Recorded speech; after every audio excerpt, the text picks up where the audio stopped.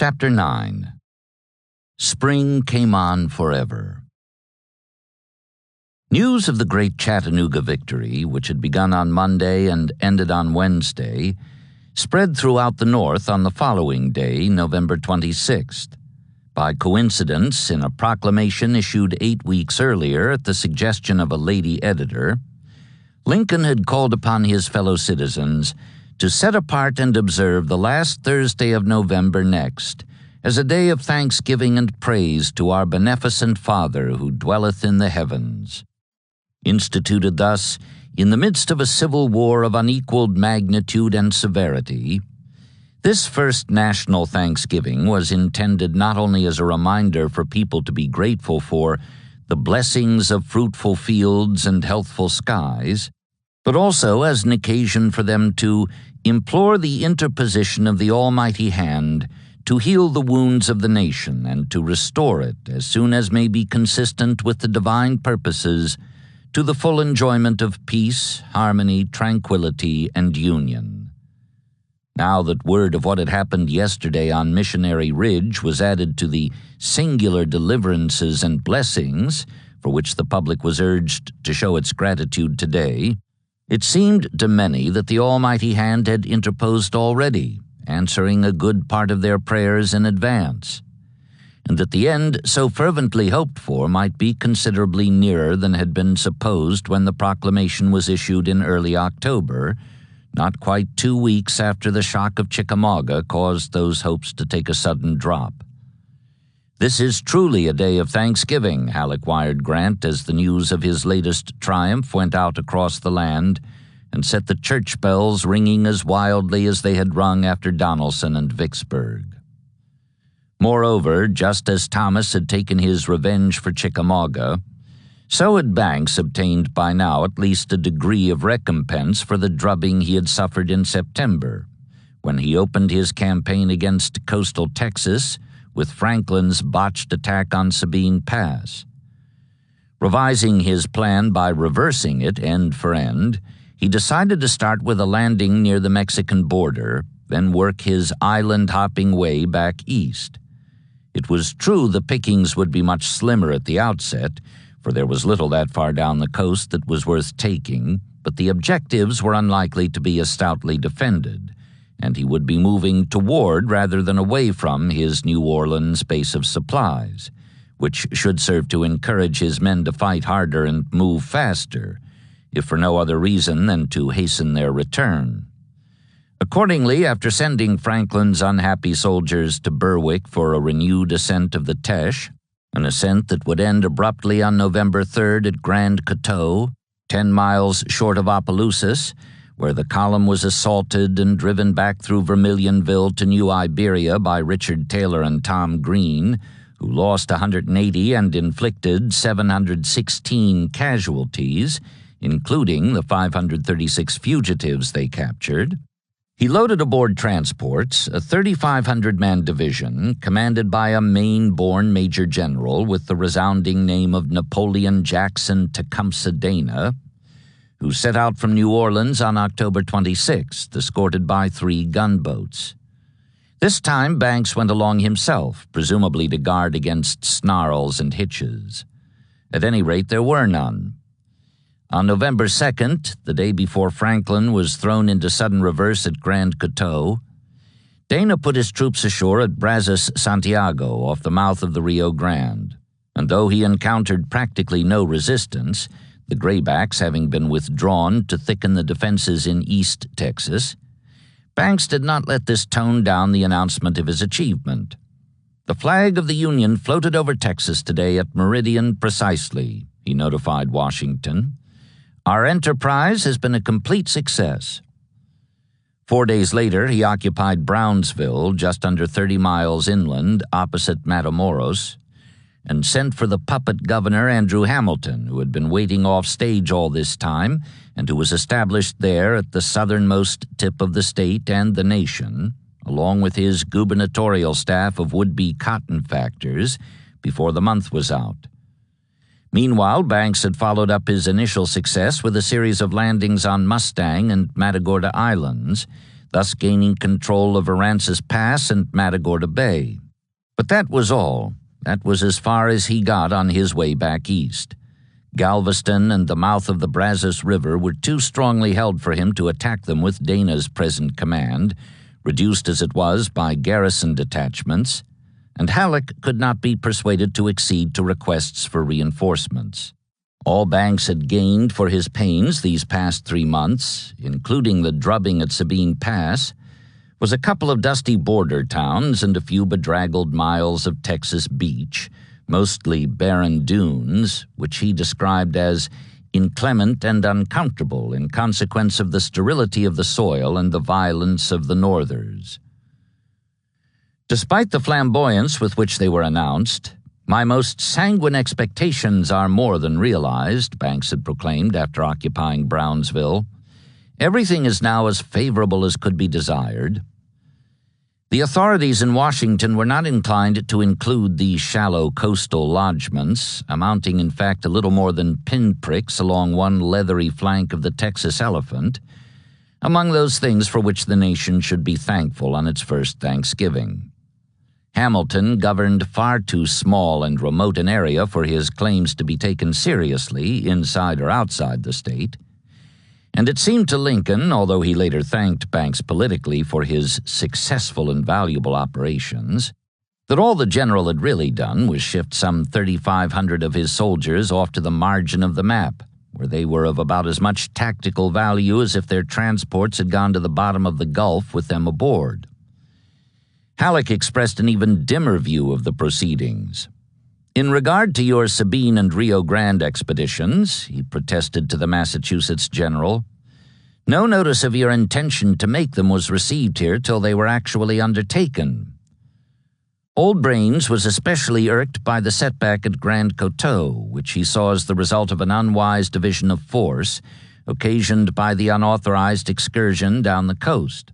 In his opinion, the Teche, the Atchafalaya, and the Red afforded the best approach to the Lone Star State, and though he understood that these streams were at present unusable even as supply routes, being practically dry at this season of the year, he wanted the entire command standing by for the early spring rise that would convert them into arteries of invasion. For this reason, as well as for the more general one that none were available, he flatly refused to send reinforcements for an attack on Galveston by the amphibious force which by now had worked its way back east to Matagorda, explaining testily that even if such an attack were successful, and even if the place did not turn out to be a trap as it had done before, it still would be no more than a diversion from the true path of conquest. Besides, there were nearer and larger threats invoking more immediate concern. Knoxville, for example. "Remember Burnside," Lincoln had wired yesterday in response to Grant's announcement that victory was within reach at Chattanooga. He could breathe easier now, for while Longstreet's siege was apparently still in progress, he knew that Grant, relieved of the presence of Bragg, was free to turn his attention to East Tennessee. But there was a still nearer threat, not 60 miles southwest of Washington, and though in this case the Union force was on the offensive, the commander-in-chief had learned from long experience that the strain of waiting for news of an expected success was quite as great as waiting for news of an expected failure, particularly since experience had also taught him, all too often, that anticipated triumphs had a way of turning into the worst of all defeats, Chancellorsville, for instance. Meade at last had resumed his movement southward, having taken a 2-week rest from the exertion of crossing the Rappahannock, and on this Thanksgiving morning the leading elements of his army were over the Rapidan, entering the gloomy western fringe of the wilderness, in whose depths Joe Hooker had come to grief in early May, just short of 7 months ago. His decision to cross and come to grips with Lee on that forbidding ground was based in part on a growing confidence proceeding from the fact that he had whipped him rather soundly in both of their recent face-to-face encounters, first at Bristow Station and then at Rappahannock Bridge and Kelly's Ford. Moreover, there had come to hand on November 21st a detailed intelligence report which put the enemy strength at less than 40,000 effectives, as compared to his own 84,274 on that date. Actually, Lee's total was 48,586. Meade had just under, not just over, twice as many troops as his opponent. But in any case, the preponderance was encouraging. And after 4 days of studying the figures and the map, he distributed on November 25th the circular directing his 5 corps commanders to be ready to march at 6 o'clock next morning, half an hour before sunrise. Lee's 2 corps were strung out along the south bank of the river, one east and the other west of Clark's Mountain, their outer flanks respectively at Mine Run and Liberty Mills, some 30 miles apart. Meade's plan called for a crossing by the downstream fords well beyond the Confederate right and a fast march west along the Orange Turnpike for a blow at the rebel east flank before Lee could bring up his other corps in support. Unlike Hooker, Meade designed no feints or diversions, preferring to concentrate everything he had for the main effort. He relied entirely on speed, which would enable him to strike before his adversary had time to get set for the punch, and on the known numerical advantage, which would be far greater than 2-to-1 if he could mass and commit his 15 infantry divisions before the rebel 6 achieved a concentration. All this was explained to the responsible subordinates, whose marches began on schedule from their prescribed assembly areas near Ely's and Germanna fords, well downstream from the apparently unsuspecting graybacks in their works across the way. Aside from a heavy morning fog, which screened the movement from enemy lookouts on Clark's Mountain, more evidence, it would seem, of the interposition of the almighty hand in favor of the Union on this Thanksgiving Day. The weather was pleasant, a bit chilly, but all the more bracing for that, and the blue troops stepped out smartly along the roads and trails leading down to the various fords that had been assigned them, so that a nearly simultaneous crossing could be made by the several columns. That, too, had been part of the design combining speed and power. As always, there were hitches, only this time, with speed of such vital importance, they were even more exasperating than usual. What was worse, they began to crop up almost at the outset. Meade had planned with elaborate care, issuing 8-day rations to the men, for instance, to avoid the need for a slow-rolling wagon train that would take up a lot of road space and require a heavy guard. But he had neglected the human factor. In the present case, as it turned out, that factor was embodied in the person of William French, successor to Sickles as chief of the 3rd Corps, which had been enlarged to 3 divisions, the same as the other 4. A Maryland-born West Pointer nearing 50, French was a tall, high-stomached man with an apoplectic look and a starchy manner, a combination that led an unadmiring staffer to remark that he resembled one of those plethoric French colonels who are so stout and who look so red in the face that one would suppose someone had tied a cord tightly around their necks.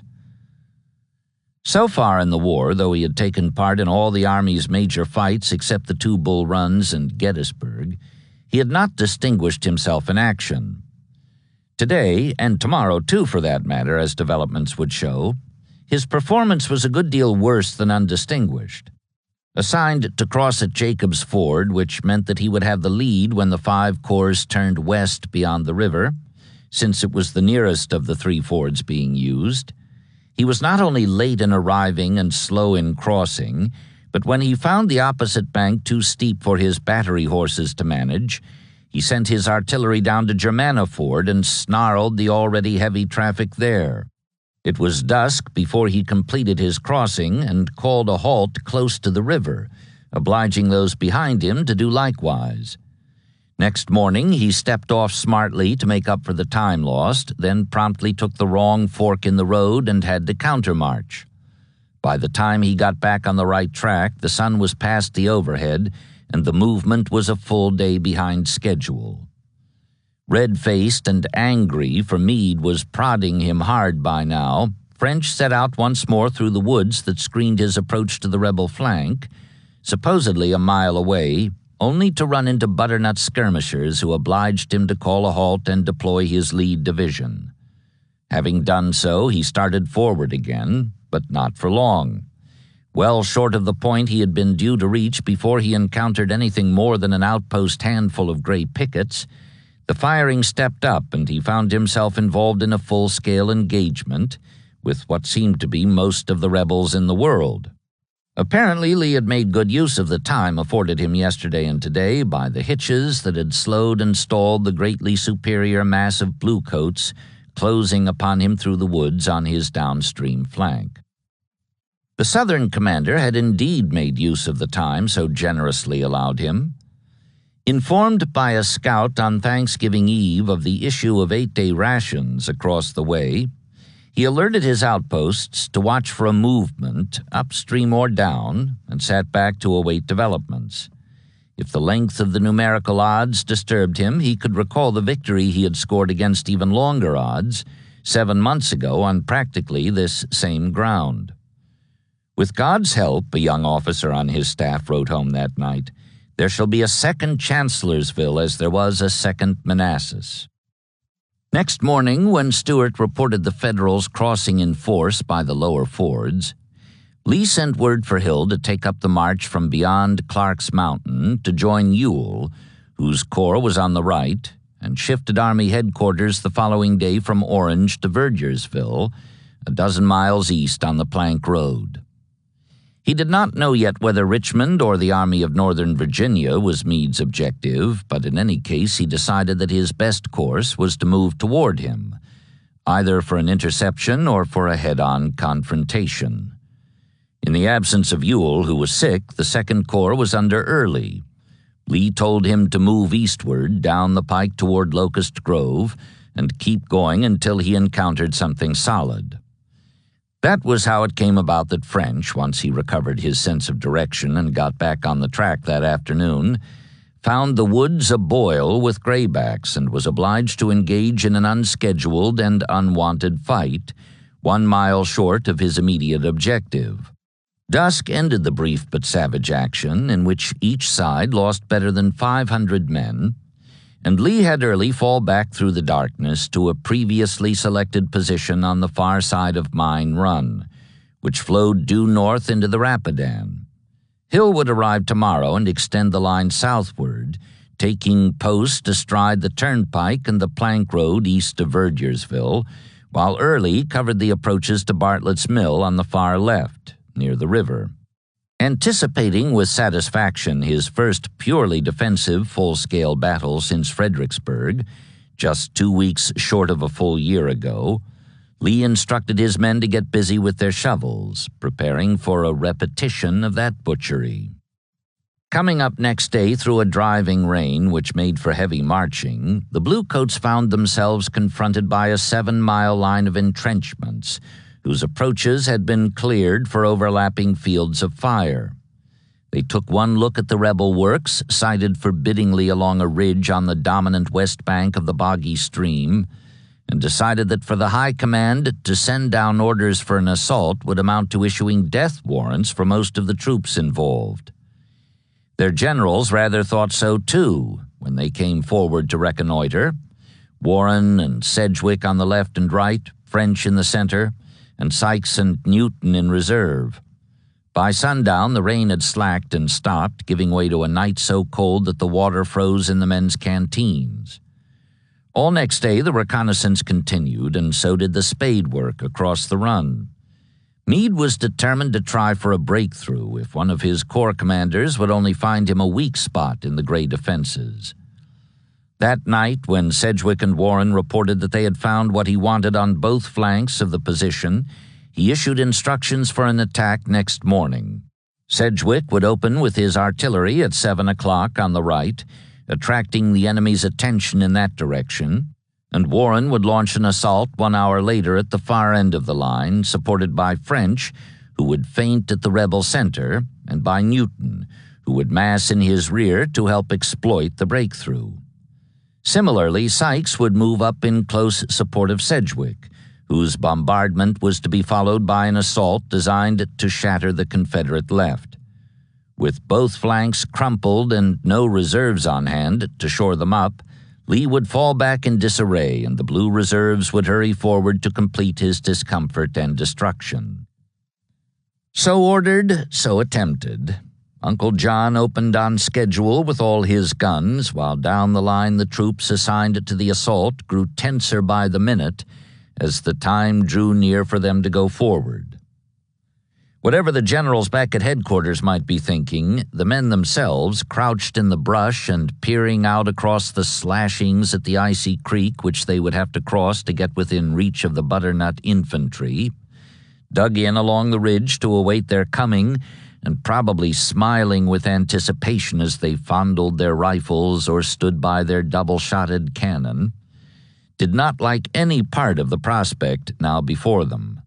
For one thing, a man even lightly hit out there in the clearing where no stretcher-bearers could get to him would probably die in this penetrating cold. For another, they judged that their deaths would be purposeless, for they did not believe that the assault could possibly succeed. Waiting for the guns to stop their fuming, some of the soldiers passed the time by writing their names and addresses on bits of paper or chips of wood, which they fastened inside their clothes. Killed in action November 30th, 1863, a few of the gloomier or more cynical ones among them added. However, just as the artillery left off roaring and they were about to step forward into chaos, a message arrived from Army headquarters. Suspend the attack until further orders. Later, they found out why. On the far left, after discovering by daylight that the rebel defenses had been greatly strengthened overnight, Warren sent word that the assault he had deemed feasible yesterday would be suicidal today. Meade rode down to see for himself, found that he agreed with this revised assessment, and canceled the attack both left and right. Grinning, the reprieved troops discarded their improvised dog tags and thought higher than ever of Warren, who they were convinced had done the Army as solid a service in avoiding a disaster here today as he had performed 5 months ago at Little Round Top or last month at Bristow Station. What he had done, they realized, took a special kind of courage, and they were grateful not only to him but also to the commander who sustained him. Moreover, since supplies were getting low and a thaw would soften the crust of frozen mud without which no movement would be possible on the bottomless roads, Meade decided next day to withdraw the army over the same routes by which it had crossed the Rapidan 5 days back and entered this luckless woodland in the first place. So ordered, so done. The rearward movement began shortly after sunset December 1st, and continued through the night. Glad as the departing bluecoats were to escape the wintry hug of the wilderness, they were more fortunate than they knew. On November 30th, the expected assault not having been launched against his entrenchments, Lee had been summoned to the far right by Wade Hampton, who, recovered from his Gettysburg wounds and returned to duty, had discovered an opening for a blow at the Union left, not unlike the one Hooker had received in May on his opposite flank, a few miles to the east. Looking the situation over, the Southern commander liked what he saw, but decided to wait before taking advantage of it. He felt sure that Meade would attack sooner or later, and he did not want to pass up the near certainty of another Fredericksburg, even if it meant postponing a chance for another Chancellorsville. By noon of the following day, however, with the Federals still immobile in his front, he changed his mind. "They must be attacked. They must be attacked," he muttered. Accordingly, he prepared to go over to the offensive with an all-out assault on the flank Hampton had found dangling. Sidling Early's men southward to fill the gap, Lee withdrew 2 of Hill's divisions from the trenches that evening and massed them south of the Plank Road in the woods beyond the vulnerable enemy left, with orders to attack at dawn. Early would hold the fortified line overlooking Mine Run, while Hill drove the blue mass northward across his front and into the icy toils of the Rapidan. This time there would be no escape for Meade as there had been for Hooker back in May, for there would be 12 solid hours of daylight for pressing the attack, not a bare 2 or 3 as there had been when Jackson struck in the late afternoon under circumstances otherwise much the same.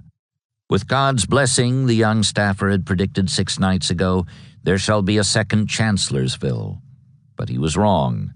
God's blessing was withheld.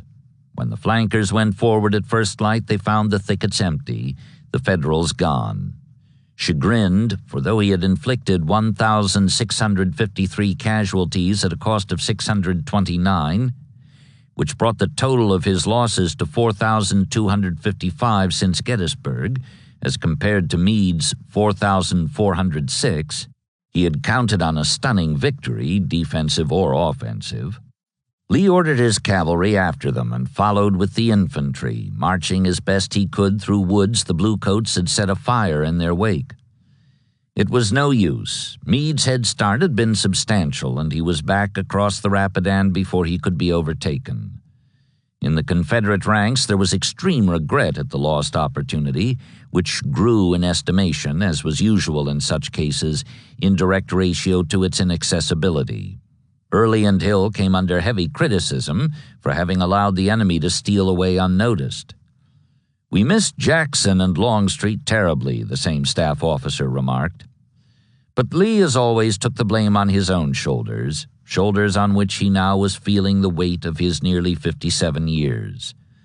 "I am too old to command this army," he said sadly. "We should never have permitted those people to get away." Although Davis shared the deep regret that Meade had not been punished more severely for his temporary boldness, he did not agree with Lee as to where the blame for this deliverance should rest.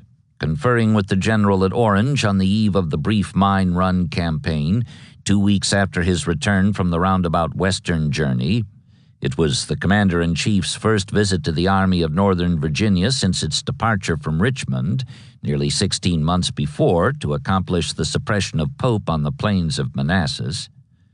He had not failed to note the signs that Lee was aging, which indeed were unmistakable. But mainly he was impressed anew by his clear grasp of the tactical situation, his undiminished aggressiveness in the face of heavy odds, and the evident devotion of the veterans in his charge. Davis's admiration for this first of his field generals, especially by contrast with what he had observed in the course of his recent visit to the Army of Tennessee, was as strong as it had been 4 months ago when he listed his reasons for refusing to accept Lee's suggestion that he be replaced as a corrective for the Gettysburg defeat. By now, though, as a result of what had happened around Chattanooga the week before, he had it once again in mind to shift him to new fields.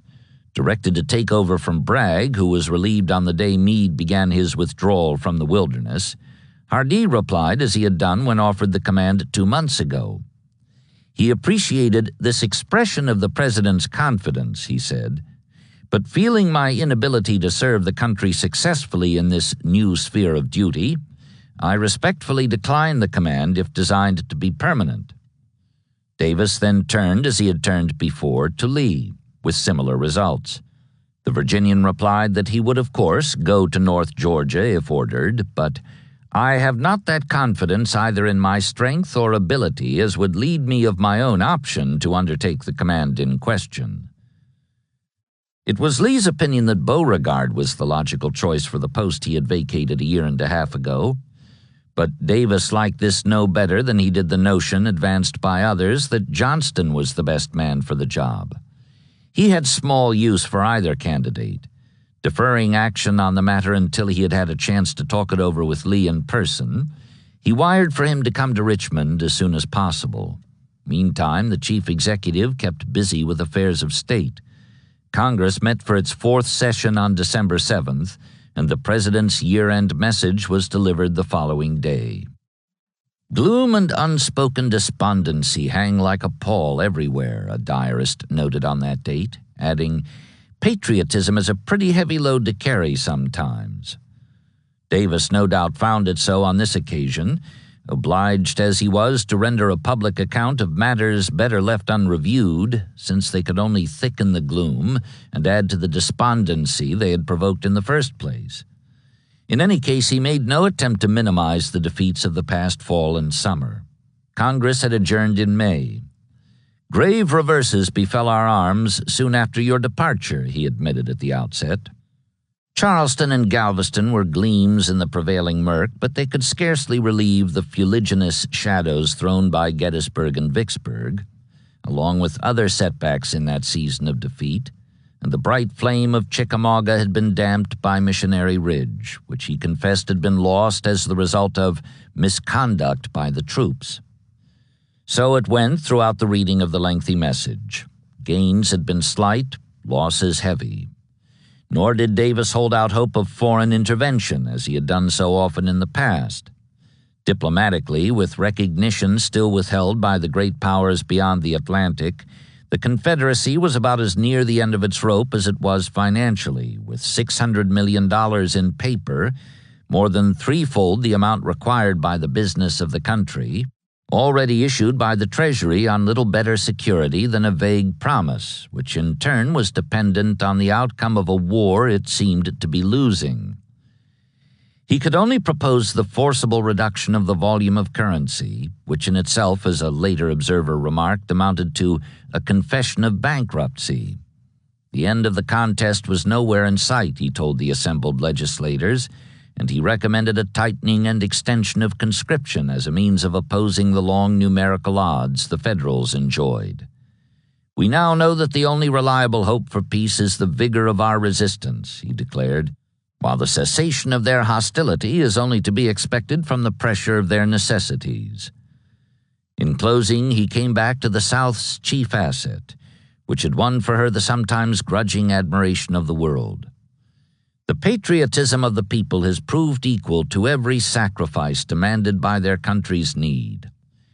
We have been united as a people never were united under like circumstances before. God has blessed us with success disproportionate to our means, and under His divine favor our labors must at last be crowned with reward due to men who have given all they possessed to the righteous defense of their inalienable rights, their homes, and their altars." Lincoln's year-end message to the Federal Congress, which also convened on the first Monday in December, was delivered that same Tuesday, thus affording the people of the two nations, as well as those of the world at large, another opportunity for comparing the manner and substance of what the two leaders had to say in addressing themselves to events and issues which they viewed simultaneously from opposite directions. The resultant contrast was quite as emphatic as might have been expected, given their two positions and their two natures. Not only was there the obvious difference that what were admitted on one hand as defeats were announced as victories on the other, but there was also a considerable difference in tone.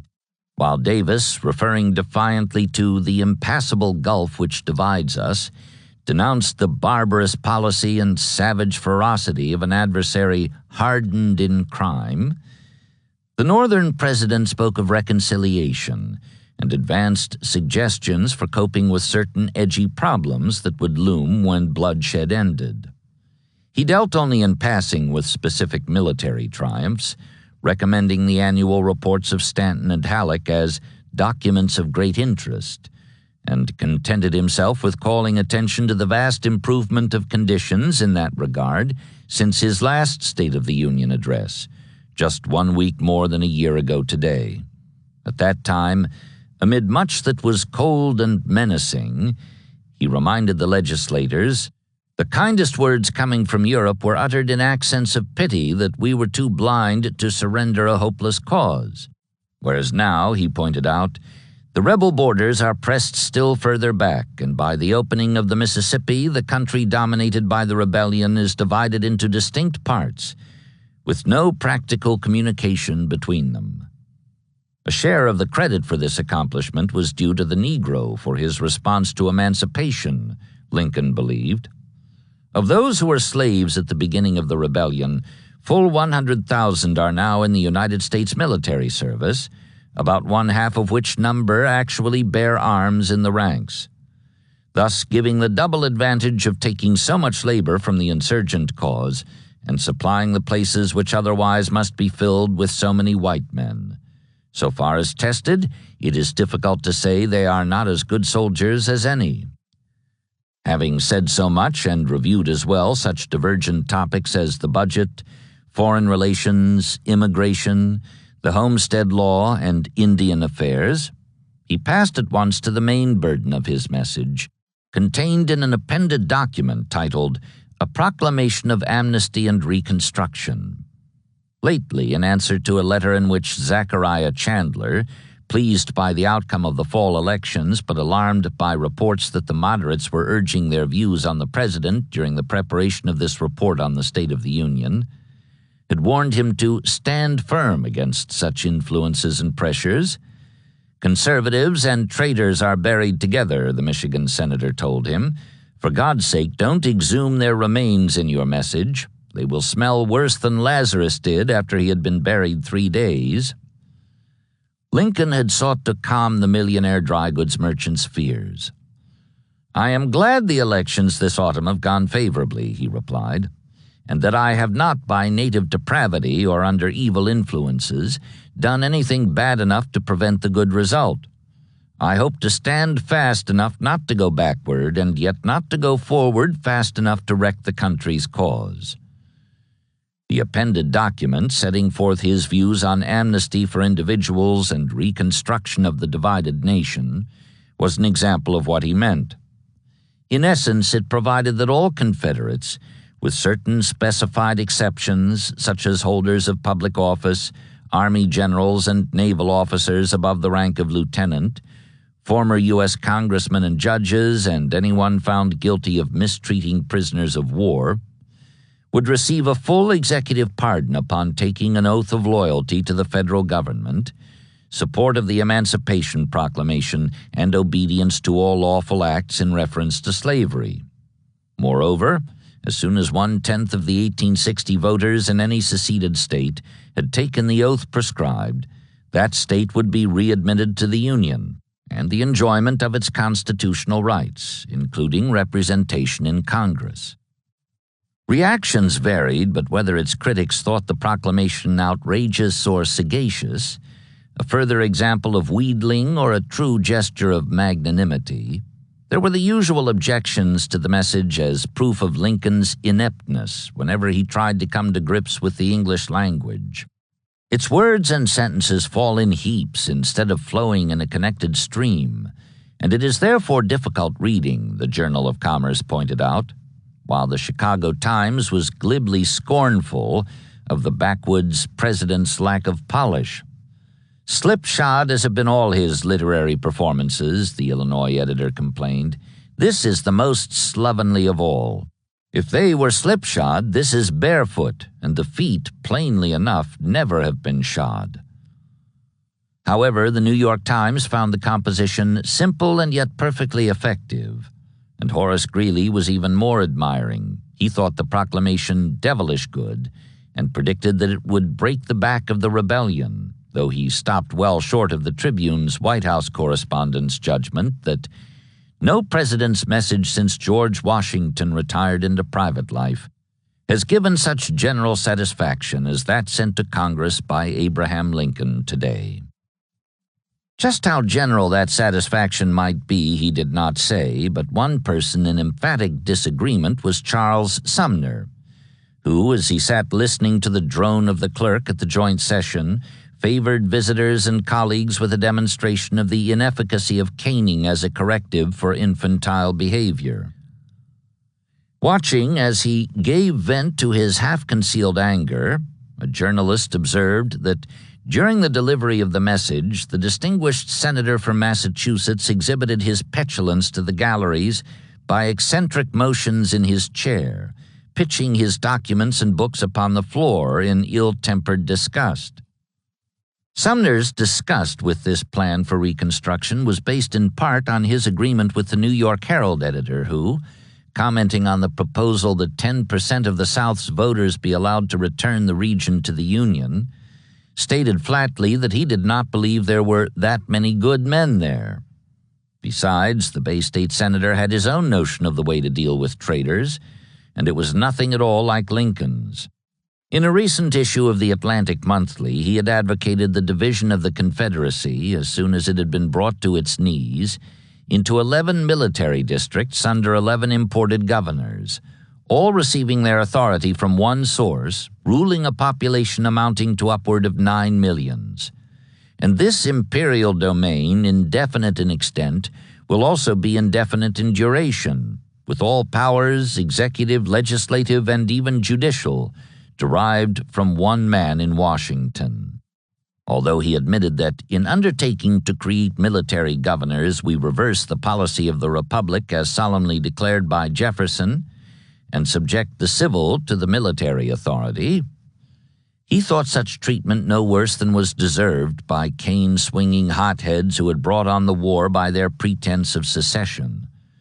So far as he was concerned, though he continued to deny the right of secession, he was willing to accept it as an act of political suicide. Those 11 states were indeed out of the Union, and the victors had the right to do with them as they chose, including their resettlement with good Republican voters and the determination of when and under what conditions they were to be readmitted. Most of the members of his party agreed, foreseeing a solid Republican South. Lincoln wanted that too, of course, but he did not believe that this was the best way to go about securing it. For one thing, such an arrangement was likely to last no longer than it took the South to get back on its feet. For another, he wanted those votes now, or at any rate in time for next year's presidential and congressional elections, not at the end of some period indefinite in duration. Therefore, he considered it vain and profitless to speculate on whether the rebellious states had withdrawn or could withdraw from the Union, even though this was precisely the issue on which most people thought the war was being fought. "We know that they were, and we trust that they shall be in the Union," he said. "It does not greatly matter whether in the meantime they shall be considered to have been in or out." This was a rift that would widen down the years, but for the present the Jacobins kept their objections within bounds, knowing well enough that when readmission time came round it would be Congress that would sit in judgment on the applicants. Southward, however, the reaction was both violent and sudden. Lincoln's ruthlessness, an element of his political genius that was to receive small recognition from posthumous friends who were safe beyond his reach, had long been apparent to his foes. For example, in addition to the unkept guarantees he had given slaveholders in his inaugural address, he had declared on revoking Fremont's emancipation order that such matters must be settled according to laws made by lawmakers and not by military proclamations, and he had classified as simply dictatorship any government wherein a general or a president may make permanent rules of property by proclamation.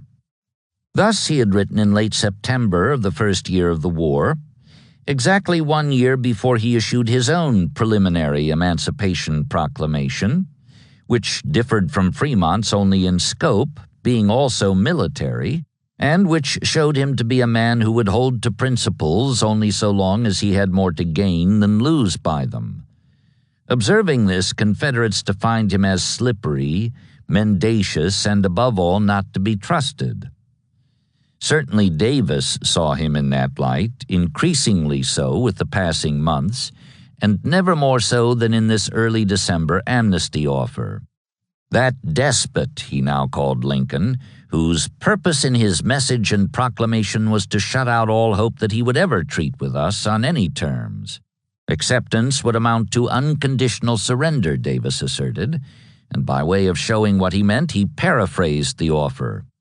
"If we will break up our government, dissolve the Confederacy, disband our armies, emancipate our slaves, take an oath of allegiance binding ourselves to him and to disloyalty to our states, he proposes to pardon us and not to plunder us of anything more than the property already stolen from us.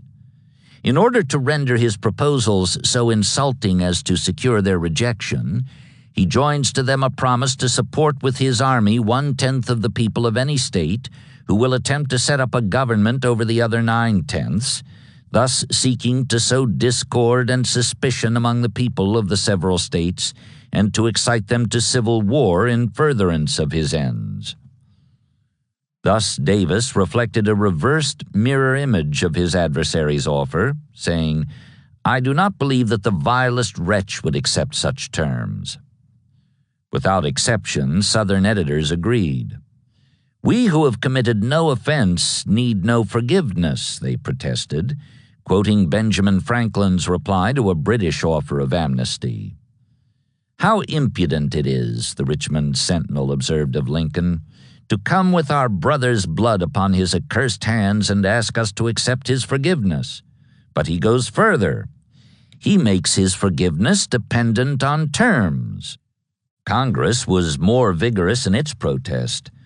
Resolutions were introduced denouncing the truly characteristic proclamation of amnesty issued by the imbecile and unprincipled usurper who now sits enthroned upon the ruins of constitutional liberty in Washington City, while others made it abundantly clear that the people of the Confederacy, through their elected representatives, did hereby solemnly and irrevocably utterly deny, defy, spurn back, and scorn the terms of amnesty offered by Abraham Lincoln in his official proclamation. All such resolutions were tabled, however, upon the protest by one member that they would appear to dignify a paper emanating from that wretched and detestable abortion, whose contemptible emptiness and folly will only receive the ridicule of the civilized world. It was decided, accordingly, that the true and only treatment which that miserable and contemptible despot, Lincoln, should receive at the hands of the House is silent and unmitigated contempt. Unmitigated this contempt might be, but silent was the one thing it was not. In fact, as various members continued to plumb and scale the various depths and heights of oratory, it grew more strident all the time. Evidently they had been touched where they were sore. And indeed, in its review of Lincoln's message, the New York World had warned that such would be the case. Violence was a characteristic of the revolutionary impulse, the World declared. You can no more control it than a flaxen hand can fetter flame. So that if what the president was really seeking was reconciliation, or even, as Davis claimed, division within the Confederate ranks, he could scarcely have chosen a worse approach.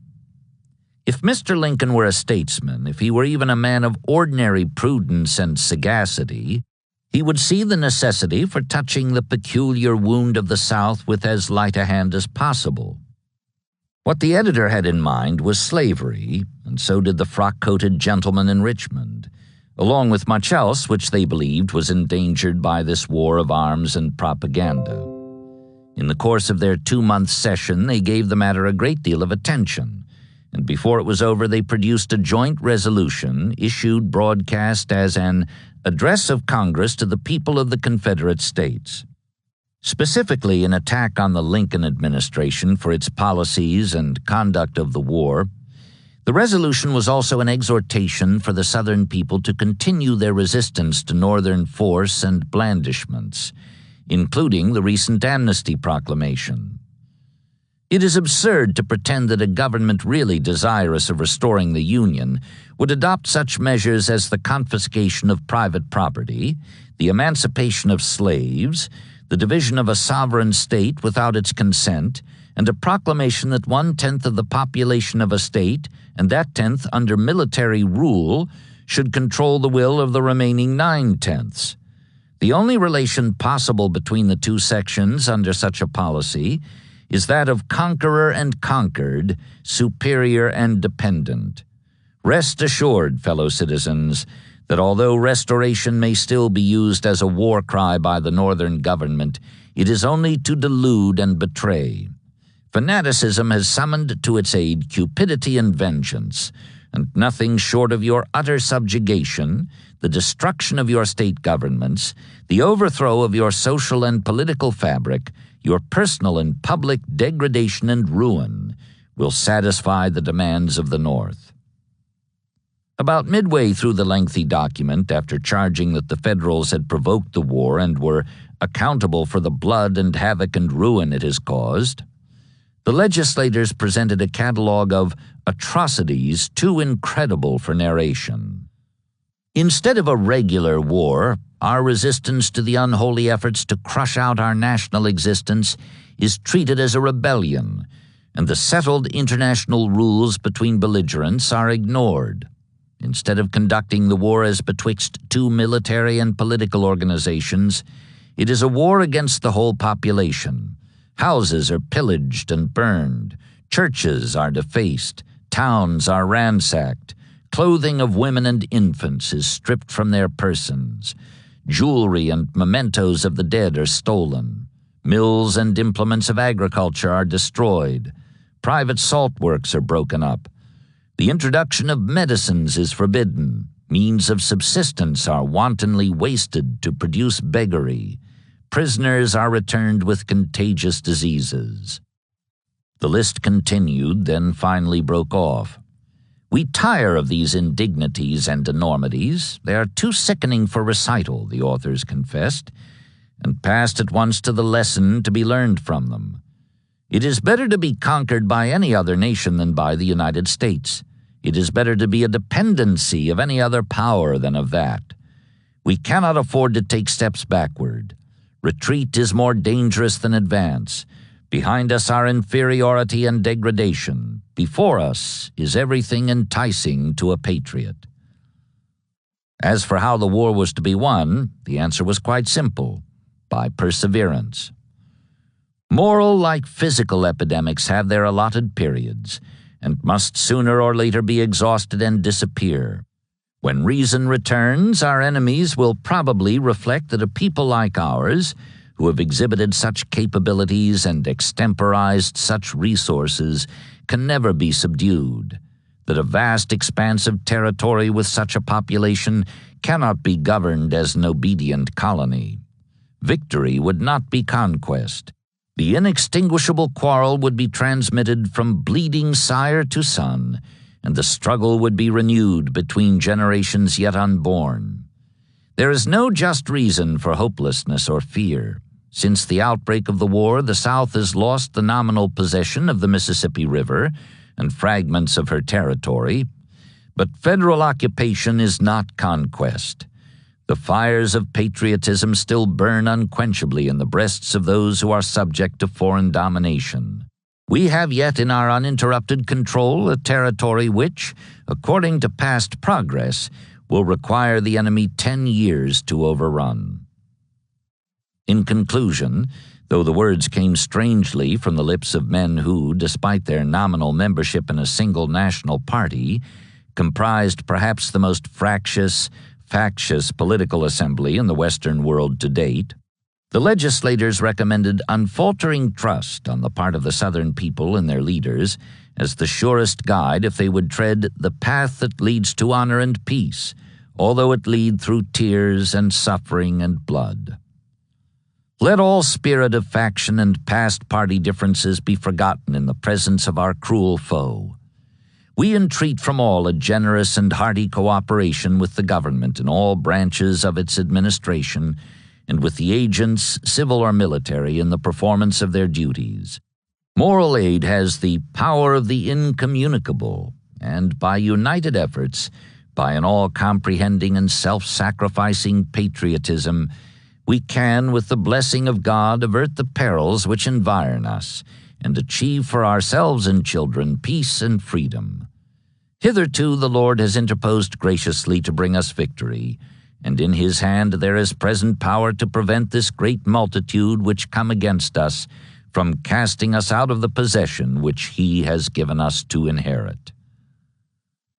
Such were the first bitter fruits of Lincoln's proclamation, offering amnesty to individuals and seeking to establish certain guidelines for the future reconstruction of the South. Receiving on December 9th the President's instructions for him to come to Richmond, Lee supposed a decision had been reached to send him to North Georgia as Bragg's successor, despite his expressed reluctance to leave the Old Dominion and the army whose fame had grown with his own in the 18 months since Davis placed him at its head. With Longstreet in East Tennessee, Ewell absent sick, and A.P. Hill, as usual, in poor health, the summons came at what seemed to him an unfortunate time, particularly since the latter two, even aside from their physical debility, had not fulfilled his expectations in their present subordinate positions. But orders were orders. He left at once. "My heart and thoughts will always be with this army," he said in a note to Stuart as he boarded at Orange, a train that had him in the capital before nightfall. He found to his relief, however, that no decision had been made regarding his transfer to the Western Theater. The president, in conference with his cabinet on the matter of selecting a new leader for the army temporarily under Hardee, had merely wanted his ranking field commander there to share in the discussion. Lee's reluctance having been honored to the extent that it had removed him from consideration for the post, the advisers found it difficult to agree on a second choice. Not only were they divided among themselves, Davis withheld approval of every candidate proposed. Some were all for Beauregard, for instance, but the commander-in-chief had even less confidence in the Creole than he had in Joe Johnston, who was being recommended warmly in the press, on the floor of Congress, in letters from friends, and by Seddon, while the secretary admitted that he had been disappointed by his fellow Virginians' absence of enterprise in the recent Mississippi operations. He believed that his military sagacity would not fail to recognize the exigencies of the time and position, and so direct all his thoughts and skill to an offensive campaign. Davis was doubtful. He rather agreed with Benjamin, who protested that during his 6-month tenure as Secretary of War, he had found in Johnston tendencies to defensive strategy and a lack of knowledge of the environment. Others present inclined to the same view. On the evidence, old Joe's talent seemed primarily for retreat, so much so indeed that if left to his own devices he might be expected to wind up gingerly defending Key West and complaining that he lacked transportation for a withdrawal to Cuba in the event that something threatened one of his flanks. Finally, however, at the close of a full week of discussion, Johnston was favored by a majority of those present, and the minority, though still unreconciled to his appointment, confessed that it had no one else to offer. According to Seddon, the president, after doubt and with misgiving to the end, chose him, not as with exultation on this score, but as the best on the whole to be obtained. He wired him at Meridian that same day, December 16th, 2 weeks after Bragg had been relieved. "You will turn over the immediate command of the Army of Mississippi to Lieutenant General Polk, and proceed to Dalton and assume command of the Army of Tennessee. A letter of instructions will be sent to you at Dalton." Requested to inspect the capital defenses, Lee stayed on for another 5 days, during which time he was lionized by the public and invited by the House of Representatives to take what was infelicitously called a seat on the floor. After the Sunday service at St. Paul's, he was given a silent ovation as he passed down the aisle, bowing left and right to friends in the congregation, and 40-year-old Mrs. Chestnut, who prided herself on her sophistication, confessed in her diary that when the general bowed low and gave me a smile of recognition, I was ashamed of being so pleased. I blushed like a schoolgirl. A 4-day extension of the visit would have allowed him to spend his first Christmas with his family since 2 years before the war. But he would not have it so. He was thinking of his army on the Rapidan and the men there who were far from home as this gayest of holidays drew near. For their part, while they envied, they did not resent his good fortune. In point of fact, they doubted that he would take advantage of it. "It will be more in accordance with his peculiar character," a staff major wrote from Orange to his sweetheart on December 20th, "if he leaves for the army just before the great anniversary. He is so very apt to suppress or deny his personal desire when it conflicts with the performance of his duty." The young officer was right. Lee returned next day, having sacrificed a Richmond Christmas with his wife, in order to be with his troops, and share in their frugal celebration of what had always been for Southerners a combination of all that was best in the gladdest days of the departing year. All was quiet in the camps along the Rapidan, but the cavalry had been kept busy in his absence, and fruitlessly busy at that, attempting to head off or break up a raid into southwest Virginia, deep in the Army's rear, by a column of hard-riding horsemen under Averill, who had been given an independent brigade after Hooker relieved him of duty amid the fury of Chancellorsville. Regaining the safety of his own lines on the day Lee returned to Orange, Averill proudly reported that in the past 2 weeks his troopers had marched, climbed, slid, and swum 355 miles, avoided superior combinations of graybacks sent to scatter or capture them, and cut the Tennessee and Virginia Railroad at Salem, just west of a hamlet called Big Lick, which 20 years later would change its name to Roanoke and grow to be a city, where 3 depots crammed with food and equipment on consignment to the Army of Northern Virginia were set afire. At a cost of 6 men drowned, 5 wounded, and 94 missing, he had captured some 200 of the enemy, 84 of whom he brought back with him, together with about 150 horses. This time he left no sack of coffee for his friend Fitzhugh Lee, who commanded one of the columns that failed to intercept him, but he could say, as he had said before, "Here's your visit. How do you like it?" Fitz liked it no better now than he had done in March after Kelly's Ford. Nor did Stuart, who was presented with further evidence of the decline of the advantage he had enjoyed in the days when his superior riders were mounted on superior well-fed horses. Meanwhile, the foot soldiers took it easy, blue and gray alike. Meade's withdrawal from Lee's formidable Mine Run front, accomplished with such skill and stealth that his opponent's resultant attitude resembled that of a greenhorn lured into the wilderness by pranksters who left him holding the bag on a snipe hunt, had ended all infantry operations for the year. On both sides of the river, the 2 armies went into winter quarters, beginning what would be a 5-month rest. On the north bank, for Meade, despite his crankiness, was liberal in such matters. Generals, colonels, majors, even captains were able to bring their wives into camp on extended visits. One witness considered their presence greatly beneficial, and not only to their husbands. Their influence softens and humanizes much that might otherwise be harsh and repulsive, he declared. In their company, at least, officers who should be gentlemen do not get drunk. On the other hand, a high-toned Massachusetts staff man was a good deal less enthusiastic about these Army ladies. "Such a set of feminine humans I have not seen often," he wrote home. "It was Lowell's factories broken loose and gone wild." However, except on the off chance that a few orderlies got lucky, all this meant little to the enlisted men, who were obliged to depend on their own resources and limit the count of their blessings to the fact that they were not to be shot at for a while. The troops burrowed into the earth and built their little shelters, a federal brigadier was to recall, and the officers and men devoted themselves to unlimited festivity, balls, horse races, cockfights, greased pigs and poles, and other games such as only soldiers can devise.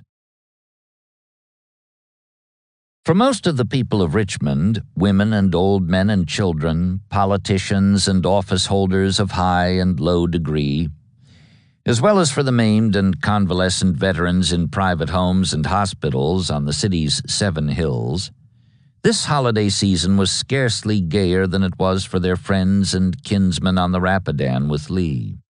For some few others, however, owners of plantations down the country, not yet taken over by invaders, provisions had been forwarded for laying out a meal that had at least a resemblance to the feasts of olden times. Christmas dinner at Colonel and Mrs. Chestnut's, for example, included oyster soup, boiled mutton, ham, boned turkey, wild duck and partridges, plum pudding, and 4 kinds of wine to wash it down with. "There is life in the old land yet," the diarist exclaimed. Among her guests that day was John Bell Hood, the social catch of the town. Taken a few miles south of the field where he lost his leg, he had spent a month in bed on a North Georgia farm and then, because it was feared he might be captured so near the enemy lines, continued his convalescence in Atlanta for another month before coming on to Richmond in late November. With his left arm still in a sling and his right trouser leg hanging empty, his eyes deep set in a pain-gaunted face above the full blonde beard of a Wagnerian hero, the 32-year-old bachelor general had the ladies fluttering around him, his hostess said, as if it would be a luxury to pull out their handkerchiefs and have a good cry. Instead, they brought him oranges and peeled and sliced them for him, prompting another guest to remark that the money value of friendship is easily counted now, since oranges were selling in the capital markets for 5 Confederate dollars each. Shortly after Chickamauga, Longstreet had recommended the Kentucky-born Texan's promotion to lieutenant general for distinguished conduct and ability in the Battle of the 20th instant. Moreover, although Hood was nearly 6 years younger than A.P. Hill, the present youngest officer of that rank, there was little doubt that the promotion would be confirmed, for he was now an intimate of the president's and accompanied him on carriage rides and tours of inspection in and about the city. Another Kentuckian was being talked about on all sides this Christmas, here and elsewhere, and did much to lift the gloom resulting from the reverses lately suffered, including his own. On November 28th, word flashed across the North and South that John Morgan and 6 of his captains, taken with him in the course of the raid that ended near Salineville 4 months back, had escaped the night before from the Ohio penitentiary by tunneling out of their cell block and scaling the outer wall. That was all that was known for the time being, except that Buckeye posses bent on his recapture were combing the region and searching the cellars and attics of all suspected copperheads. In mid-December, 2 weeks later, he turned up on the near bank of the Tennessee River below Kingston, and soon afterwards crossed the Great Smoky Mountains to Franklin, North Carolina, well beyond reach of the searchers in his rear. The particulars of his flight were as daring as the wildest of his raids. Dressed as civilians, he and his companions had boarded a fast night express at Columbus, just outside the prison walls, and reached Cincinnati before the morning bed check showed them missing from their cells. By that time, they were over the Ohio, riding south on borrowed horses. There was little in the bluegrass that John Morgan could not have for the asking. To cross the Cumberland near Burkesville.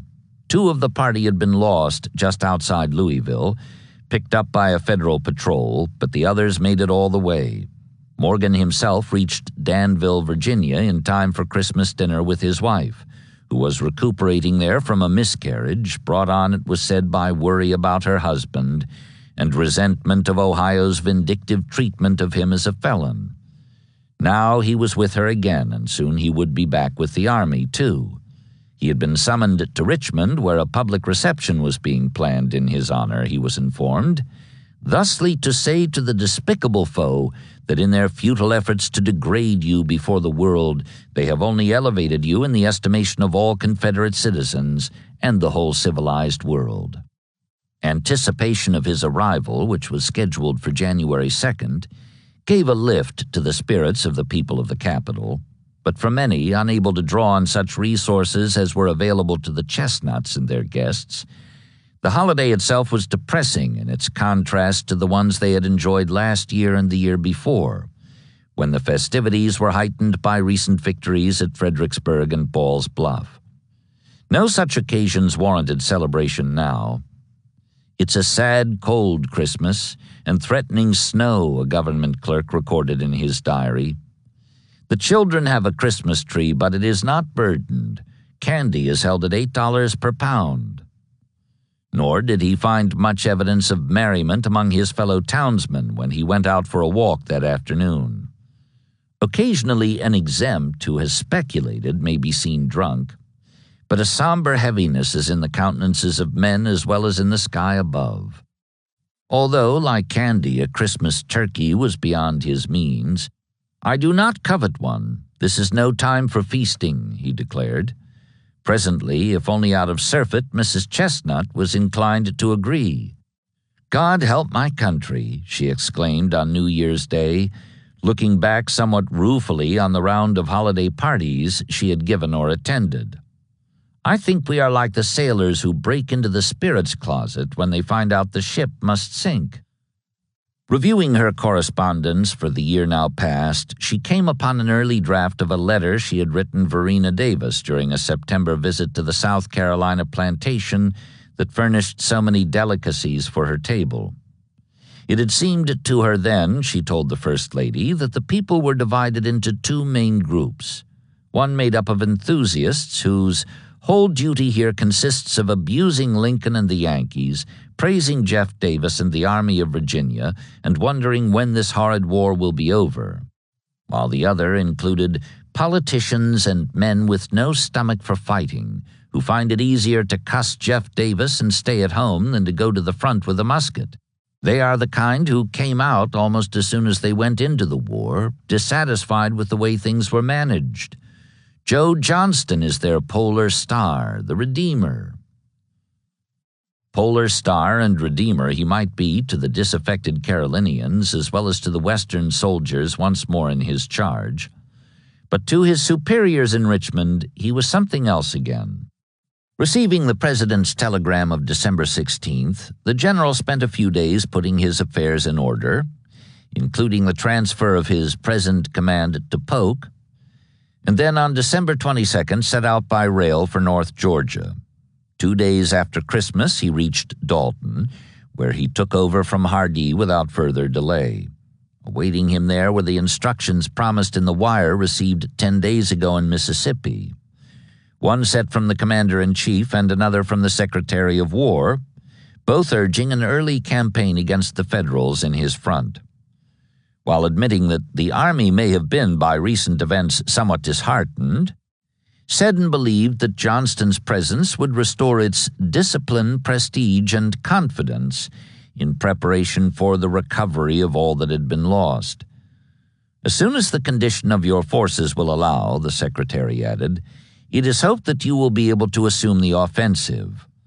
Davis wrote in a similar vein, "Information lately received encouraged a not unfavorable view of the material of the command," he said, "and induces me to hope that you will soon be able to commence active operations against the enemy. You will not need to have it suggested that the imperative demand for prompt and vigorous action arises not only from the importance of restoring the prestige of the Army and averting the dispiriting and injurious results that must attend a season of inactivity, but also from the necessity of reoccupying the country upon the supplies of which the proper subsistence of the armies materially depends. The general on the scene could best determine the immediate measures to be adopted in attaining this end," the President remarked, and he urged him to communicate fully and freely with me concerning your proposed plan of action, that all the assistance and cooperation may be most advantageously afforded that it is in the power of the government to render.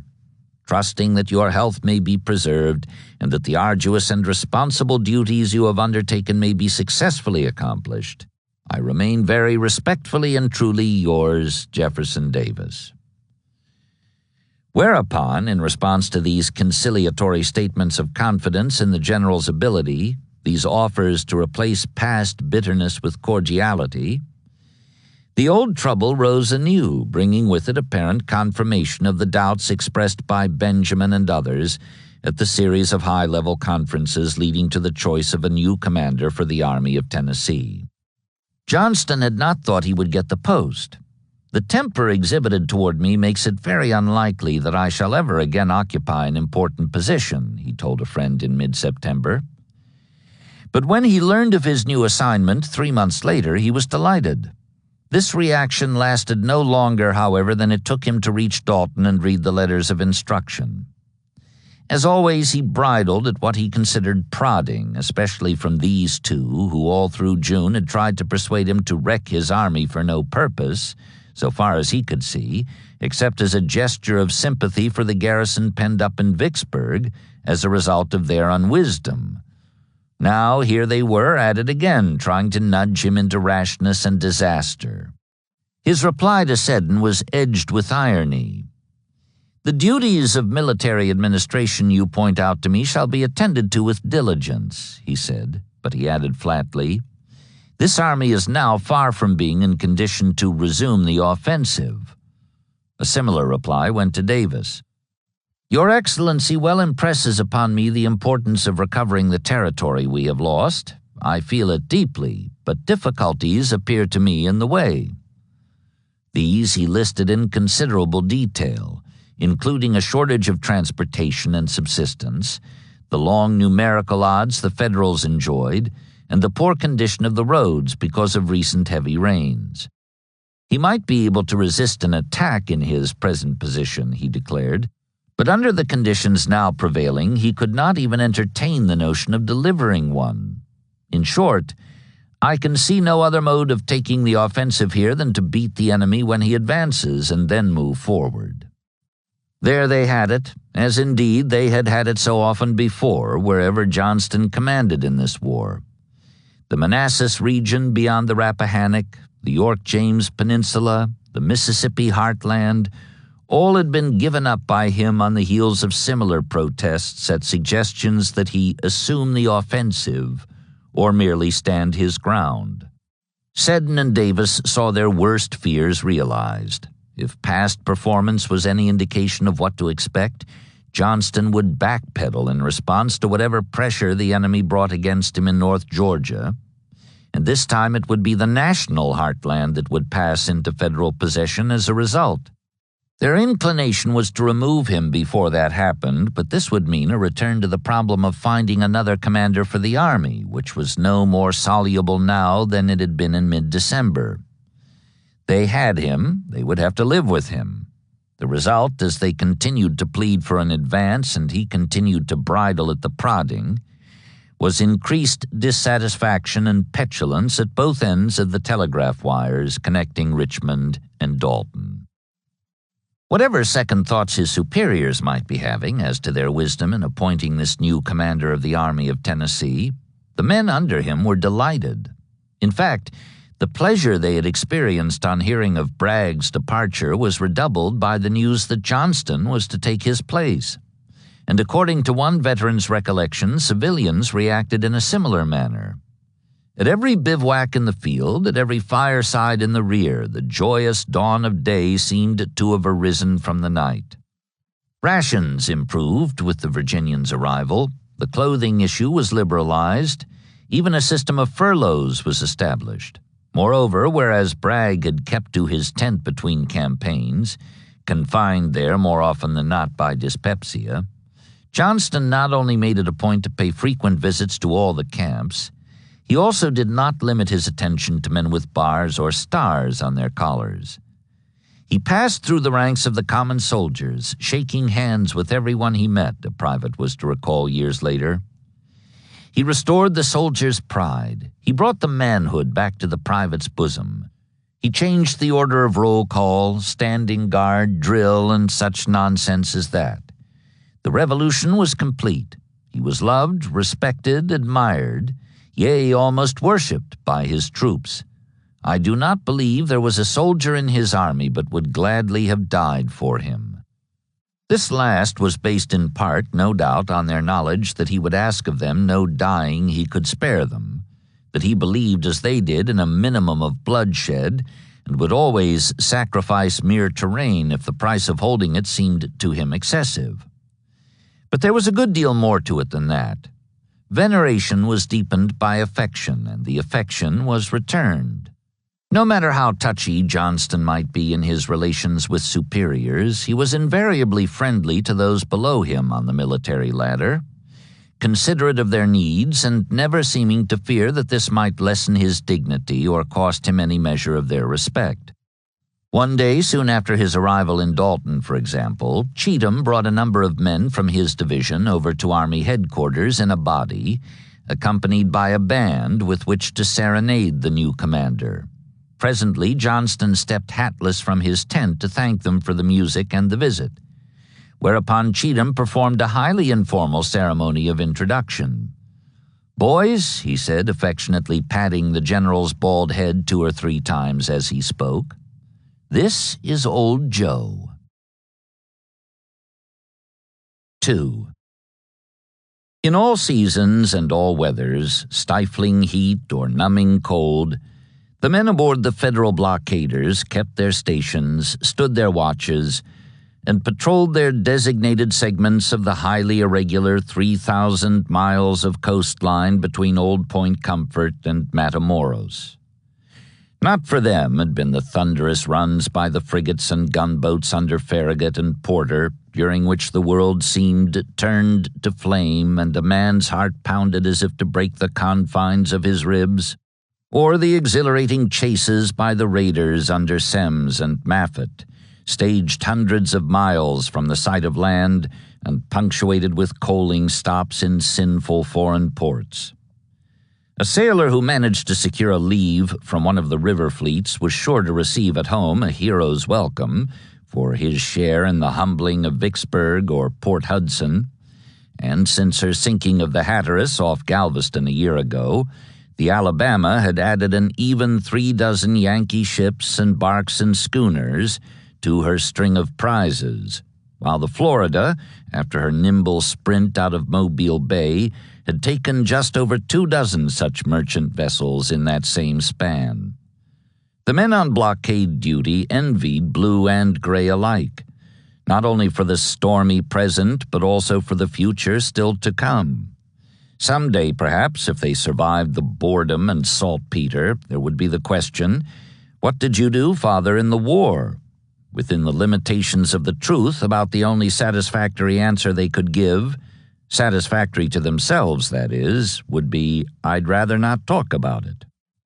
Nor were conditions any better in that regard for the crews of ships assigned to add offensive punch to the 4 blockading squadrons.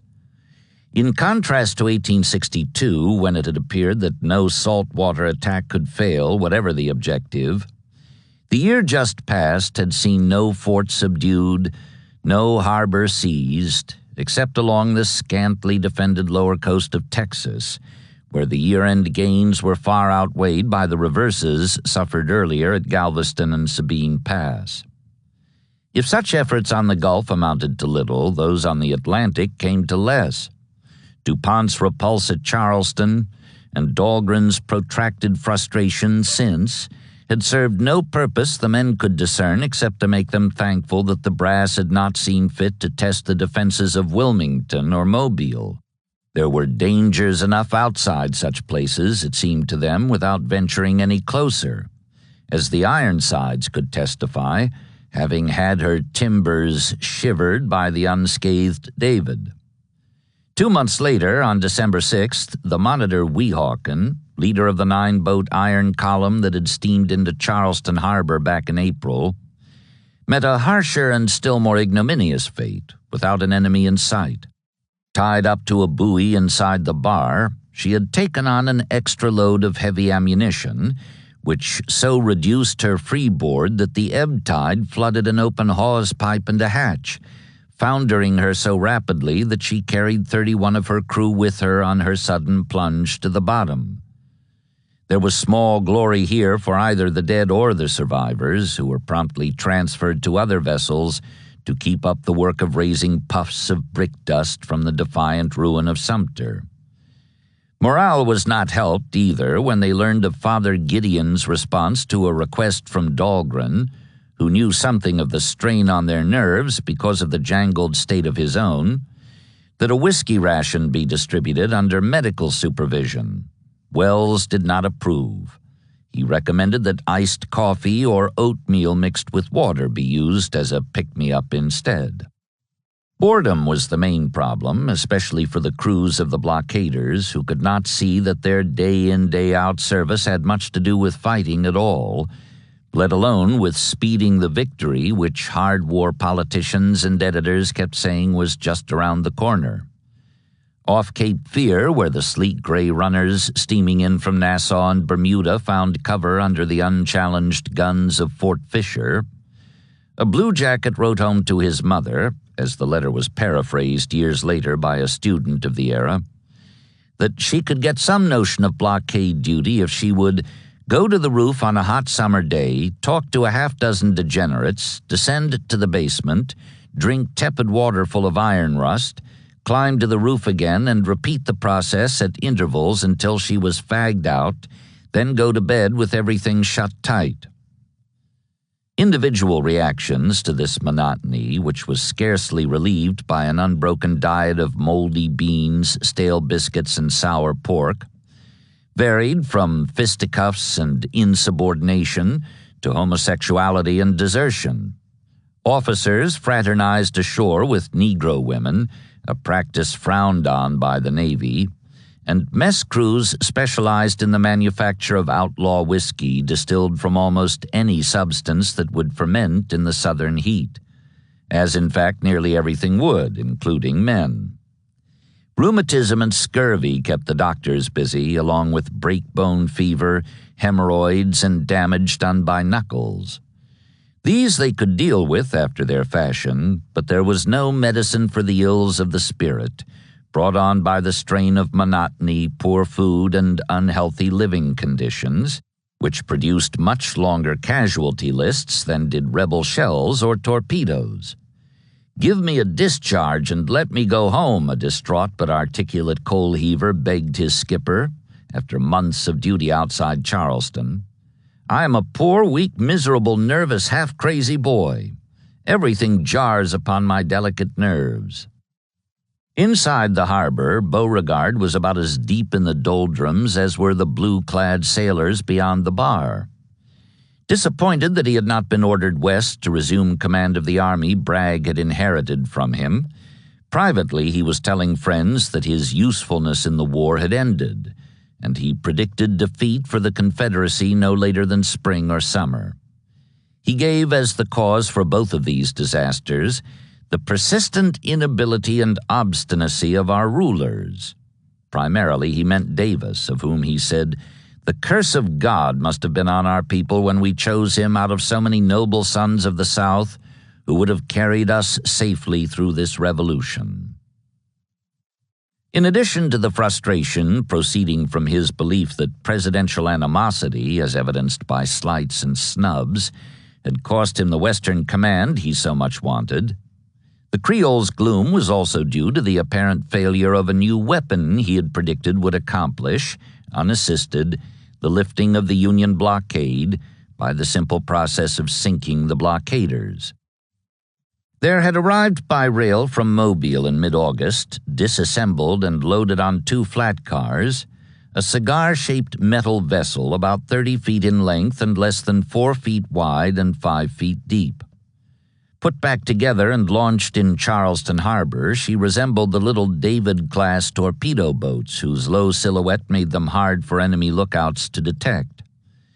Actually, though, she had been designed to carry this advantage a considerable step further, in that she was intended to travel under as well as on the water, and thus present no silhouette at all. She was, in short, the world's first submarine. Christened the H.L. Hunley for one of her builders, who had come from Alabama with her to instruct the Carolinians in her use, she was propeller-driven but had no engine, deriving her power from her 8-man crew posted at cranks along her drive shaft, which they turned on orders from her coxswain captain. Water was let into ballast tanks to lower her until she was nearly awash. Then her 2 hatches were bolted tight from inside, and as she moved forward, the skipper took her down by depressing a pair of horizontal fins, which were also used to level and raise her while in motion.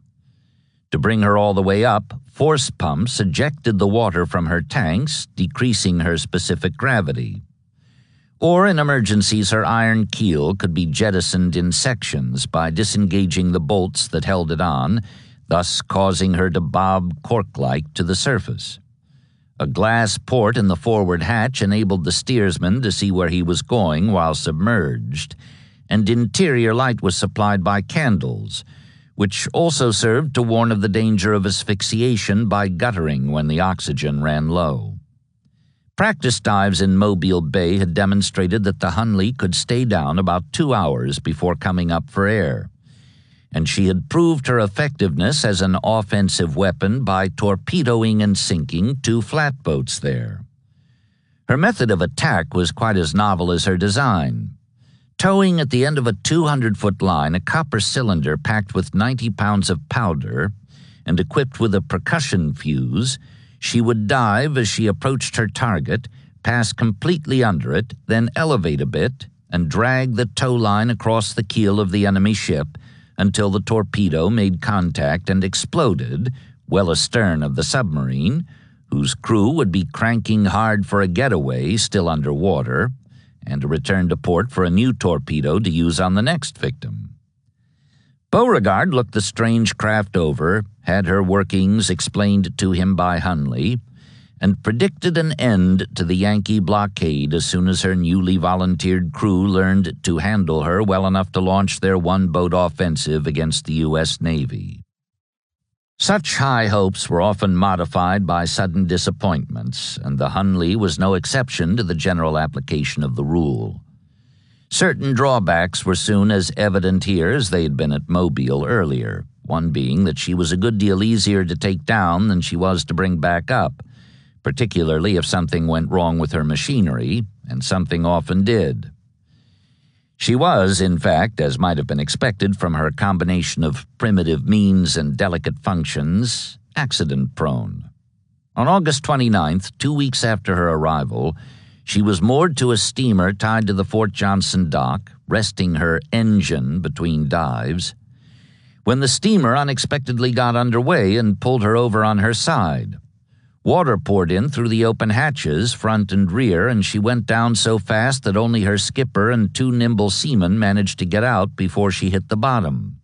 This was a practical demonstration that none of the methods providing for her return to the surface by her own devices would work unless she retained enough air to lift the weight of her iron hull. A started seam or a puncture inflicted by chance or by enemy action while she was submerged would mean her end, or at any rate the end of the submariners locked inside her. If this had not been clear before, it certainly was now. Still, there was no difficulty in finding more volunteers to man her, and Hunley himself, as soon as she had been raised and cleared of muck and corpses, petitioned Beauregard to let him take command. He did so on September 22nd and began at once a period of intensive training to familiarize his new crew with her quirks. This lasted just over 3 weeks. On October 15th, after making a series of practice dives in the harbor, she left the wharf at 9:25 a.m. and disappeared at 9:35. As soon as she sank, the official post-mortem continued, air bubbles were seen to rise to the surface of the water, and from this fact it is supposed that the hole at the top of the boat by which the men entered was not properly closed. That was the end of Hunley and all aboard, apparently because someone had been careless. It was also thought to be the end of the vessel that bore his name, for she was 9 fathoms down. A diver found her a few days later, however, and she was hauled back up again. Beauregard was on hand when her hatch lids were removed. The spectacle was indescribably ghastly, he later reported with a shudder of remembrance. The unfortunate men were contorted into all sorts of horrible attitudes, some clutching candles, others lying in the bottom tightly grappled together, and the blackened faces of all presented the expression of their despair and agony. Despite this evidence of the grisly consequences, a third crew promptly volunteered for service under George E. Dixon, an Army lieutenant who transferred from an Alabama regiment to the Hunley and was also a native of Mobile. Trial runs were renewed in early November, but the method of attack was not the same. Horrified by what he had seen when the unlucky boat was raised the second time, Beauregard had ordered that she was never again to function underwater, and she was equipped accordingly with a spar torpedo like the one her rival David had used against the Ironsides 10 days before she herself went into her last intentional dive. A surface vessel now like all the rest, except that she was still propelled by muscle power, she continued for the next 3 months to operate out of her base on Sullivan's Island, sometimes by day, sometimes by night. But conditions were never right for an attack. Tide and winds conspired against her, and at times the underpowered craft was in danger of being swept out to sea because of the exhaustion of the men along her crankshaft. Finally, though, in the early dusk of February 17th, with a near full moon to steer her by, a low-lying fog to screen her, and a strong running ebb tide to increase her normal 4-knot speed, Dixon maneuvered the Hunley out of the harbor and set a course for the Federal fleet, which lay at anchor in the wintry darkness 7 miles away. At 8:45, the acting master of the 1,200-ton screw sloop Housatonic, more than 200 feet in length and mounting a total of 9 guns, including an 11-inch rifle, saw what he thought at first was a plank moving toward us in the water, about 100 yards away. By the time he knew better and ordered the chain slipped, engine backed, and all hands called to quarters, in an attempt to take evasive action and bring his guns to bear, it was too late. The torpedo struck forward of the mizzenmast on the starboard side in line with the magazine. Still trembling from the shock, the big warship heeled to port and went down stern first. 5 of her crew were killed or drowned, but fortunately for the others, the water was shallow enough for them to save themselves by climbing the rigging, from which they were plucked by rescuers before the stricken vessel went to pieces. There were no Confederate witnesses, for there were no Confederate survivors. The Hunley had made her first and last attack and had gone down with her victim either because her hull had been cracked by the force of the explosion only 20 feet away, or else because she was drawn into the vortex of the sinking Housatonic. In any case, searchers found what was left of the sloop and the submarine years later, lying side by side on the sandy bottom, just beyond the bar. Quincy Gilmore had been about as unhappy outside Charleston as Beauregard was inside the place, although for different reasons.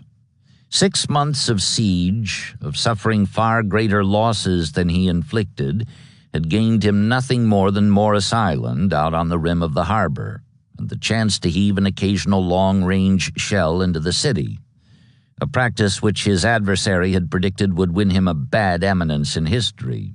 That might be, but what bothered Gilmore most was that it seemed to increase rather than lessen the resolution of the defenders. Besides, the next step was up to the Navy, and Dahlgren would not take it. The result was stalemate and frustration, a sharp regret on Gilmore's part that he had come down here in the first place. He wanted to be up and doing. He wanted room for maneuver, a chance to fight an enemy he could see, none of which was available to him here.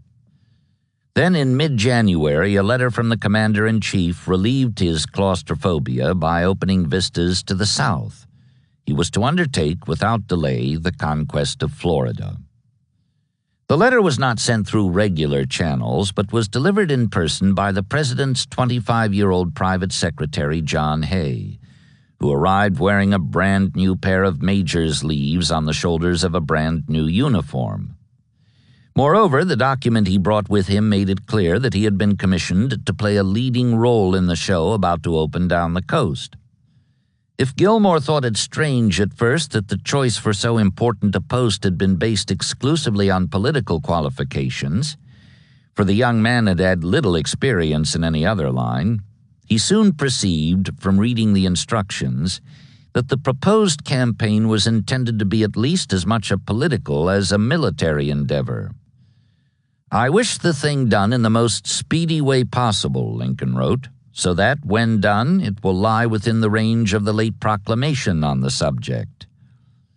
It was the month-old Proclamation of Amnesty and Reconstruction, he meant. He already had agents at work in Louisiana and Arkansas, attempting within the framework of its provisions to establish in them the 10% governments he maintained would entitle them to representation in Congress, where their gratitude was expected to prove helpful to the administration. And it had occurred to him that Florida would make a convenient addition to the list.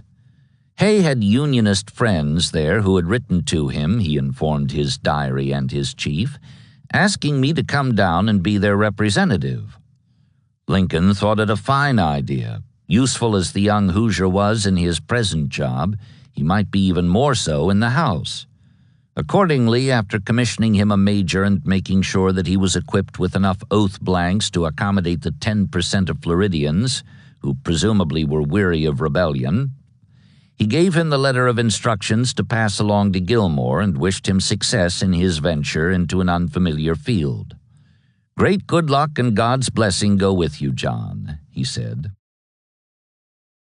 Arriving in South Carolina, Hay assured Gilmore that it was not the president's intention to disrupt his current operations against Charleston, that all he wanted was an order directing me to go to Florida and open my books of record for the oaths as preliminary to future proceedings.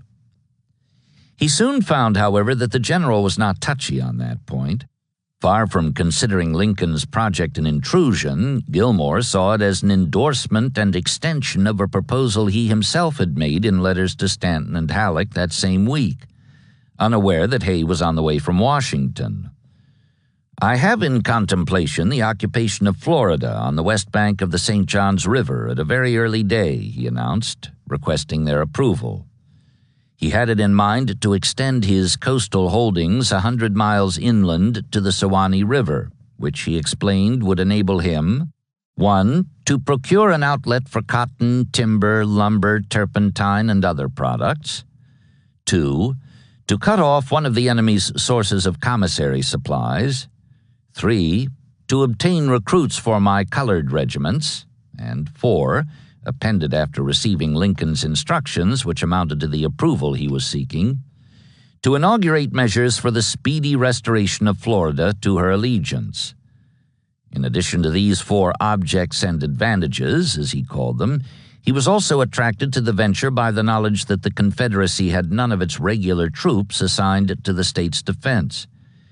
The only graybacks there were militia, and Gilmore believed he could walk right over them with a single veteran division from his army lying idle outside Charleston and at Hilton Head, waiting for the Navy to take the step it would not take. Now that the president's letter had unleashed him, he was eager to be off, and he fretted because Hay was held up by last-minute administrative details. "There will not be an hour's delay after the major is ready," he informed Lincoln on January 21st. And he added, "I have every confidence in the success of the enterprise." It was another 2 weeks before the preliminaries had been attended to. Then, finally, on February 6th, Brigadier General Truman Seymour's division, composed of 3 brigades of infantry, 2 regiments of cavalry, and 4 batteries of artillery, a force of about 8,000 in all, mostly regulars, New Englanders, and Negroes, got aboard 20 transports at Hilton Head and set off down the coast, escorted by 2 gunboats. Next morning, the flotilla steamed into the St. Johns estuary and docked unopposed at Jacksonville, which had been reduced to little more than ruins by the 2 previous federal occupations and deserted by all but about 24 of its pre-war families. Hay went ashore and set up shop, beginning with a lineup at the guardhouse. He explained to the captive rebels that if they took the prescribed oath, they would be given certificates of loyalty and allowed to return home. Otherwise, they would be sent north to prison camps. "There is to be neither force nor persuasion used in this matter," he told them. "You decide for yourselves." Most signed promptly, about half making their marks, and took their leave. Hay turned next to the civilians, and though they were less eager to signify repentance for their transgressions, he succeeded in getting the signatures of a number whom he described as men of substance and influence, presumably meaning those who still had something left to lose. Encouraged, he looked forward to lengthening the list as soon as the Army extended its occupation and demonstrated that it was here to stay.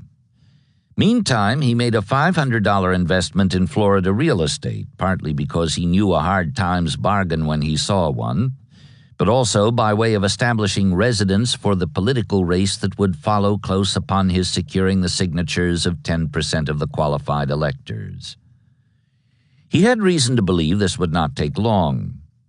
Gilmore and the Navy had been as active in their fields of endeavor as Hay had been in his, and they had also been as successful, if not more so, at least at the outset. Steaming on past Jacksonville after debarking most of the force they had escorted down the coast, the 2 warships trained their guns on Picolata and Palatka, respectively 30 and 50 miles upstream, and put troops ashore to garrison them, thus establishing firm and, as it turned out, permanent control of a coastal region 20 to 30 miles in width and 70 miles in length, east from the St. Johns River to the Atlantic, and south from Fernandina, near the Georgia line, to below St. Augustine, which had been reoccupied in late December. What was more, while the Navy was consolidating these gains, Gillmore had his troops in motion westward, intent on extending the conquest inland all the way to the Suwannee, as he had said he would do when he first announced his plans. Florida had two railroads, one running southwest from Fernandina through Gainesville to Cedar Key on the Gulf of Mexico, the other due west from Jacksonville to Tallahassee. He took the latter as his route of march, the Atlantic and Gulf Central, his primary objective being Lake City, about 60 miles away. Setting out on February 8th, the day after his debarkation, by the following morning he had his cavalry in Baldwin at the crossing of the two railroads and one-third of the way to his goal. His infantry marched in next day, still preceded by the troopers, who pressed on 10 miles down the line to Barber's, and then another 10 to Sanderson, only 20 miles from Lake City. But after advancing half that distance, the cavalry commander, Colonel Guy V. Henry, learned on reaching Olustee that rebel militia were massing in sizable numbers for resistance up ahead, so he turned back. It was well for him and his 3 small regiments that he did, if he had been counting on infantry support in case of trouble, for when he re-entered Sanderson on the 12th, he found that Gillmore was withdrawing to Jacksonville, leaving Seymour to backtrack in his wake and hold Baldwin with the major part of his division while he himself returned to Hilton Head to make further arrangements he had not known were needed until now. He, too, had learned of the rebels massing at Lake City to contest a farther blue advance, and this had served to give him pause. However, his main concern was logistics, meaning supplies, primarily food and ammunition, and how to get them forward to the troops as they slogged westward across a sandy waste of stunted oaks, pine trees, and palmettos. He lacked wagons and mules to draw them, having counted on using the railroad, and though he had plenty of boxcars captured by Henry's fast-riding troopers before they could be withdrawn beyond the Suwannee, the only locomotive he had on hand was one he had brought with him, which had promptly nullified his foresight by breaking down. So he turned back better than halfway to his goal, not so much in fear of the gray militia up ahead, although they were reported to be numerous, as in anticipation of what would happen to his soldiers once they had eaten up the 6-day rations they carried with them on their march through this barren inland region. Before returning to Hilton Head to correct in person his miscalculation in logistics, he told Seymour to hold Baldwin at all costs, thus to cover Jacksonville in case the enemy moved against him, but otherwise to be content with consolidating rather than extending his occupation of the coastal region east of the St. Johns. That was Gillmore's second miscalculation, not taking sufficiently into account the temperament of his chief subordinate, who would assume command while he himself was up the coast. A 40-year-old Vermont-born West Pointer, Seymour had seen about as much action as any man on either side in the war, including service as an artillery captain at Sumter when the opening shots were fired. Earlier, he had been brevetted twice for bravery in Mexico and the Seminole War, and he had risen about as rapidly as he could have wished in the first 2 years of the contest still in progress, succeeding to the command of a division in the course of the 7 days, after which had come Second Bull Run, South Mountain, and Antietam. In all these battles, whether his job was staff or line, he had demonstrated ability. Yet somehow, while earning an additional 3 brevets, he had missed distinction. Then had come a transfer to the Carolina coast, and there too he had performed with credit, especially in the taking of Battery Wagner, where he was severely wounded as a result of his practice of exposing himself under fire.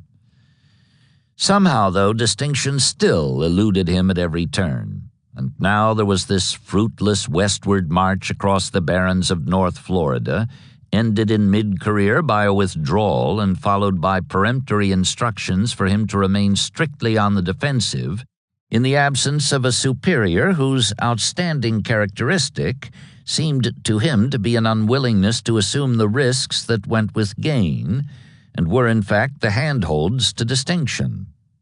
Gillmore left Jacksonville on February 13th. Seymour managed to endure 4 days of inactivity in his nominal, if temporary, position as commander of the Florida expedition. Then, on the 5th day, he went over to the offensive. He did this strictly on his own, ostensibly because of a report that the rebels were about to remove the rails from the Atlantic and Gulf Central, which he knew would upset Gillmore's plans for a resumption of the advance to the Sewanee. It was not that he was unaware of the risks involved. He was. The question later was whether he had welcomed or ignored them. For example, garrison detachments had reduced his mobile strength to about 5,500 effectives. And though he suspected that the Confederates had more troops than that around Lake City, he knew they were militia to a man and apt therefore to flinch from contact with anything that came at them in a determined manner, which was precisely what he had in mind. Moreover, he intended to make up for the possible disparity in numbers by seizing the initiative and moving with celerity once he had it. "I wish the thing done in the most speedy way possible," Lincoln had said, and Seymour demonstrated his agreement with this approach when he left Jacksonville on February 18th and cleared Baldwin before nightfall. By sundown of the following day, his infantry was beyond Barber's, having covered better than 30 miles of sandy road, and his orders were for the march to be resumed at dawn. For added speed, he advanced in 3 columns, keeping close on the heels of the cavalry to avoid the delay of having to probe the front or shield the flanks with skirmishers detached from his 3 infantry brigades. All morning, February 20th, he kept his soldiers on the go, slogging through Sanderson and on to Olustee without a rest halt, intent on reaching Lake City before the Graybacks had time to get set for the strike. Blown, hungry, and considerably strung out, the 3 columns converged as they approached Ocean Pond, a swamp just beyond Olustee, around whose southern reaches the road and the railroad passed together along a narrow neck of firm ground with bogs on the left and right. It was here, barely a dozen miles from Lake City and on terrain that was scarcely fit for fighting, at any rate not the kind of fighting he had in mind, that Seymour first encountered resistance in the form of butternut skirmishers who rose from hiding and took the heads of the 3 blue columns under fire, then faded back into the palmetto thickets. Recovering as best he could from the surprise, which came all the harder because he had expected to be the inflictor, not the victim, he gave orders for the pursuit to be pressed without delay. It was, but not for long. Within 5 minutes and 200 yards, he found himself involved in the battle known thereafter as Olustee or Ocean Pond. The contest lasted from shortly after noon until about 4 o'clock, not because there was ever much doubt as to the outcome, but simply because that much time was required to make Seymour admit he'd been whipped. In the end, it was his own men who convinced him, although the Confederates, with 4 guns against his 16, had been highly persuasive in this regard from the start. Brigadier General Joseph Finnegan, a 39-year-old Irish-born Floridian, had about the same number of troops as his opponent, just over or under 5,500, and though they were as green as their commander, an unblooded pre-war lumberman and railroader, they were by contrast rested and forewarned, having moved out of Lake City 2 days ago to dig in along the near end of the swamp-bound neck of land, and there await the arrival of the bluecoats on terrain that would cramp their style and limit their artillery advantage. As a result, the butternut militia had only to stand more or less firm and keep shooting, whereas the attackers were obliged to try to maneuver, which was practically impossible, hemmed in as they were on the left and right by spongy ground and blasted from the front by masses of graybacks, who also enjoyed the protection of entrenchments. The fighting consisted mainly of a series of breakdowns and disintegrations which occurred when a number of blue regiments, exposed to such obvious tactical disadvantages, wavered and finally came apart under pressure. A New Hampshire outfit was the first to give way, followed by another of Negro regulars who fled when their colonel was shot down, and total collapse was only forestalled by Seymour's belated permission for the rest to withdraw. They did so in considerable haste and disorder, leaving 6 of their guns behind them on the field. Early darkness ended the pursuit, which had been delayed by another Negro regiment assigned to rearguard duty. Casualties totaled 1,861 for the Federals, including more than 700 killed or captured, while the Confederates lost 946, with fewer than 100 dead or missing. Seymour had at last achieved distinction, but not at all of the kind for which he yearned, since it resulted from the addition of his name to the list of those commanders, North and South, who suffered the soundest thrashings of the war. Slogging rearward under cover of darkness, the whipped and bleeding survivors were as bitter as they were footsore. "This moment of grief is too sacred for anger," an officer wrote home. But that was by no means the general reaction, which was not unlike the one displayed on the similar withdrawal from the field of Chickamauga 5 months ago tonight. If this retreat was on a smaller scale as far as concerned the number of troops involved, it was at any rate much longer, and it was harder in still other ways. Without nearly enough ambulances or wagons to accommodate the wounded, crude litters had to be improvised, with results that were not only painful for the men being jolted, but also exhausting for the bearers.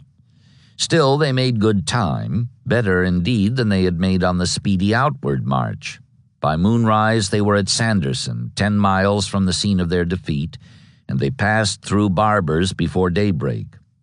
The second of these 2 segments was even grimmer than the first, partly because the marchers were wearier, partly too because they lacked by then the disconcerting spur of pursuit, the rebels having halted far in the rear.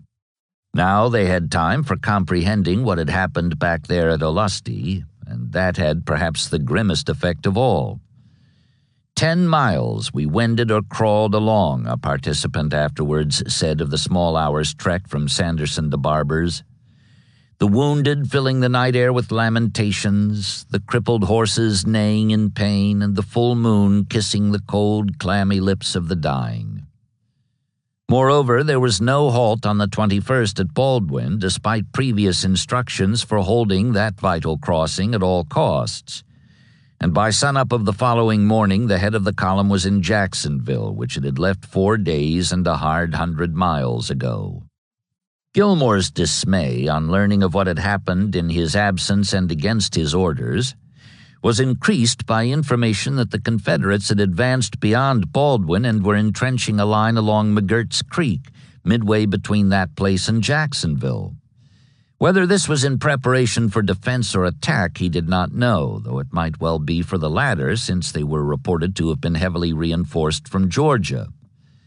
In any case, the question was no longer whether he could advance to the Sewanee as he had formerly intended, but whether he could hold the coastal strip he had seized within a week of his arrival. Beauregard had outfoxed him again, he admitted to his superiors in Washington. The enemy have thrown so large a force into Florida, he informed Halleck on February 23rd, that I judge it to be inexpedient to do more at the present time than hold the line of the St. Johns River. One thing he could and did do, however, and that was to relieve Seymour of the command he had abused. But this was plainly a case of locking the stable after the pony was stolen. Certainly it was no help to Hay, who was finding it much harder now to obtain signatures for his oath blanks. In fact, many who had signed appeared to regret that they had done so, while others, as he noted in his diary, refused to sign on the ground that they were not repentant. It was becoming increasingly clear, with the spread of news of the recent Union defeat, that he and his chief had miscalculated the temper of the people. Florida, the least populous of the Confederate states, had furnished the smallest number of troops for the rebel armies, but that was by no means a fit basis on which to determine her zeal for the secessionist cause. which was indicated far better by the fact that she had given a larger proportion of her eligible men than had any other state. On March 3rd, within 12 days of the rebel victory at Olustee, Hay frankly confessed, "I am very sure that we cannot now get the president's 10th. This being so, there was little point in his remaining, nor did he. After a side excursion to Key West, where he went in hope of picking up a few more signatures, but found instead a race of thieves and a degeneration of vipers, he returned somewhat crestfallen to the capital, intending to resume his former duties if his chief would overlook the unhappy events of the past month and take him back. He found the hostile papers in full bay, charging Lincoln with having fooled away 2,000 men in a sordid attempt to manufacture for himself 3 additional votes in the approaching presidential election. Nor did Hay escape their censure as a party to the conspiracy to overawe Florida, not for any true military purpose, but merely to win himself a seat in Congress and deliver a set of committed delegates to the Republican convention.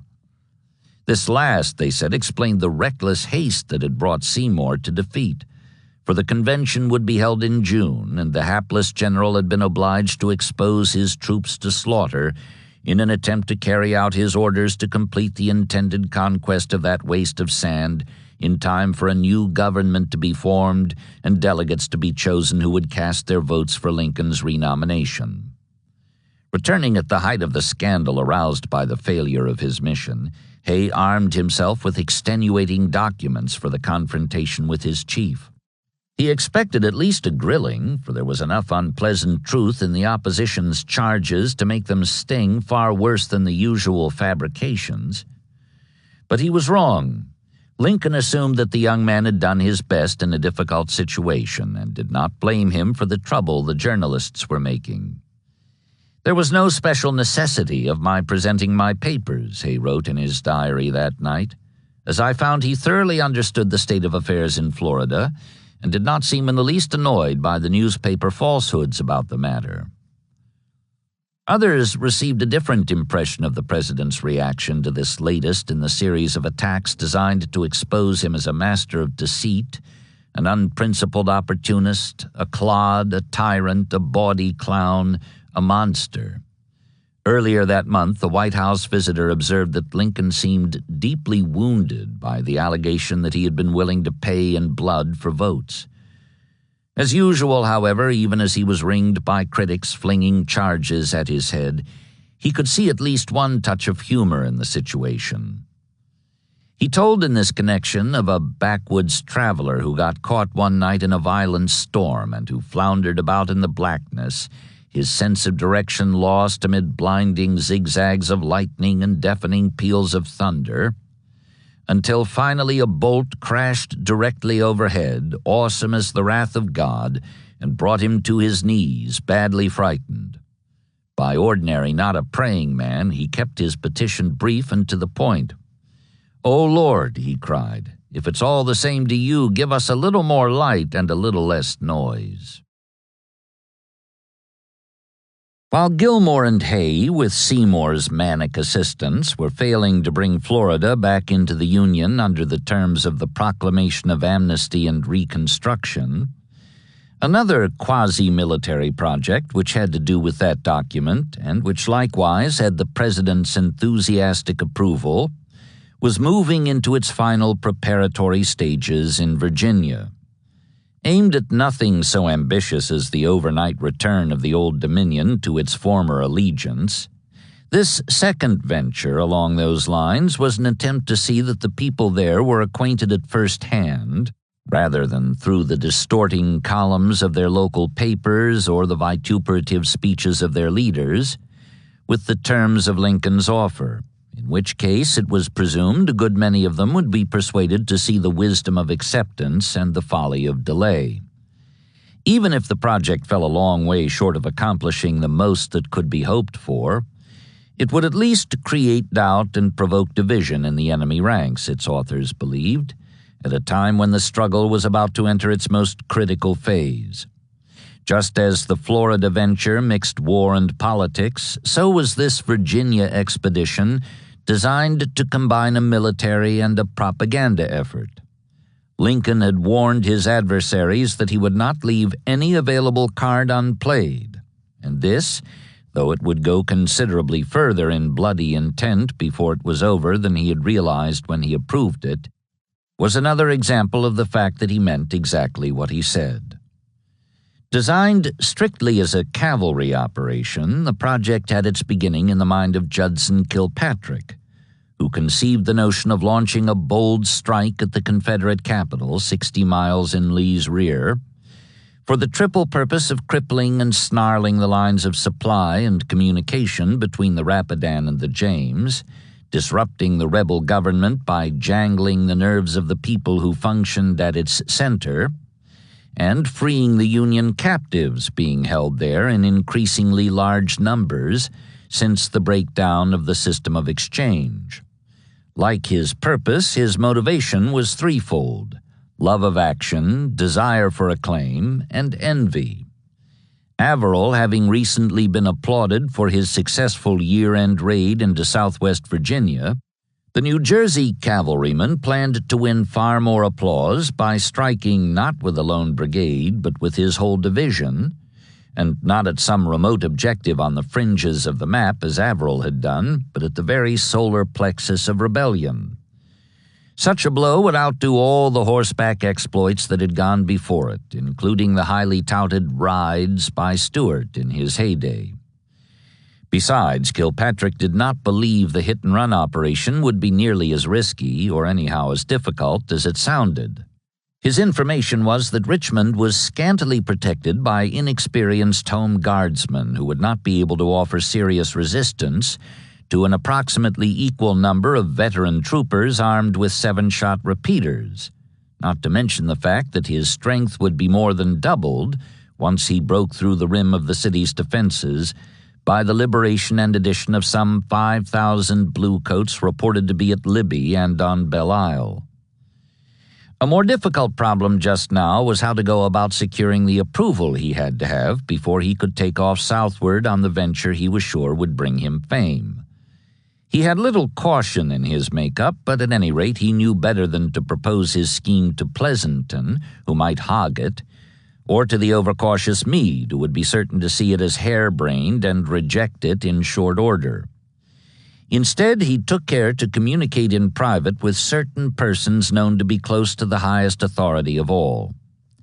That was in late January, and the result was about as prompt as he expected. On February 11th, a high-priority telegram clicked off the wire from Washington, addressed to the commander of the Army of the Potomac. Unless there be strong reasons to the contrary, please send General Kilpatrick to us here for 2 or 3 days. A. Lincoln. Us included Stanton, who shared with his chief a staunch, perhaps an extravagant admiration for military boldness, a quality sadly lacking in the upper echelons of the Eastern Theater as they saw it, but personified by the bandy-legged general known to the Army as Kill Cavalry. The latter arrived in the capital next morning, the president's 55th birthday, and was received in private by the Secretary of War. Stanton liked the proposition even better at first hand than he had by hearsay, seeing in it, in addition to the fruits predicted by its author, the possibility of affording a real boost to morale on the home front, when the news went out that Federal horsemen had clattered through the streets of Richmond, striking terror into the hearts of rebel leaders and freeing thousands of blue-clad martyrs from a durance worse than vile. Moreover, having applauded the young brigadier's conception, which was much in line with his own belief as to the manner in which this war should be fought, the Secretary passed along a suggestion from Lincoln that would give the raid an added dimension. And this was that each trooper carry with him 100 or so copies of the recent amnesty proclamation for distribution along the way. Kilpatrick pronounced this a splendid notion, then presently, the details having been agreed on, returned to the Rapidan, encouraged and flattered by the confidence thus shown by the head of the War Department, who made it clear that he spoke as well for the Commander-in-Chief, in a 27-year-old subordinate less than 3 years out of West Point. Hard in his wake, orders came to Culpeper directing that his division be reinforced to a strength of about 4,000 for the raid he proposed, and that he be given all the assistance he required, including diversionary actions by other units, foot and horse. Meade was not happy about the project, of which he had known nothing until now, nor was Pleasanton, who recalled the ill-fated Stoneman raid, which had been similar in purpose and conception, but which had accomplished little except the loss to the government of over 7,000 horses, besides the equipments and men left on the road. In short, the chief of cavalry said flatly the expedition was not feasible at this time. As for the proposed distribution of the president's proclamation, he suggested that this could be done better and far cheaper by undercover agents, and he offered to have it freely circulated by this method in any section of Virginia that may be desired. But nothing came of these objections by the New Jersey cavalrymen's immediate superiors. In fact, they were received in Washington as further evidence of the timidity which had crippled the Eastern Army from the outset. The orders were peremptory, Meade was told. Kilpatrick was to be given a free rein. About the time of Washington's birthday, which came 10 days after Lincoln's, bales of leaflets reprinting the amnesty proclamation arrived for distribution to the raiders, who were to scatter them broadcast on the way to Richmond. There also arrived from Washington 4 days later and only 2 days short of the jump-off date, a 21-year-old colonel who came highly recommended for his well-known gallantry, intelligence, and energy. This last, despite a wooden leg and a manner described by an admirer as soft as a cat's. Ulrich Dahlgren was his name. He was the admiral's son, but he preferred the cavalry to the navy because he believed the mounted arm would afford him more and better chances for adventure and individual accomplishment. Commissioned a captain at 19 by Stanton himself before the war was a year old, he had served in rapid succession on the staffs of Sigel, Burnside, Hooker, and Meade, all of whom had found him useful as well as ornamental, and it had been near Boonesboro during the pursuit of Lee after Gettysburg that he received the wound that resulted in the amputation. Once he was able to get about on crutches, he went down the coast and convalesced aboard his father's flagship outside Charleston, after which he returned to Washington, where he was jumped 3 ranks to colonel, reportedly the youngest in the Army, and fitted for an artificial leg. While there, he learned of the preparations then in progress for the horseback strike about to be launched against the rebel capital, and he went at once to cavalry headquarters near Brandy to appeal to Pleasanton for permission to go along, despite his crippled condition. Pleasanton sent him to Kilpatrick, who not only acceded to his plea but also gave him the all-important assignment of leading the way across the Rapidan at the head of a special 500-man detachment, with other hazardous tasks to follow in the course of the ride from that river to the James. If successful, he wrote his father, delighted to be back in the war at all, let alone with such a daredevil role to play, the raid will be the grandest thing on record, and if it fails, many of us will go up. I may be captured or I may be tumbled over, but it is an undertaking that if I were not in, I should be ashamed to show my face again. He was especially taken with the notion that he would be riding into the very heart of the rebellion, and he added, "If we do not return, there is no better place to give up the ghost."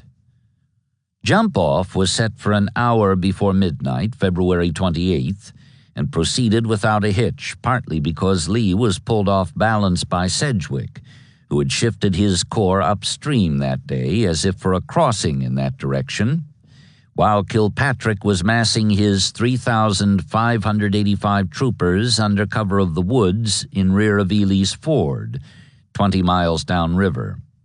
At the appointed hour they splashed across, mindful of their instructions to move with the utmost expedition possible on the shortest route past the enemy's right flank. So well did it go that by dawn the column reached Spotsylvania, 15 miles beyond the Rapidan, unchallenged. At which point, as had been prearranged, Dahlgren and his 500 veered slightly right, while the main body continued to move straight ahead for Richmond, less than 50 miles away. The plan was for the smaller column to cross the James near Goochland well upstream so as to approach the rebel capital from the southwest. At the same time, Kilpatrick came upon it from the north, thereby causing the Home Guard defenders to spread thinner and thus expose themselves to the breakthrough that would result in the clatter of Federal hoofs in the streets of their city and the release of 5,000 captives from Libby and Belle Isle. Dahlgren's was the longer ride. He would have to avoid delay to arrive on schedule. Kilpatrick saw him off from Spotsylvania, wished him Godspeed as he disappeared into the misty dawn of Leap Year Day, then continued on his own route south-southeast, which would bring him and his 3,000 to the northern gates of Richmond if all went as planned. At the same time, the young colonel and his detached 500 came knocking at the western gates. Speed was the watchword. Kilpatrick rode hard and fast, unopposed and apparently unpursued. This last was due in part to a second diversion back on the Rapidan line.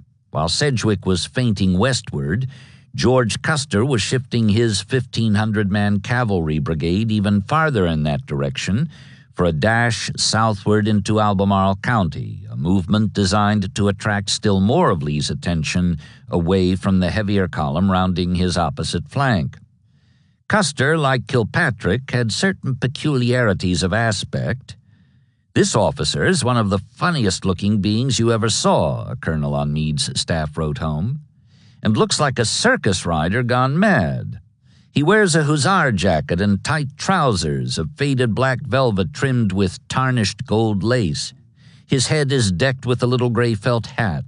High boots and gilt spurs complete the costume, which is enhanced by the general's coiffure, consisting in short, dry, flaxen ringlets." But these gaudy trappings, coupled with a flamboyant personality and a reputation as a glory hunter, did not interfere with his effectiveness when sheer courage was what was called for. As it was here, off on his own in Lee's left rear, with the task of drawing as many of Stuart's horsemen after him as possible, away from the main effort to the east. He could scarcely have done a better job, as it turned out. Crossing the river that same Sunday night, some 40 miles upstream from Ely's Ford, he threatened Charlottesville next day and returned to the north bank of the Rapidan on Tuesday, March 1st, having ridden more than 100 miles through hostile territory, burned 3 large grist mills filled with flour and grain, and captured about 50 graybacks and 500 horses, all without the loss of a man and only a few wounded. So well, indeed, had he carried out his mission, particularly with regard to attracting the rebel cavalry's attention, that he was notified on his return, officially and in writing, of Pleasanton's entire satisfaction and gratification at the prompt manner in which the duties assigned to you have been performed. Before Custer returned to the Union lines, Kilpatrick was knocking at the gates of Richmond. Across the North Anna by noon of February 29th, he had paused astride the Virginia Central at Beaver Dam Station, midway to his objective, and after setting fire to the depot and other installations, thus to discourage any pursuit by rail once Lee found out that some 4,000 Blue Raiders were menacing the capital in his rear, pressed on to make camp near the South Anna by nightfall. An hour past midnight, he roused his sleeping troopers and was off again through the darkness, undeterred by an icy rainstorm or the fact that he had received no answering signal when he sent up rockets to indicate his position to Dahlgren, whose detachment was somewhere off to the west. No rockets could be seen for any distance on such a night as that, an officer was to note, recalling that the sharp wind and sleet forced men to close their eyes as they rode southward, their wet clothes frozen stiff as armor. By daylight, they were over the Chickahominy near Ashland, and at 10 o'clock in the morning, having covered 60 miles of road in the past 35 hours, they came jogging down the Brook Pike to within sight of Richmond and range of its outer fortifications, 5 miles from the heart of town. No sooner did they appear than they were taken under fire. Kilpatrick brought up his 6 guns for counter-battery work and prepared to overrun the defenders, believing that if they were citizen soldiers, by which he meant home guardsmen, I could enter the city. So he reported some weeks later in the calmness of his tent. One thing that bothered him now, though, was that the boom and clatter of his engagement had drawn no reply from Dahlgren, who should have arrived simultaneously on the far side of the James, there to create the prearranged diversion, but who had either been delayed or gobbled up. Another matter for concern was that the rebels up ahead were doing a highly professional job of defending their position. They were, in fact, part-time volunteers, government clerks, old men and boys, considerably fewer in number than the bluecoats to their front, and serving antiquated or worn-out guns long since replaced by new ones in Lee's army. But they handled their pieces with such precision that Kilpatrick began to believe that they had been reinforced by regulars. "They have too many of those damned guns," he fumed, riding his line amid shell bursts and withholding the order to charge until he could better determine what stood between him and the breakthrough he intended. "They keep opening new ones on us all the time." It was strange, this sudden transformation in a hell-for-leather commander who up to now had fairly ached to put his troopers inside Richmond. He had worked all the angles to circumvent his immediate superiors, whose timidity he had seen as the main obstacle to an undertaking that simply could not fail once it got past their disapproval, and had ridden a hard 60 miles through hostile country, bristling with aggressiveness and chafing with impatience all the way. Yet now that he had come within plain view of his goal, the goal, for that matter, of every blue-clad soldier in the Eastern Theater, he declined to risk the last brief sprint, half a mile down the turnpike, then past or through or over those damned guns, which were all that stood between him and the completion of the mission he had designed, with his own particular talents in mind, or anyhow his notion of those talents. It was unquestionably strange, but perhaps it was not as sudden as it seemed. Perhaps it had been this way all along, behind the swagger and the blustering impatience. In any case, he limited his aggressiveness here on the outskirts of his objective to a tentative sparring match, keeping one ear cocked for some indication that Dahlgren and his Daredevil 500 were knocking at the gates beyond the James. After 6 or 7 hours of this, the rebel guns had indeed grown in numbers, along with their infantry support, as reinforcements were hustled to the threatened sector from others undisturbed along the defensive rim, and Kilpatrick finally arrived at a decision. Feeling confident that Dahlgren had failed to cross the river and that an attempt to enter the city at that point would but end in a bloody failure, he later reported, I reluctantly withdrew.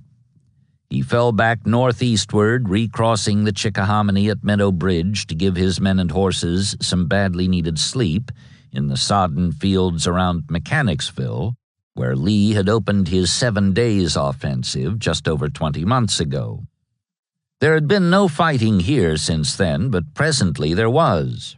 At 10 o'clock, unable to sleep or rest, in part because of the wet and the cold, in part because of his fret at having failed, Kilpatrick remounted his troopers and prepared to launch a night attack down the Mechanicsville Road, avoiding the stoutly held pike to the west, in order to achieve a penetration that would last no longer than it took to free the prisoners and come back out again. Before he could get his weary men in line, however, he was himself attacked by rebel horsemen who came at him from the direction of Yellow Tavern, out of the darkness in his rear. Though he managed to beat off this assault, all thoughts of resuming the offensive gave way at once to the problem of survival. Especially when he learned, as he soon did, that the attackers were not citizen soldiers, which were all he had faced till now, but regulars from Wade Hampton's division, who had taken up the belated pursuit from the Rapidan line and then had narrowed the gap between him and them while he was sparring with Richmond's defenders this afternoon. His concern was no longer with the liberation of the prisoners in the city, it was rather how to keep from joining them as a prisoner himself. Once more his decision was to withdraw northeastward, and this he did, effecting a skillful disengagement to make camp at dawn near Bethesda Church, midway between the Chickahominy and the Pamunkey. Here he remained all morning, March 2nd, fighting off regular and irregular Confederates who were gathering in ever larger numbers all around him in the woods and swamps. He kept hoping to hear from Dahlgren, but he did not. At noon he abandoned his vigil, together with all hope of entering Richmond, and withdrew to make camp at Tunstall's Station, near McClellan's old base at White House. There at last he was joined that night by a captain and 260 men from Dahlgren's detachment. They had a gloomy tale to tell, though they did not know the even gloomier ending, which was occurring at about that same time, some dozen airline miles to the northeast. Despite the almost constant rain, which made for heavy going, Dahlgren had set a rapid pace after he and his picked 500 turned off from the main body at Spotsylvania before sunup, leap year morning. Proceeding south through Fredericks Hall, where he called a midday halt to feed the horses, he crossed the South Anna late that night and rode into Goochland, 30 miles up the James from the rebel capital, as March 1st was dawning. Here he picked up a young Negro named Martin Robinson, a slave from a nearby plantation, who offered to show him a place where the bridgeless river could be forded. The colonel was in excellent spirits, for he had kept to a difficult schedule and was about to get his troopers into position for the final dash that would put them in Southside Richmond before noon, just as he had promised Kilpatrick he would do. So he thought, but not for long. Arriving at the intended crossing, Jude's Ford it was called, he found the river on the boom, swollen by the 2-day rain and running too swift to be breasted. Whereupon the handsome young colonel, whose manner was said to be soft as a cat's, showed his claws. Although the guide appeared to be quite as surprised as he himself was at the condition of the ford, Dahlgren suspected treachery, and in his anger at having been thwarted, for it was clear now, if nothing else was, that he could not reach his objective either on time or from the appointed direction, ordered him hanged. This was accomplished with dispatch there by the river, one end of a picket rope being flung across a convenient limb, while the other was fastened snugly about the neck of the Negro, whose protests were cut short when he left the ground. Without further delay, and almost before the suspended man had ended his comic dreadful jig, the blue column was back in motion, trotting eastward down the north bank of the James, its commander watching intently for some sign of a ford shallow enough to be used. Finding none, he paused occasionally to set fire to a grist mill or damage a lock in the left bank canal, which delayed him still more.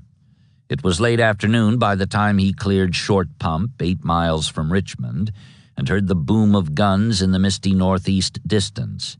He quickened the pace, but presently he too encountered resistance, with the result that by the time he got close to the city, Kilpatrick had withdrawn. So far as Dahlgren could tell, alone in the gathering dusk with rebel militia all around him, his horses sagging with fatigue and a hard rain coming down, the main body had simply vanished. His instructions in such a case, that is, once the raid was over, as it now definitely was, though not at all in the manner Kilpatrick had predicted, called for a return to the Union lines, either by way of Fredericksburg or down the York-James Peninsula.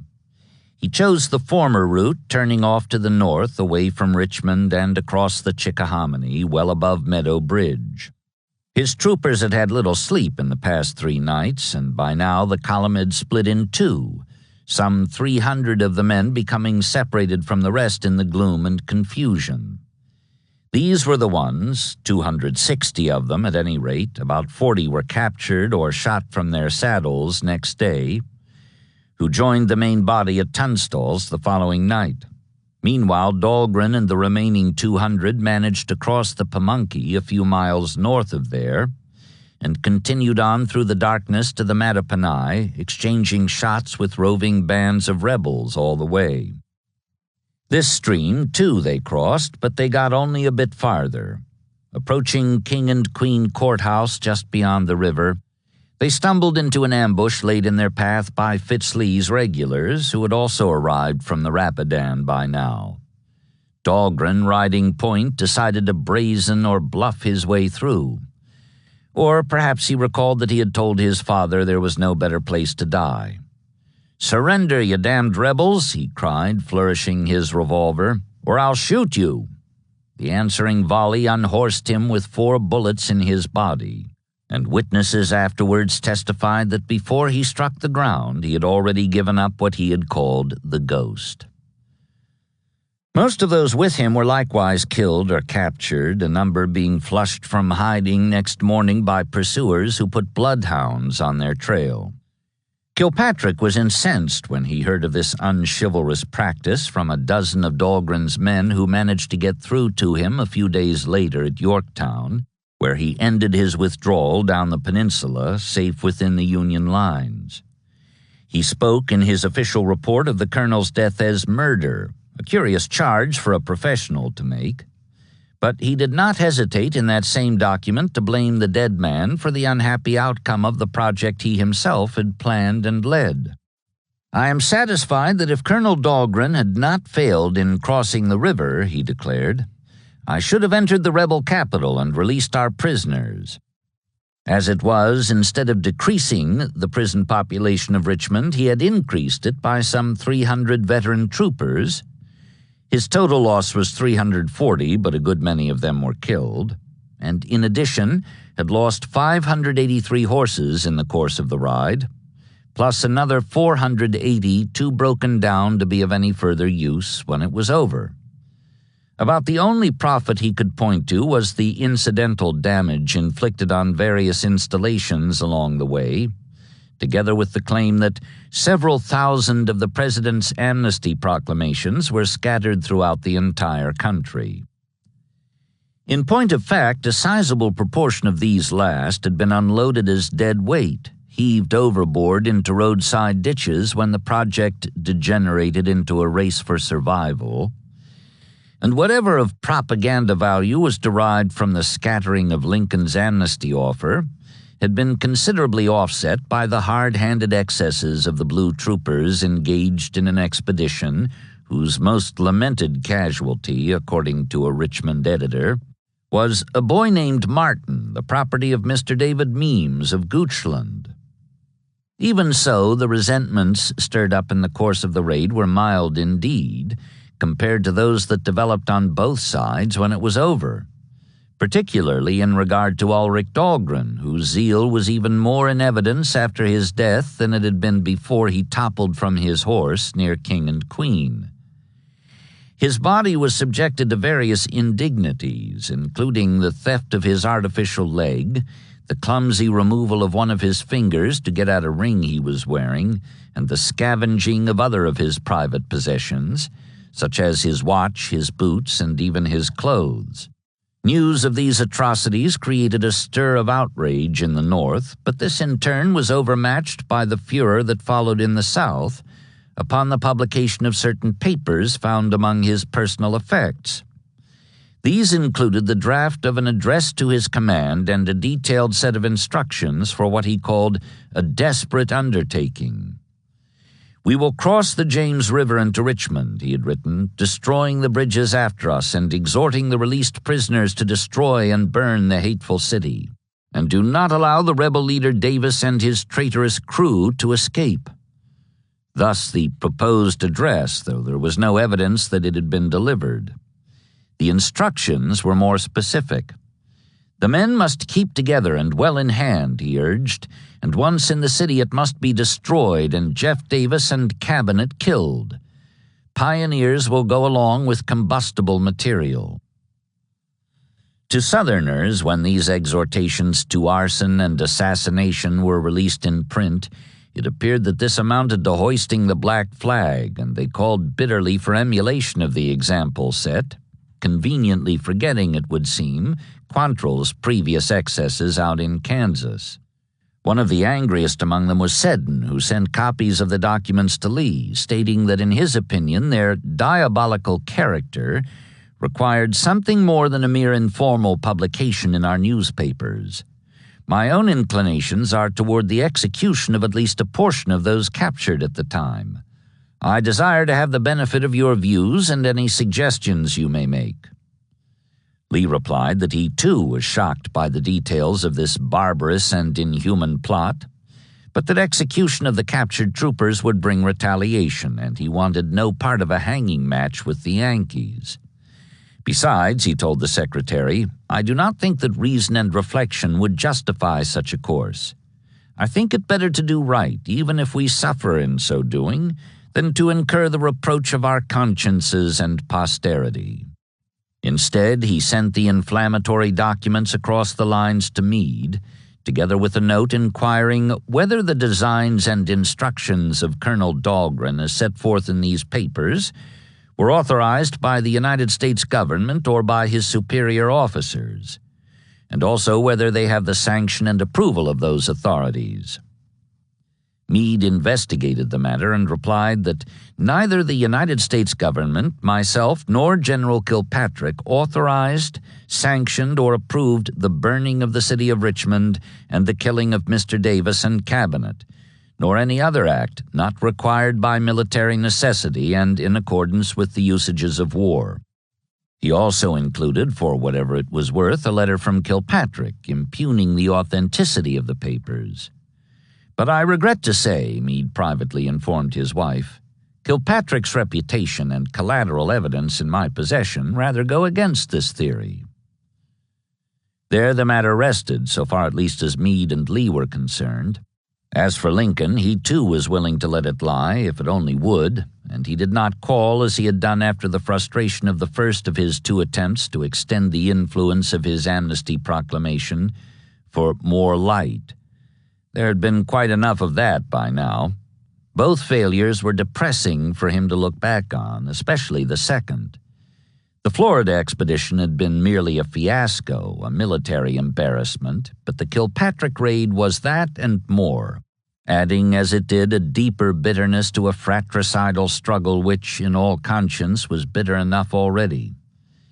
It was as if Lincoln, in attempting to soothe and heal the national wounds, had reached blindly into the medicine chest and mistaken an irritant for a salve.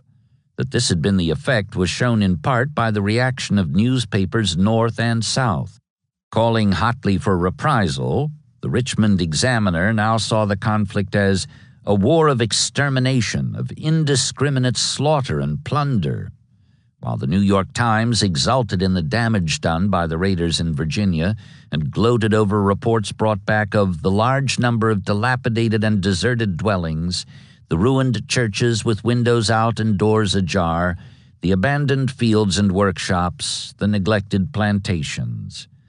As for the slave Martin Robinson, whose body had been left dangling beside unusable Jude's Ford, he had met a fate he so richly deserved, according to the Times, because he had dared to trifle with the welfare of his country. That was what they had come to, south and north, as the war moved toward and into its fourth and bloodiest spring. 3.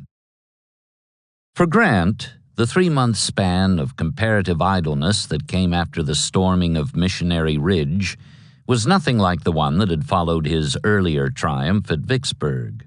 His manner then had been that of a man not only uncertain of the future, but also doubtful about the present, with time on his hands and no notion of how to use it. Lacking, in effect, an occupation, what he mainly had been through that difficult time, after as well as before the New Orleans horseback accident, which had added pain without distraction and immobility without relaxation, was bored. That was by no means the case now. For one thing, there was his vast new department to be inspected, most of which he had had no chance to visit, even briefly, until the Chattanooga siege was lifted. After a well-earned Christmas rest, he went in early January to Knoxville, then up through Cumberland Gap to Barberville, from there by way of Lexington to Louisville, and finally back down through Nashville to his starting point, with the added satisfaction of having solved a number of supply and security problems all along the route. He had always enjoyed travel, especially when it took him to new places, and what was more, the trip presented many of the aspects of a triumphal tour. All we needed was a leader, a wounded private had told him when he climbed Missionary Ridge in the wake of the men who had carried it. And that was the reaction wherever he went on his swing through East Tennessee and Central Kentucky. Hail to the chief, both words and air greeted him at every stopping place, an associate was to recall. Nor was this enthusiasm by any means limited to those in uniform. Called to St. Louis immediately afterwards by the supposedly dangerous illness of one of his children, a false alarm as it turned out, for the crisis was past when he arrived, he had no sooner checked into the Lindell Hotel, U.S. Grant, Chattanooga, he signed the register, than he was besieged by admirers with invitations, including one to a banquet tendered in his honor by 200 leading citizens, determined to outdo in lavishness the affair put on 5 months ago by their commercial rivals down in Memphis.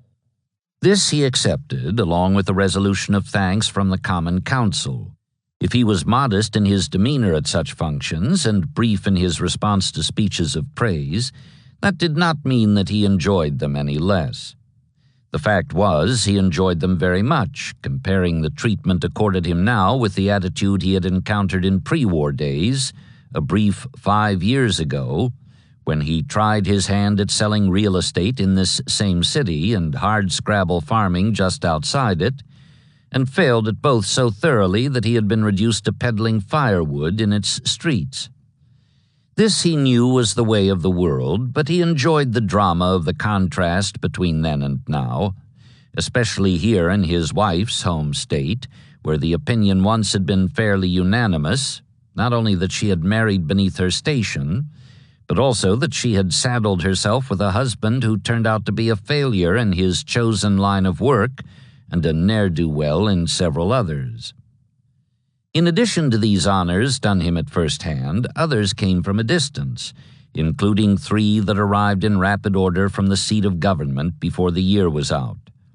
When, amid salutes and illuminations celebrating the Chattanooga triumph, news spread throughout the North that Knoxville too had been delivered, the president coupled his announcement of the victory with a recommendation that the people gather informally in their churches to pay homage to the Almighty for this great advancement of the national cause, and he followed this next day, December 8th, with a personal message to Grant, who passed it along in a general order. Understanding that your lodgment at Chattanooga and Knoxville is now secure, I wish to tender you and all under your command my more than thanks, my profoundest gratitude for the skill, courage, and perseverance with which you and they, over so great difficulties, have effected that important object. God bless you all. Congress, not to be outdone, passed before Christmas a joint resolution thanking the Illinois general and his men for their gallantry and good conduct in the battles in which they have been engaged, and providing for a gold medal to be struck with suitable emblems, devices, and inscriptions to be presented to Major General Grant in the name of the people of the United States of America. In time, the medal was forwarded as directed, bearing on one side a profile of the general, surrounded by a laurel wreath and a galaxy of stars, and on the other a figure of fame holding a trumpet and a scroll inscribed with the names of his victories. The motto was, "Proclaim liberty throughout the land."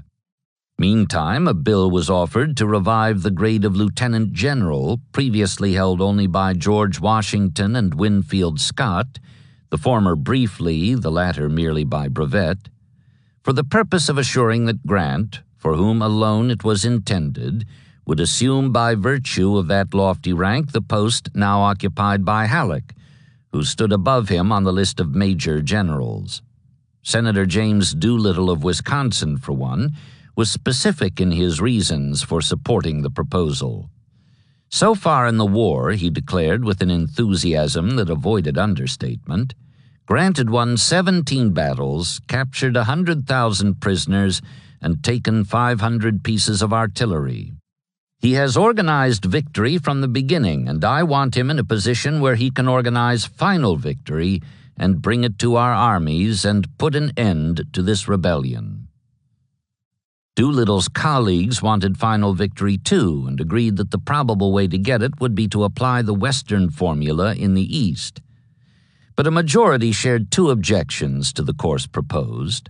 One was that Grant was needed in the field, not behind a desk in the Capitol, even if the desk was that of the General-in-Chief, and the other was an ingrained fear of creating a military Grand Lama, who might someday develop political ambitions and use the army to further them.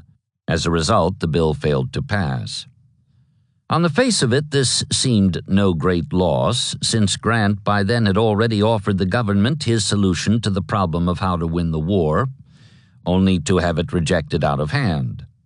Reverting to the proposal he had made soon after the fall of Vicksburg, he sent Charles Dana to Washington in mid-December to lay before his superiors a plan for holding the line of the Tennessee with a skeleton force while the rest of his troops steamed down the Mississippi to New Orleans, from which point they would move against Mobile and reduce it, then march through Alabama and across Georgia, living off the abundance of the Confederate heartland as they went. Meantime, the Virginia Army would pin Lee down by taking the offensive, and in this connection he suggested that Meade be replaced by Sherman or Baldy Smith, who could better appreciate the need for coordinating the eastern and the western efforts. Presently, Dana wired Grant that he had explained the scheme to Lincoln, Stanton, and Halleck, all three of whom had seen considerable merit in it, aside, that is, from the risk to which it would expose the weakened Union center while the bulk of the troops from there were on the way downriver. That drawback made it sound to them like something devised by McClellan, which plainly would not do. Besides, they wanted no more Chickamaugas, especially none that would be followed up by the victors, who presumably would do just that if they were given the second chance this seemed to offer. In short, except for that part of it favoring Meade's replacement by Smith, which all three chiefs applauded as an excellent idea, despite some misgivings about Baldy's disposition and personal character, Grant's proposal was turned down. Dana added, though, that the trio had welcomed his suggestions and had said that they would like to hear more of them if he had any more of them in mind. He did indeed. Still with his eye on Mobile, he then proposed a dual offensive against that place and Atlanta, the two drives to be launched simultaneously from New Orleans and Chattanooga, while the Eastern Army gave up its weary attempt to capture Richmond from the north and landed instead on the North Carolina coast in order to approach the rebel capital from the south, astride its lines of supply and communication. He said nothing more about replacing Meade with Sherman, probably because he had decided he would need him to lead one of the two western columns, or with Smith, who by now had begun to exercise the talent for contention that had kept him in hot water most of his military life and would in time cause Grant, who once had seemed to think he hung the moon, to refer to him as a clog. In his reply, which incorporated Lincoln's and Stanton's views as well as his own, Halleck did not mention Baldy either, no doubt assuming that Grant had confirmed their misgivings about the Vermonter's disposition, but limited himself to an assessment of the strategy involved in the proposal for a double-pronged offensive, east and west. It would not do. Not only did it commit the cardinal sin of attempting two big things at once in each of the two theaters, it also required more troops than were available in either. If attempted, it would expose both Washington and Chattanooga to risks the government simply could not run. And moreover, it showed the flawed conception of a commander who made enemy cities his primary objective, rather than enemy armies, as the president had lately been insisting must be done if this war was ever to be won. In Halleck's opinion, Grant would do better to concentrate on the problems at hand in Tennessee and North Georgia, and leave the large-scale thinking to those who were equipped for it. Just as Meade's objective was Lee's army, Grant's was Johnston's, and both were to keep it firmly in mind that neither Washington nor Chattanooga, nor for that matter East Tennessee, the region of Lincoln's acutest concern, was to be exposed to even the slightest danger while they attempted to carry out their separate missions of destroying the rebel masses in the field before them. Sherman had returned by now from Knoxville. Grant informed him that the spring campaign, which would open as soon as the roads were fit for marching, would be southward against Joe Johnston and Atlanta, and every available man in both his and Thomas's armies would be needed for what promised to be the hardest fighting of the war. The Redhead was all for it, but first he wanted to put an end to disruptions that had developed in the department he had left to come to Tennessee. In his absence, guerrillas had taken to firing at steamboats from the banks of the Big River, north and south of Vicksburg, and he did not intend to abide this outrage. To secure the safety of the navigation of the Mississippi River, he declared, I would slay millions. On that point, I am not only insane, but mad. I think I see one or two quick blows that will astonish the natives of the South, and will convince them that though to stand behind a big cottonwood and shoot at a passing boat is good sport and safe, it may still reach and kill their friends and families hundreds of miles off. For every bullet shot at a steamboat, I would shoot 1,000 30-pounder Parrots into even helpless towns on Red, Washita, Yazoo, or wherever a boat can float or soldier march. To those who objected to this as war against civilians, he made the point that if rebel snipers could fire on boats with women and children in them, we can fire and burn towns with women and children. Angry, he grew angrier by the week. Taking dinner at the home of a Union-loyal Nashville matron, for example, he turned on his hostess when she began to upbraid him for the looting his troops had done on the march to Knoxville. "Madam," he replied, "my soldiers have to subsist themselves even if the whole country must be ruined to maintain them. There are two armies here. One is in rebellion against the Union, the other is fighting for the Union. If either must starve to death, I propose it shall not be the army that is loyal." This said, he added in measured tones, "War is cruelty. There is no use trying to reform it.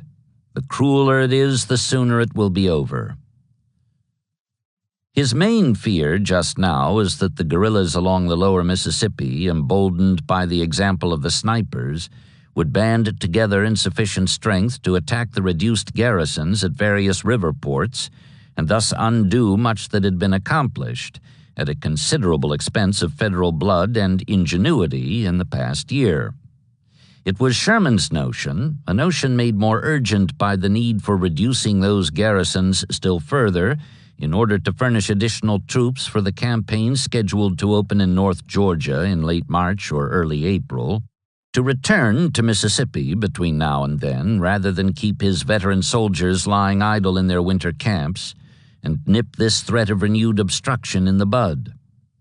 As he put it in mid-December after discussing the problem with Grant, "I think in all January and part of February I can do something in this line."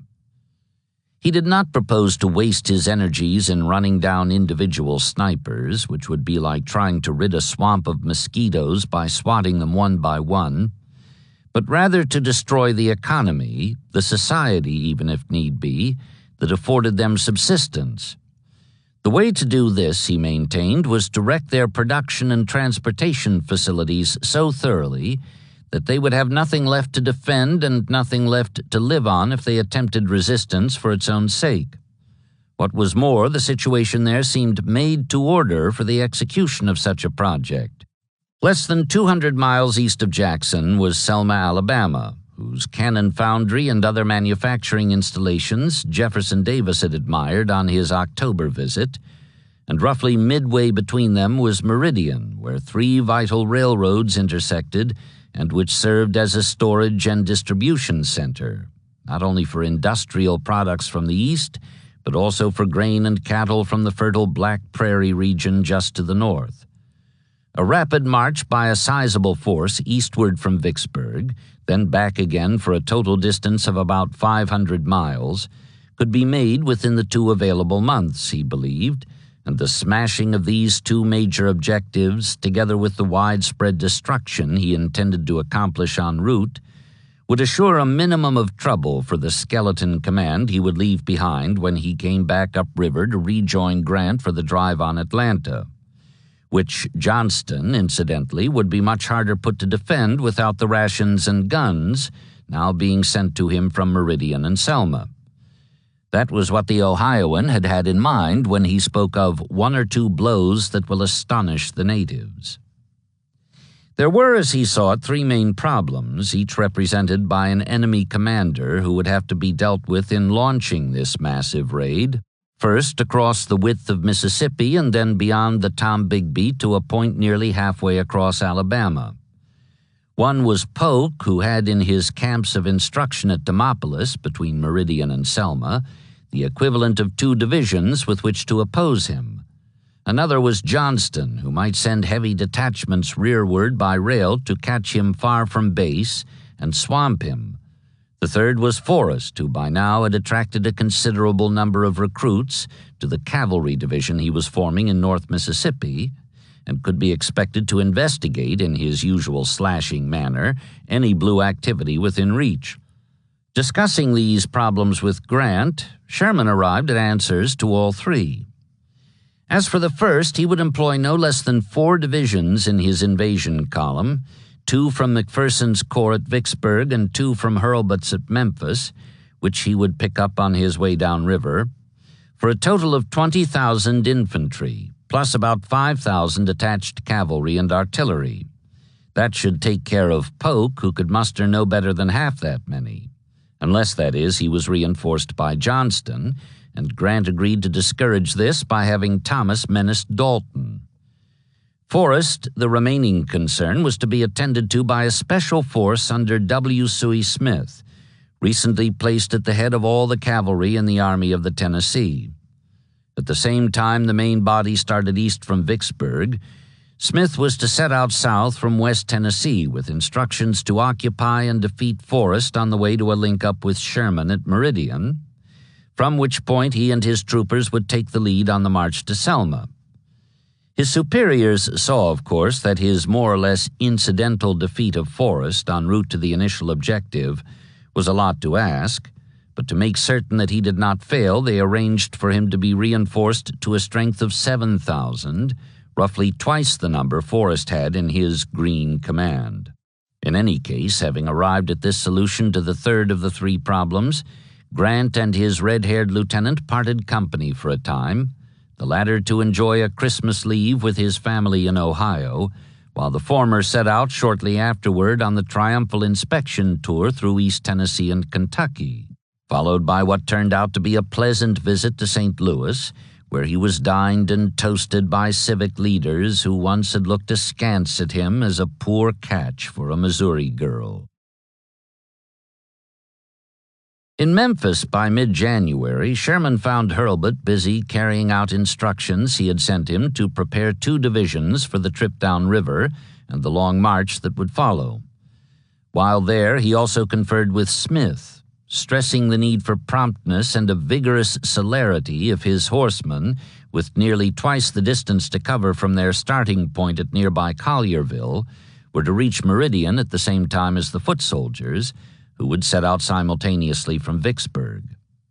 Something else he stressed as well, which if neglected could bring on a far direr result than being thrown off schedule. This was what he referred to as the nature of Forrest as a man and of his peculiar force, a factor he first had learned to take into account at Fallen Timbers after Shiloh, where his attempt at a pursuit had been brought to a sudden and unceremonious halt by one of the Tennesseans' headlong charges, delivered in defiance not only of the odds but also of the tactics manuals he had never read. I explained to him, Sherman said afterwards of this conference with his chief of cavalry, that in his route he was sure to encounter Forrest, who always attacked with a vehemence for which he must be prepared, and that after he had repelled the first attack he must in turn assume the most determined offensive, overwhelm him and utterly destroy his whole force. Without scoffing at the danger, Smith exhibited a confidence in the numerical advantage his superior's foresight had assured him for the impending confrontation with the so-called Wizard of the Saddle. Meantime, Hurlbut completed his preparations. On the 25th he embarked with his 2 divisions, and Sherman followed 2 days later. By By February 1st, the date set for Smith to begin his nearly 250-mile ride from Collierville, southeast to Okolona, and then down the Mobile and Ohio to Meridian, wrecking and burning as he went, all the appointed elements of the infantry column were on hand at Vicksburg. Sherman spent another 2 days making certain that all was in order for the march, which necessarily would be made without a base of supplies, and assessing the latest intelligence from spies beyond the lines. Polk by now had shifted his headquarters westward across the Tombigbee from Demopolis to Meridian, and had posted his 2 divisions at Canton and Brandon, respectively under Loring and Sam French, 20 miles north and 12 miles east of Jackson, while his cavalry under Stephen Lee patrolled the region between the Pearl and the Big Black. Far from being alarmed by this, the Northern commander was pleased to find his adversaries nearer than he had supposed, for they numbered barely half his strength, with 28 guns opposing 67 in the Blue Column, and the sooner he came to grips with them, the sooner they would be disposed of as a possible deterrent to his eastward progress and the destruction of everything of value in his path. Intending to move light without tents or baggage even for corps commanders or himself, he had prescribed a minimum of equipment.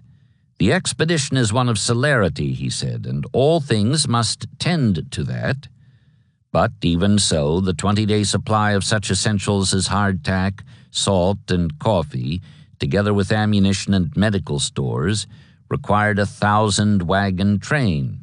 On February 3rd, having assured himself that all was as he had required, he passed the order that put his 4 divisions in motion for the Big Black River, 1/3 of the way to Jackson, which in turn was 1/3 of the way to Meridian, where Smith was to join him for the march on Selma, another 100 miles along the railroad he would follow all the way. The march was in 2 columns, a corps in each, and so rapid that by nightfall both were over the river, trains and all, covering mile after eastward mile of ground for which they had fought in May, while headed in the opposite direction. Now, as then, the weather was bright, the roads firm, and the soldiers in high spirits. They reached Edwards next day, swung past Champion Hill to end the 3rd day's march at Bolton, and camped near Clinton the 4th night within a dozen miles of the Mississippi capital. So far, the only resistance they had encountered was from small bands of cavalry. Lee was trying to slow their advance and thus gain time for the 2 Confederate divisions to concentrate beyond the Pearl and there dispute a crossing. But Sherman saw through the design. Refusing to be delayed, he brushed the horsemen aside with his guns and kept his veterans slogging with such speed that Lee had no opportunity to destroy the pontoons of a large bridge thrown across the river just beyond Jackson before the Federals marched in on February 7th. Twice already in the past 9 months the torch had been put to this unfortunate town. Now Sherman re-burned it, meantime pressing on for an uncontested crossing of the Pearl.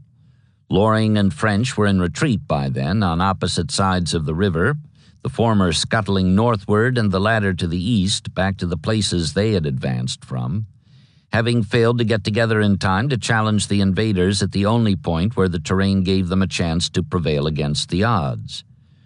Sherman kept moving. He reached Brandon the following evening, his 44th birthday, and Morton on the 9th. In less than a week, he had not only covered better than half the distance between Vicksburg and Meridian, he had also scattered his opposition so effectively that now there was nothing between him and his initial objective except one badly rattled gray division in flight from the 4 blue ones in its rear. He pressed on, spurred by fear that he would be late for his rendezvous with Smith, who was due to reach Meridian tomorrow after 10 days on the road. The march was single column now to provide a more compact defense against Lee's still probing horsemen, and while McPherson paused for a day of destructive work on the railroad around Morton, Hurlbut made such good time that by sundown of the 12th he had passed through Decatur, northeast of Newton Station, and was less than 30 miles from Meridian. Sherman decided to wait there for McPherson, who was expected within a couple of hours. Detaching a regiment from Hurlbut's rear to serve as a guard, he and his staff unsaddled their horses in the yard of a house where an aide had arranged for supper, after which the general lay down on a bed to get some sleep. He was awakened by shouts and shots and looked out of a window to find butternut cavalry dashing about in a cloud of dust, firing their pistols. It developed that the colonel of the regiment, detached to guard him, mistaking a front-riding group of staff officers for the head of McPherson's column, had considered himself relieved and pushed on eastward in an attempt to overtake his division before dark. When Sherman learned that this was what had happened, he sent an aide to order the regiment back on the double, while he himself prepared to retire with his companions to a corn crib for a blockhouse-style defense. Fortunately, the rebel troopers were giving their attention to some straggler wagons, never suspecting the larger prize within their reach. And before the townspeople could call it to their attention, the red-faced colonel returned on the run and drove them off, delivering the army commander from the gravest personal danger he had experienced since his near capture at Collierville 4 months ago yesterday. Presently, McPherson did in fact come up, and Sherman went back to bed for a full night's sleep. Another 2 days of marching brought the head of the Blue Column into Meridian by mid-afternoon of February 14th. Polk had left by rail with the last of his troops that morning, retiring beyond the Tombigbee to Demopolis. After pleading in vain for reinforcements, he had concerned himself with the removal of an estimated $12 million in military property, south to Mobile or east to Selma, together with the rolling stock of the 3 railroads, so that when Sherman marched in on Valentine's Day, he found the warehouses yawning empty and the tracks deserted in all 4 directions. Furious at the loss, he put the blame on Smith, who should have arrived 4 days ago in time to prevent the removal of the spoils, but who had neither come himself nor sent a courier to account for his departure from the schedule he had agreed to 3 weeks back in Memphis. Determined to make the most of the situation as he found it, for though the military property had been hauled away, the facilities were still there, and there was civilian property in abundance, the red-haired Ohioan gave his men a well-earned day of rest, then distributed the tools he had brought along to assure the efficient accomplishment of the object of his raid. For 5 days, he subsequently reported, 10,000 men worked hard and with a will in that work of destruction, with axes, crowbars, sledges, claw bars, and with fire. And I have no hesitation in pronouncing the work as well done. Meridian, with its depots, storehouses, arsenal, hospitals, offices, hotels, and cantonments, no longer exists. While the rest of the soldiers in the 2 corps were attending to the railroads, Hurlbut north and east of town, McPherson south and west, burning trestles, smashing culverts, and warping rails over bonfires fed by cross ties, Sherman kept peering through the smoke for some sign of Smith and his 7,000 troopers, who were to lead the march on Selma as soon as the present demolition work was finished. But there was none.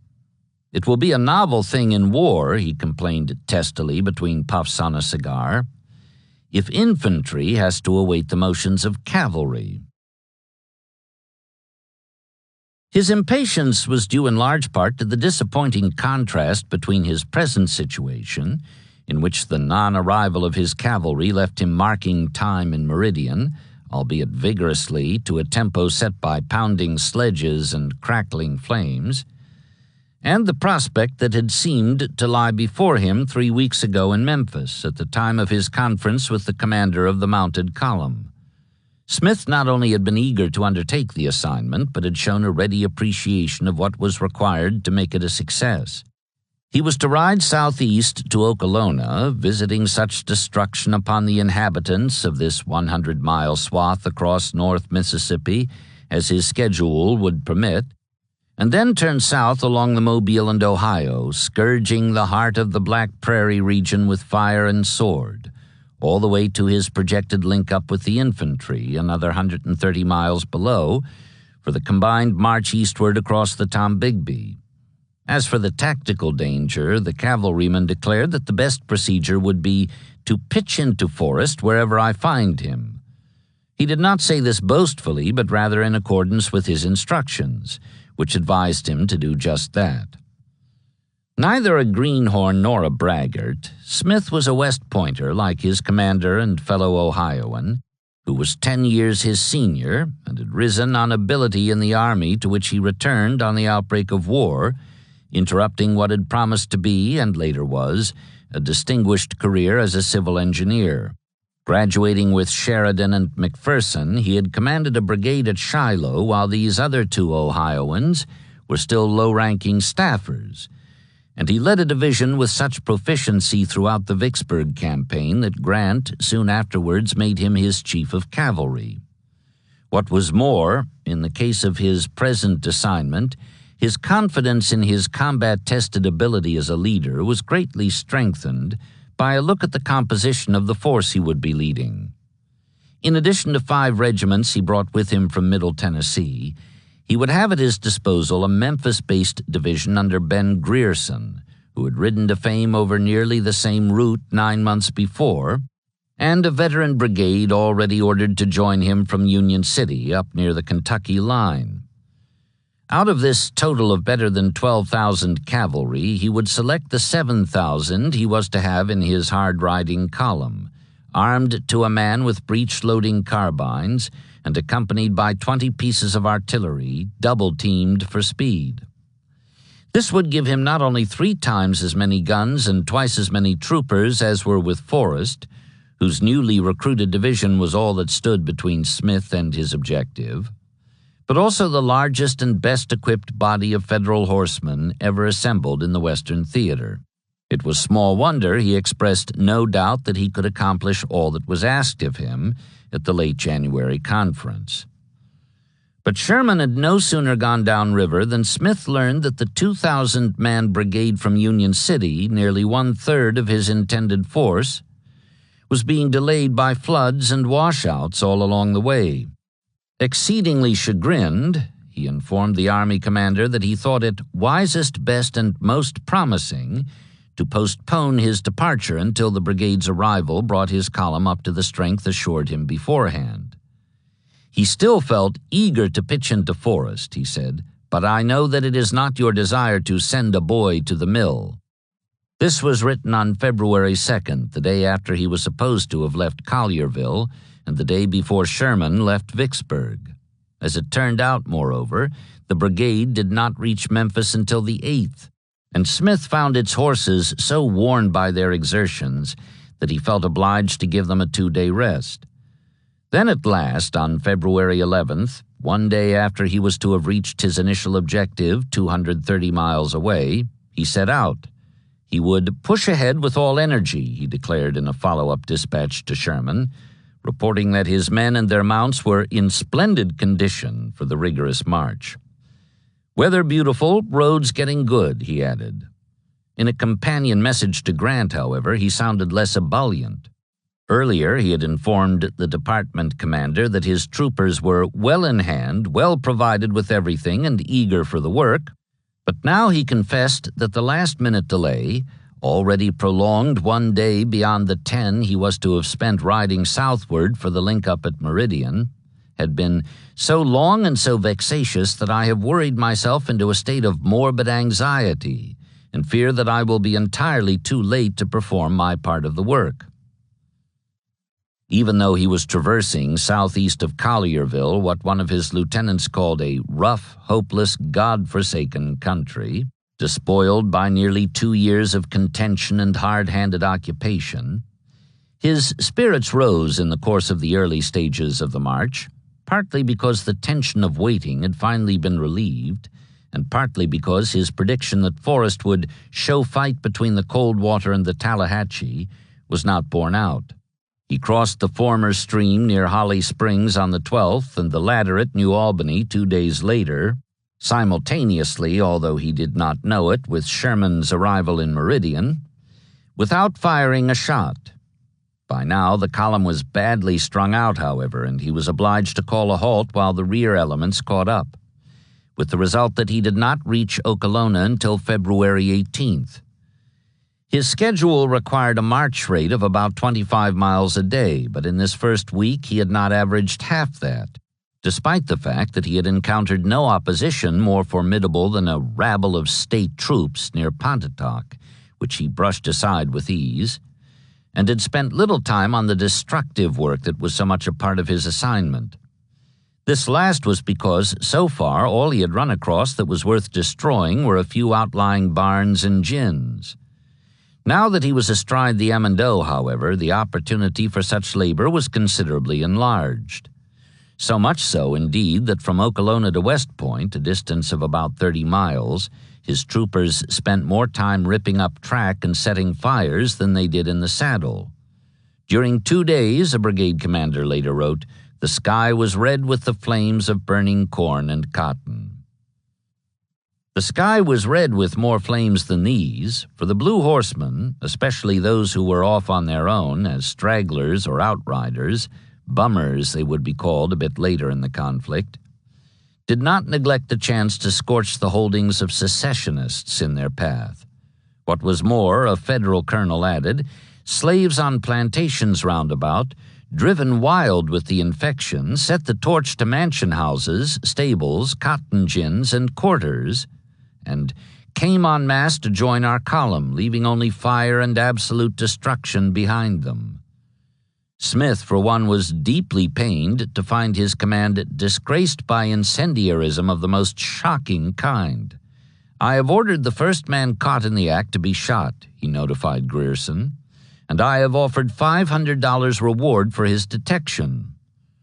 As for the Negroes, though he had encouraged them to join him as a means of increasing the disruption of the region and decreasing its future contribution to the Confederate war effort, he now had some 3,000 of them on his hands and was finding them a severe encumbrance to his so-called flying column, just at a time when he seemed likely to have to move his fastest. Despite his relief that Forrest had failed to show fight in the early stages of the march, it had begun to occur to him that the Tennessean might be postponing his attack until he reached a position where he could concentrate a larger force and where we would be to some extent jaded and farther from home. By way of confirmation for these fears, a recently captured Indiana trooper managed to escape and rejoin his outfit on February 19th, south of Okolona, with information that Forrest's whole force was reported to be in the vicinity of West Point, barely a dozen miles ahead, and was said to be 8,000 or 9,000 strong. Consequently, when his lead elements ran into stiffer resistance next morning in that direction, Smith paused for thought. It seemed to him that his adversary, with the unexpected advantage of superior numbers, was laying a trap for him just down the line. He thought about this long and hard, and that evening his adjutant replied to a dispatch from one of his brigade commanders, "The general is very sick tonight." His information was partly wrong, but his conclusion was entirely right, though Forrest had a good deal less than half the number of men reported by the slippery Hoosier. He was indeed laying a trap for the Blue Column moving toward him down the Mobile and Ohio, a trap whose springing, incidentally, would commit his Green Command to its first concerted action. He had come to Mississippi in mid-November with fewer than 300 veterans from his old brigade, and 2 weeks later he took them northward, deep into West Tennessee, on a month-long tour of recruiting duty behind the Union lines, from which he returned by New Year's with some 3,500 effectives, a sizable drove of hogs and cattle, and 40 wagon loads of bacon. As here applied, the term effectives was questionable, however, since his recruits were mostly absentees and deserters, men who had skedaddled at least once before and could be expected to do so again at the first chance. "Forrest may cavort about that country as much as he pleases," Sherman had said when he heard what the rebel cavalryman was up to north of Memphis. "Every conscript they now catch will cost a good man to watch."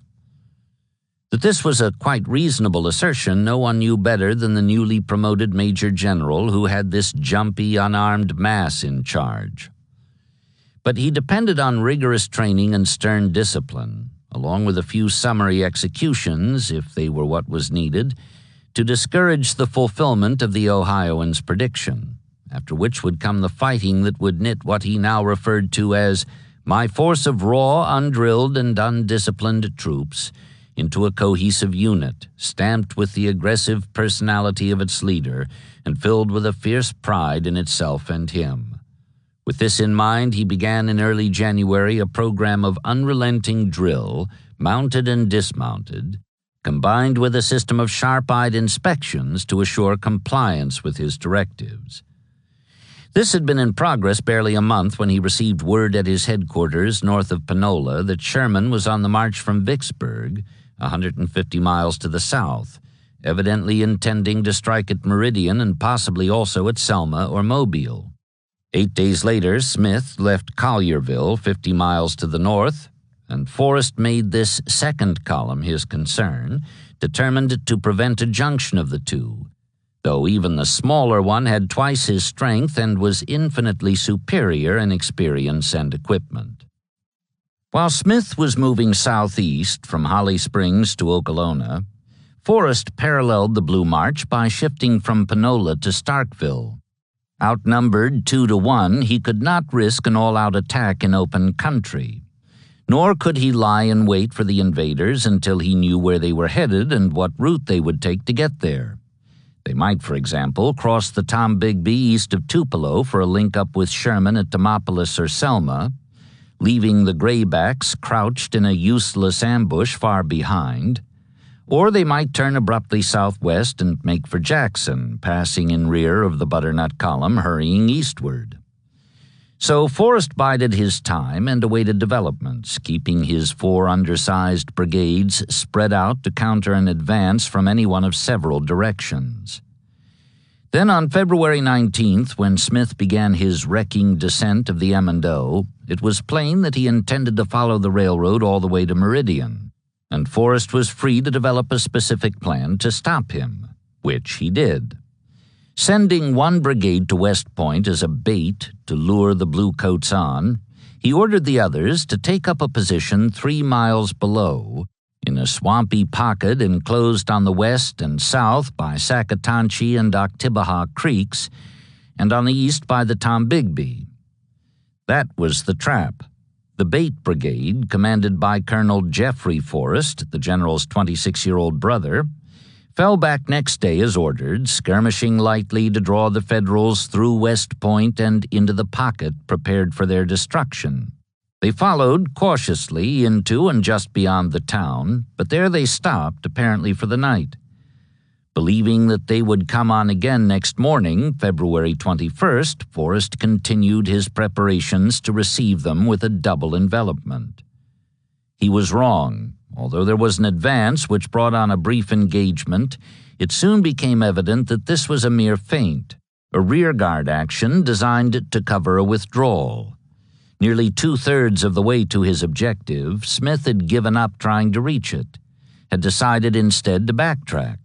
Ahead were swamps and an enemy force reported to be larger than his own, while he was already 10 full days behind schedule, still with 80-odd miles to go and some 3,000 homeless Negroes on his hands. Under the circumstances, he afterwards declared, I determined not to move my encumbered command into the trap set for me by the rebels. Forrest, having gained what he called the bulge, reacted fast. If the Yankees would not come to him, then he would go to them. And this he did with a vengeance, being, as he said later, unwilling they should leave the country without a fight. He ordered his entire command to take up the pursuit of the retreating Bluecoats.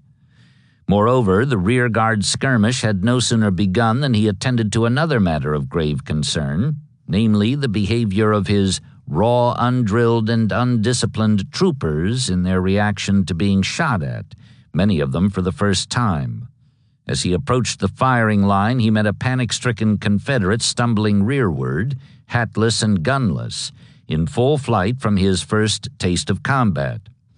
Forrest dismounted to intercept him, flung him face down by the roadside, then took up a piece of brush and administered what a startled witness described as one of the worst thrashings I have ever seen a human being get. This done, he jerked the unfortunate soldier to his feet, faced him about, and gave him a shove that sent him stumbling in the direction of the uproar he had fled from. "Now, goddamn you, go back to the front and fight," he shouted after him. "You might as well be killed there as here, for if you ever run away again, you'll not get off so easy." Still raw and undrilled, but by no means undisciplined, the man rejoined his comrades on the firing line, and the story quickly spread, not only through the division, as the general no doubt intended, but also through both armies, until finally it was made the subject of a Harper's Weekly illustration titled "Forrest Breaking in a Conscript." For the next 2 days he handled Smith in much the same fashion. After driving the rearguard Federals through West Point, he came upon them again 3 miles beyond the town, stoutly posted along a timbered ridge approachable only by a narrow causeway. His solution was to send one regiment galloping wide around the enemy flank with orders to strike the rear, while the others dismounted to attack in front. Admittedly, this was a lot to ask of green troops, but Forrest employed a method of persuasion quite different from the one he had used a while ago on the panicked conscript. "Come on, boys," he roared, and led the way, thus setting an example which caused one of his men to recall, years later, that his immediate presence seemed to inspire everyone with his terrible energy, more like that of a piece of powerful steam machinery than of a human being. So led, they drove the bluecoats from the ridge, then remounted and continued the pursuit until nightfall, when their commander called a halt, midway between West Point and Okolona, in a hastily abandoned bivouac area stocked not only with rations and forage, but also with wood for the still-burning campfires. While the graybacks bedded down and slept beside the cozy warmth provided by their foes, Smith kept his main body plodding northward and did not stop until well past midnight within 4 miles of Okolona. Burdened with captured stock and runaway slaves, and weary as they were from their long march, since sunup they had covered better than twice the distance they had managed on any one of the other 9 days since they left Collierville, his men got a late start next morning. By that time, Forrest, who had had his troopers up and on the go by dawn, well-rested and unencumbered, had closed the 10-mile gap and was snapping again at the tail and flanks of the blue column. Smith was learning, as Strait had learned before him, that it could be even more dangerous to run from the Tennessean than it was to stand and fight him. However, instead of turning on him with all he had, he dropped off a couple of regiments just beyond Okolona and a full brigade at Ivy's Hill, 5 miles farther along on the road to Pontotoc, still intent on saving his train and protecting the Negroes in his charge. After a running fight through the town, hard on the heels of the rear guard, the gray pursuers came upon the first of these 2 prepared positions and were brought to a halt by fire from the superior Federal weapons. At this point, Forrest arrived. "Where is the enemy's whole position?" he asked Colonel Tyree Bell, whose brigade had the lead this morning. "You see it, General," Bell replied, and added, "They are preparing to charge." "Then we will charge them," Forrest said, and did. The result was a blue rout. 5 guns were abandoned shortly thereafter by an artillery lieutenant who complained hotly in his report that his battery had been forced off the road and into a ditch by Union troopers who overtook him in perfect confusion, hallooing, "Go ahead or we'll be killed." The chase continued to Ivy's Hill, where the defenders, allowed more time to get set, gave a considerably better account of themselves. Opening ranks to let the fugitives through, they took under well-aimed fire the 2 brigades advancing toward them across the prairie. At the first volley, the commanders of both were shot, one in the hand, the other through the throat. The second of these was Jeffrey Forrest, and though the general reached him immediately after he fell, this youngest of his 5 brothers, posthumously born and 16 years his junior, whom he had raised as a son and made into a soldier, he found him dead. He remained bent over him for a minute or 2, then rose and ordered his bugler to sound the charge. The fighting that followed was savage and hand-to-hand. Within the next hour, Forrest had 2 horses killed under him and accounted in person for 3 enemy soldiers, shot or sabred. Thus assailed, the Federals once more fell back to try another stand in a position 10 miles from Pontotoc, which was also lost along with another gun, but which at any rate ended the relentless chase that had begun 2 days ago, nearly 50 miles away below West Point. Owing to the broken-down and exhausted condition of men and horses and being almost out of ammunition, Forrest presently reported, I was compelled to stop pursuit. Smith was unaware of this, however, and kept going even harder than before. Judging the rebel strength by Forrest's aggressiveness, he believed that Stephen Lee had arrived to join the chase, though in point of fact he now had nothing on his trail but the rabble of state troops he had brushed aside when he passed this way the week before, headed in the opposite direction. In Pontotoc by midnight, he resumed the march at 3 a.m. and cleared New Albany that afternoon, February 23rd, destroying in his rear the bridges across the Tallahatchie. All next day he kept moving, unwilling to risk another stand, and rode at last into Collierville on the 25th, having covered in 5 days the same distance he had required 10 days to cover while going south. Not even then did he call a halt, however. He kept going all the following day, through Germantown to Memphis, there ending at last what one brigade commander described as a weary, disheartened, almost panic-stricken flight in the greatest disorder and confusion. His loss in men had not been great. It amounted to 388 in all, including 155 missing, as compared to a total of 144 for his opponent, a disparity which Forrest, as the attacker, could only account for by the fact that we kept so close to them that the enemy overshot our men. But the cost in horseflesh had been cruel. Smith returned with no more than 2,200 riders who could be described as adequately mounted. The other 4,800 were either on foot or astride horses no longer fit for service in the field. A corresponding loss in cavalry morale, so lately on the rise in all the Union armies, was indicated by an unhappy colonel's remark that the expedition filled every man connected with it with a burning shame. Nor was that by any means the worst of it from the Northern point of view. The worst was still to come, resulting not so much from Federal losses as from Confederate gains. Practically overnight, by this victory over twice their number, and the capture in the process of 6 guns and several stands of colors, Forrest's green recruits had acquired a considerable measure of that fierce pride which in time would enable their commander to prevail against even longer odds and for much larger stakes. Already he was preparing to go over to the offensive, beginning with a return to West Tennessee and the accomplishment there of a great deal more than the mere enlargement of his now veteran division.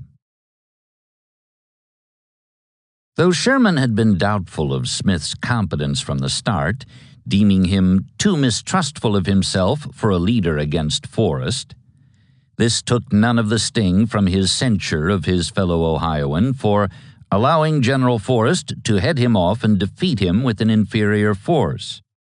But that was later, after he learned the gloomy particulars of the cavalry excursion, and in any case he had waited for Smith no longer than it took him to wipe the appointed meeting place off the map.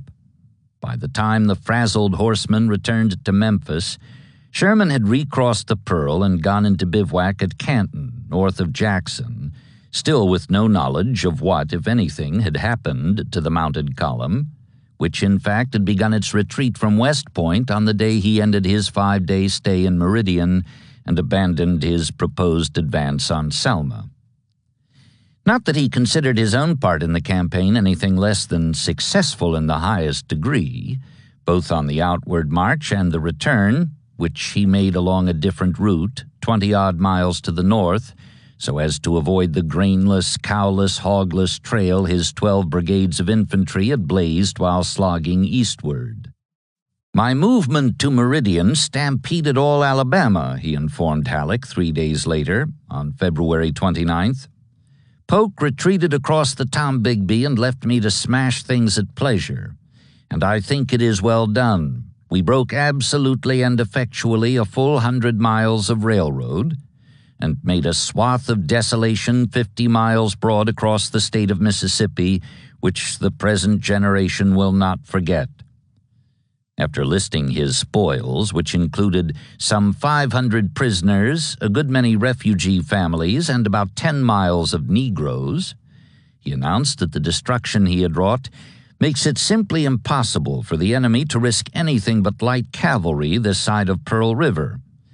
Consequently, I can reduce the garrisons of Memphis, Vicksburg, and Natchez to mere guards, and in fact it will set free 15,000 men for other duty. I could have gone on to Mobile or over to Selma, he added, but without other concurrent operations it would have been unwise. Privately, however, in a companion letter to his wife, he confessed his regret that Smith's non-arrival had prevented him from applying what his foes were calling the Sherman torch to Alabama. As it was, he chuckled, for he always enjoyed a small joke on the clergy, I scared the bishop out of his senses. It was Polk he meant, of course, and he was right. The bishop had indeed been frightened, not only for Meridian, Demopolis, and Selma, but also for Mobile, a greater prize than any of those others in his care.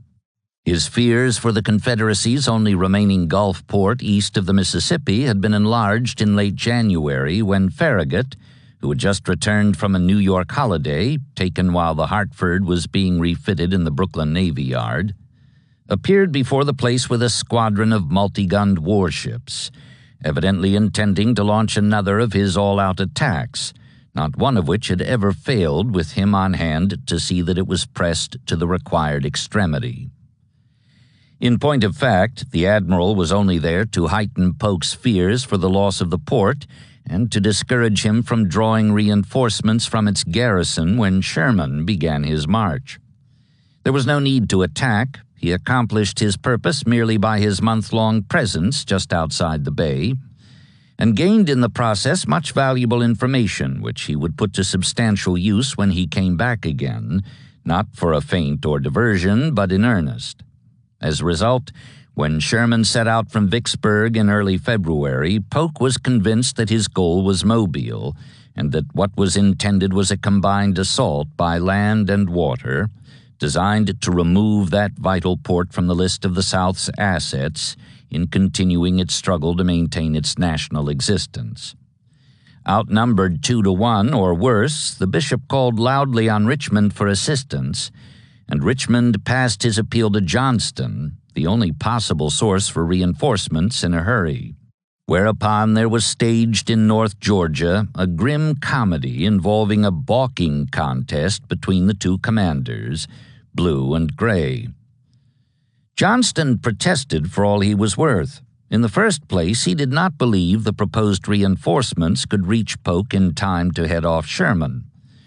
And what was more, he was convinced that any substantial reduction of his already outnumbered force, which was being required to maintain a position that had neither intrinsic strength nor strategic advantage, would not only expose Atlanta to capture by the blue mass in his front, but would also be likely to result in the destruction of what would remain of the army charged with its defense. This chilling presentation to the government of a choice between losing one or the other of two of its principal cities had the effect of delaying, though not of forestalling, a peremptory order requiring the immediate detachment of Hardee's corps to Polk for the purpose of covering Mobile. Received on February 16th, the order began to be carried out 4 days later, by coincidence on the day Sherman began his return march from Meridian, when the three divisions boarded the cars at Dalton for the long ride to Demopolis. Arriving next day, they found they were unneeded. Sherman had withdrawn. Polk put them promptly back aboard the cars to rejoin Johnston, who by now was sending up distress signals of his own. His worst fears had been realized. Thomas was advancing. The Union-loyal Virginian had also received peremptory orders, and he too had delayed their execution. Instructed on February 14th to make a formidable reconnaissance of Johnston's position, He took a week to get ready, then started forward from Ringgold on the 8th day, February 22nd, 2 days after Hardee departed with the divisions under Cheatham, Walker, and Cleburne. Grant's hope was that Thomas would catch his adversary off balance, and thus be able to drive him back from Rocky Face Ridge and beyond Dalton in order to get possession of the place and hold it as a step toward a spring campaign. With 3 of his 7 divisions 350 roundabout miles away, Johnston was something worse than merely off balance when Thomas moved against him. Palmer's corps made the opening thrust at Tunnel Hill. Formerly occupied by Cleburne, this western spur of Rocky Face Ridge was now held only by Wheeler, whose horse artillery raised such a clatter that the Bluecoats were discouraged from attacking until the following day, February 24th. By then, the rebel troopers had fallen back through Buzzard Roost Gap to cover the flanks of the infantry disposed along the ridge. Thomas probed the passes on the 25th, making some progress against the widespread defenders, especially at Dug Gap, immediately southwest of Dalton. But when Palmer launched a coordinated assault next morning, he found that Hardee's 3 divisions, having completed their round-trip journey to Demopolis, were in position on the ridge. Cleburne, in fact, was on the flank of the flankers. Accordingly, Thomas withdrew as he had come, returning to Ringgold on the same day Suey Smith rode back into Memphis and Sherman descended on Canton. His formidable reconnaissance had cost him 345 casualties and had failed in its larger purpose of seizing Dalton as a step toward a spring campaign. But he, like Farragut outside Mobile, had learned much that would be useful when he returned in earnest. As for Johnston, he was agreeably surprised. He had expected to be thrown into precipitate retreat, whereas his men had not only maintained the integrity of a position which he declared had little to recommend it, but had inflicted better than twice the 167 casualties they suffered. Even more heartening than the bare tactical result was the contrast between the Army's present frame of mind here on Rocky Face Ridge and the one that had been evidenced a dozen weeks ago on Missionary Ridge. Unquestionably, its spirit had been lifted, perhaps indeed a bit too much, at least in one respect, to suit old Joe. For in congratulating his troops on their work, he was critical of the artillery officers for having exhibited a childish eagerness to discharge their pieces. By now, the Confederates had returned to Meridian, or at any rate to the desolation Sherman had created in its place. Speaking in Jackson on his first Western visit just over a year ago, Jefferson Davis had warned that the invaders had it in mind to handle Mississippi without gloves, and now his words had been borne out. Meridian was an example of what the men he referred to as worse than vandal hordes could accomplish when their commander turned them loose with the admonition that vigorous war means universal destruction. In addition to the damage inflicted on the town itself, a total of 24 miles of railroad track, extending an average half-dozen miles in all 4 directions, had been demolished, the cross ties burned, the rails heated and twisted into what were known as Sherman neckties. Beyond this circumference of utter destruction, for a distance of nearly 50 miles north and south, not a bridge or a trestle had been left unwrecked on the Mobile and Ohio. Already in the course of their march from Jackson, the raiders had disposed of 51 bridges on the southern, together with an even larger number of trestles and culverts, and they had extended their work eastward, 9 miles beyond the junction, to add 3 more bridges and 5 trestles to the tally. Yet, sad as it was to survey the charred remains of what once had passed for prosperity in this non-industrial region, sadder by far were the people of those counties through which the blue column had slogged on its way to and from the town that now was little more than a scar on the green breast of earth.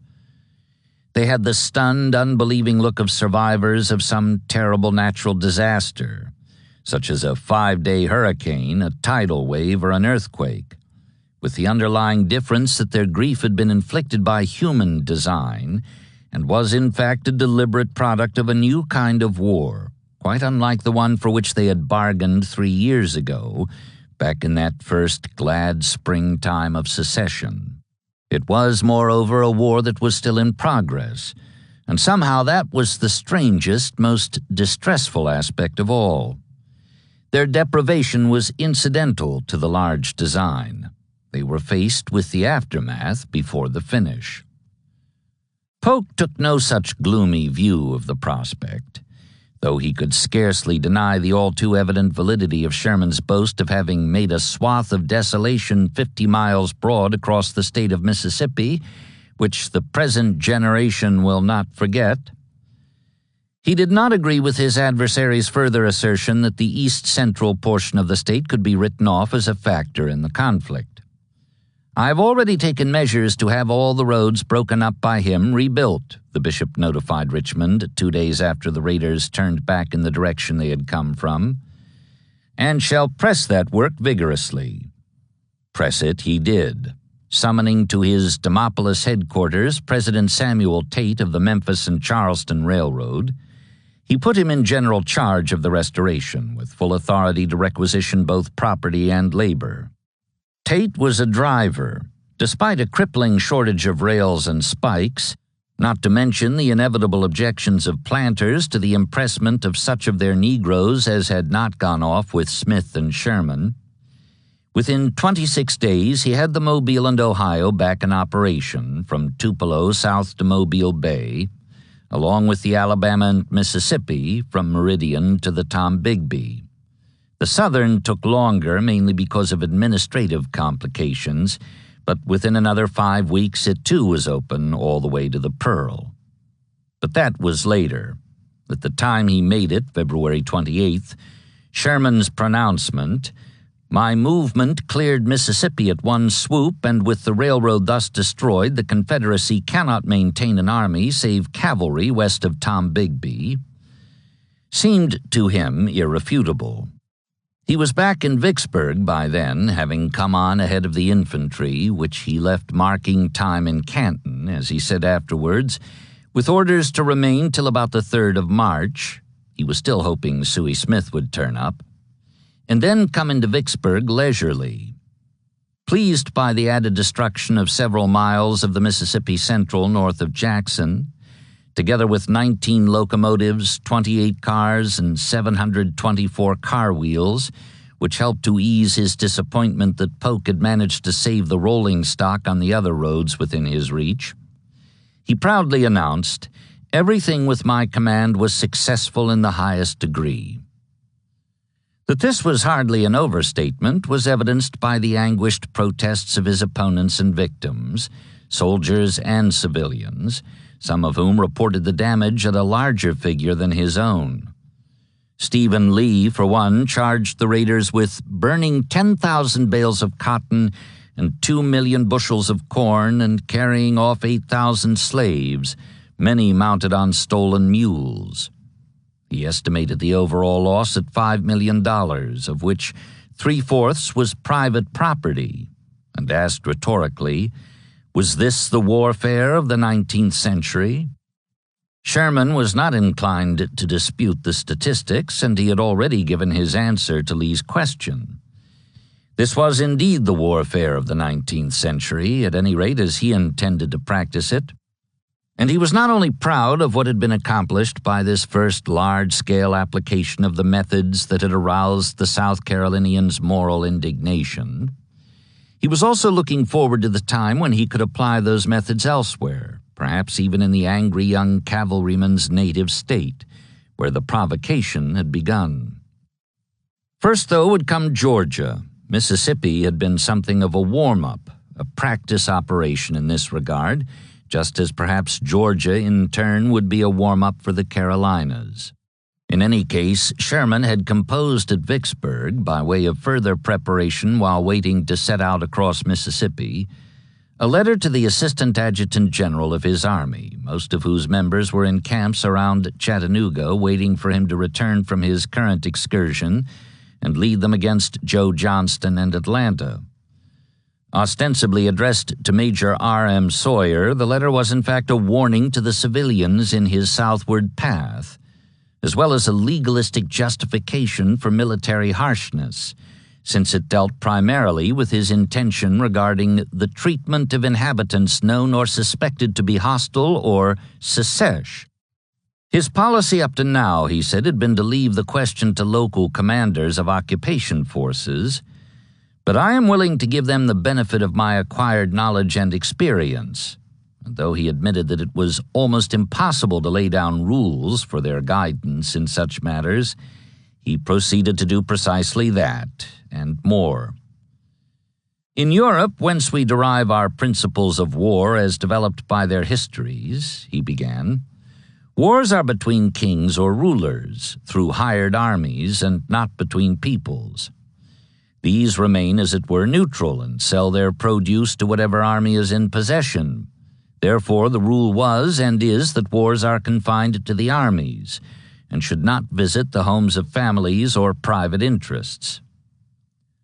Little or none of this applied in the present instance, however, any more than it had done in the case of the Irish insurrection against William and Mary, who dispossessed the rebels of their property, sent them forthwith into exile, and gave their lands to Scottish emigrants. The same could be done with justice here, Sherman declared, but he preferred to withhold such measures for a time on grounds that the guilt was not entirely restricted to the guilty. For my part, he explained, I believe this war is the result of false political doctrine for which we all as a people are responsible, and I would give all a chance to reflect and, when in error, to recant. I am willing to bear in patience that political nonsense of slave rights, states' rights, freedom of conscience, freedom of the press, and such other trash as have deluded the Southern people into war, anarchy, bloodshed, and the foulest crimes that have disgraced any time or any people. He would bear all this in patience, but only for a season. Meanwhile, he would have the occupation commanders assemble the inhabitants and explain to them these plain, self-evident propositions, and tell them that it is now for them to say whether they and their children shall inherit the beautiful land which by the accident of nature had fallen to their share. After this, if they persisted in the error of their ways, would come the thunder. If they want eternal war, well and good. We accept the issue and will dispossess them and put our friends in their places. Moreover, the longer they delayed recanting, the sterner their fate would be. 3 years ago, by a little reflection and patience, they could have had 100 years of peace and prosperity, but they preferred war. Very well. Last year they could have saved their slaves, but now it is too late. All the powers of earth cannot return to them their slaves any more than their dead grandfathers. Next year their lands will be taken.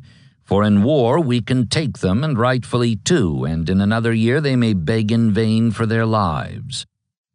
He warmed, as he wrote, assuming the guise of an avenging angel, even the archangel Michael, to touch on eschatology in the end. To those who submit to the rightful law and authority, all gentleness and forbearance, but to the petulant and persistent secessionists, why, death is mercy, and the quicker he or she is disposed of, the better. Satan and the rebellious saints of heaven were allowed a continuous existence in hell merely to swell their just punishment. To such as would rebel against a government so mild and just as ours was in peace, a punishment equal would not be unjust. A copy went to his senator brother with the request that it be printed for all to read, along and behind the opposing lines of battle. Its publication would do no harm, he said, except to turn the Richmond press against me as the prince of barbarians. Actually, he was of the opinion that it would do much good, especially southward, and he urged his adjutant to see that his views were presented to some of the better people of the region already occupied, with the suggestion that they pass them along to friends in whose direction he would be moving in the spring. "Read to them this letter," he wrote, "and let them use it so as to prepare them for my coming." 4. Sherman's notion of how the war could be won was definite enough, but whether it would be fought that way, with stepped-up harshness to and through the finish, depended in no small measure on who would be directing it from the top. This was a presidential election year. The armies might have a new commander-in-chief before the advent of the victory which not even the ebullient Ohioan, in his days of highest feather, predicted would occur within the 12-month span that lay between his return from Meridian, having demonstrated the effectiveness of his method, and the inauguration of the winner of the November contest at the polls. Moreover, the Republican convention was barely 3 months off. And though Lincoln had expressed a cautious willingness to stand for re-election, a second term would be a great honor and a great labor, he had told Elihu Washburne in October, which together perhaps I would not decline if tendered. Whether he would be renominated appeared doubtful. For one thing, recent tradition was against it. None of the other 8 presidents since Andrew Jackson had served beyond a single term. Besides, whatever his popularity with the people, the men who controlled the convention seemed practically unanimous in their conviction that a better candidate could be found. Not a senator can be named as favorable to Lincoln's renomination, the Detroit Free Press had reported, and the claim went uncontradicted. Nor was this opinion limited to his enemies. David Davis, who had managed his 1860 nomination, and who had been duly rewarded with a seat on the Supreme Court, declared in private, "The politicians in and out of Congress, it is believed, would put Mr. Lincoln aside if they dared." Lyman Trumbull, an associate from early days and now a power in the Senate, believed, however, that it was not so much a question of daring as of tactics. Writing to a constituent back in Illinois, he presented the reasons behind this opposition and suggested that those who held them were merely biding their time between now and early June, when the delegates would convene in Baltimore. "The feeling for Mr. Lincoln's re-election seems to be very general," he said, "but much of it I discover is only on the surface. You would be surprised, in talking with public men we meet here, to find how few, when you come to get at their real sentiment, are for Mr. Lincoln's re-election. There is a distrust and fear that he is too undecided and inefficient to put down the rebellion. You need not be surprised if a reaction sets in before the nomination in favor of some man supposed to possess more energy and less inclination to trust our brave boys in the hands and under the leadership of generals who have no heart in the war. The opposition to Mr. L may not show itself at all, but if it ever breaks out, there will be more of it than now appears." It broke out sooner than expected, though not from an unpredictable direction, the source of the explosion being Salmon Chase, or at any rate the men around or behind him, who saw in the adverse reaction to the over-lenient amnesty proclamation an opportunity too fruitful to be neglected. Chase had been sobered by the cabinet crisis of mid-December 14 months ago, but renewed ambition apparently caused him to forget his extreme discomfort at that time. In any case, in an attempt to influence various state conventions soon to be in session, a group of the Secretary's friends banded together and sent out in early February a strictly private letter afterwards known as the Pomeroy Circular. So called because it was issued over the signature of the group chairman, Senator Samuel C. Pomeroy of Kansas, a prominent Jacobin and old-line abolitionist. The document charged that party machinery and official influence are being used to secure the perpetuation of the present administration, asserted that those who believe in the interests of the country and of freedom demand a change in favor of vigor and purity, and then went on to present 5 main points all delegates would do well to bear in mind. The first 2 were against Lincoln, whose re-election was not only practically impossible, but also undesirable, since under him the war may continue to languish and the cause of human liberty and the dignity of the nation suffer proportionately. The third point found the one-term principle absolutely essential to the certain safety of our Republican institutions. The final 2 were devoted to Chase, who not only had more of the qualities needed in a president during the next 4 years than are combined in any other candidate, but had developed as well a popularity and strength unexpected even to his warmest admirers. Finally, each recipient was urged to render efficient aid by exerting yourself at once to organize your section of the country, and to enter into correspondence with the undersigned chairman for the purpose either of receiving or imparting information. Lincoln was told of the strictly private circular as soon as it appeared. On February 6th, Ward Lamon wrote from New York that a prominent banker there had received in his mail that morning, under the frank of an Ohio congressman, a most scurrilous and abominable pamphlet about you, your administration, and the succession. Copies arrived from other friends on the lookout, but got no farther than Nicolet's desk. Lincoln would not read them. "I have determined to shut my eyes, so far as possible, to everything of that sort," he explained. "Mr. Chase makes a good secretary, and I shall keep him where he is. If he becomes president, all right. I hope we shall never have a worse man." He knew, of course, of the Ohioans' machinations, which were strengthened by the dispensation of some 10,000 jobs in his department, and he said of his activities as an inside critic, "I suppose he will, like the blue-bottle fly, lay his eggs in every rotten spot he can find." But to some who advised that the perfidious ingrate be fired, he replied, "I'm entirely indifferent to his success or failure in these schemes, so long as he does his duty at the head of the Treasury Department." To others, he maintained that the presidential grub had much the same effect on the secretary as a horsefly had on a balky plow horse. He got more work out of him when he was bit. Or perhaps it was even simpler than that. Perhaps Lincoln enjoyed watching the performance Chase gave. It was, after all, pretty much a repeat performance, and he already knew the outcome, agreeing beforehand with Wells, who predicted in his diary that the Pomeroy circular would be more dangerous in its recoil than its projectile. His adversaries had bided their time. Now he was biding his. A Massachusetts congressman, returning from a visit to the White House at the height of this latest Chase for President boom, informed a colleague that Lincoln was only waiting for the Treasury chief to put himself a little more clearly in the wrong.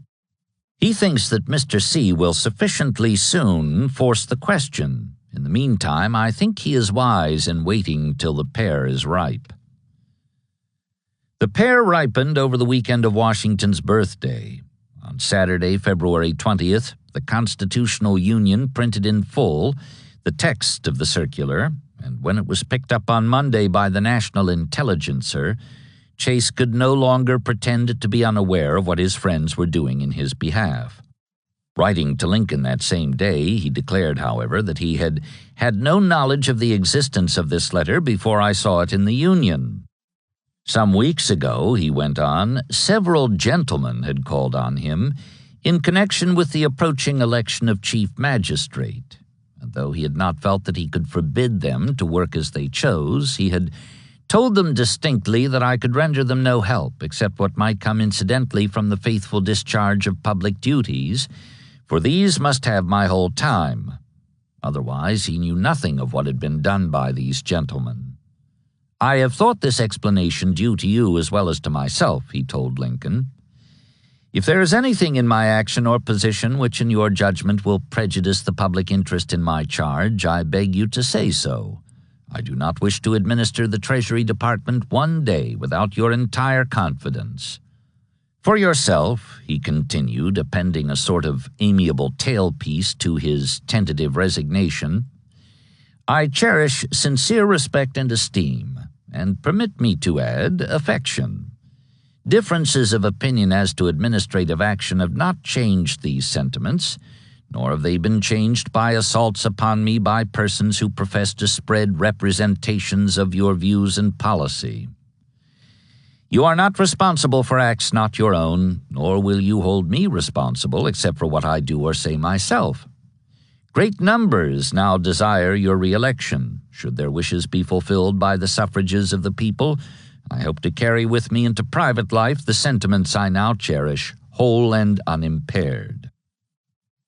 He received next day a one-sentence reply, as inconclusive as it was brief. "Yours of yesterday in relation to the paper issued by Senator Pomeroy was duly received, and I write this note merely to say I will answer a little more fully when I can find the leisure to do so. Yours truly, A. Lincoln." Chase out would be considerably more formidable than chase in. Lincoln had no intention of accepting a resignation which, by splitting the party, might well lose the Republicans the election, whoever the candidate was. He did wait 6 full days, however, before he found the leisure to compose his promised answer. This may have been done primarily to allow the Ohioan plenty of time to squirm, but it also afforded others a chance to contribute to the squirmers' discomfort by heating up the griddle. When Chase spoke of assaults upon me by persons who profess to spread representations of your views, it was the Blairs he meant, specifically Montgomery and Frank. Back in the fall, as principal speaker at a Maryland rally, the Postmaster General had referred to the Jacobins as coadjutors of presidential schemers, making it clear that he had the Treasury head in mind as the chief schemer. And since then he had been castigating his fellow cabinet member at practically every opportunity. Even so, he was not as harsh in this regard as his brother Frank, the soldier member of the family of whom it was said, "When the Blairs go in for a fight, they go in for a funeral." Soon after his corps went into winter quarters near Chattanooga, Frank Blair came to Washington as a Missouri congressman. This had required the surrender of his commission as a major general, but Lincoln had promised to take care of that. He wanted Blair to stand for Speaker of the House, a post at which so stout a fighter could be of even more use to the administration than on the field of battle.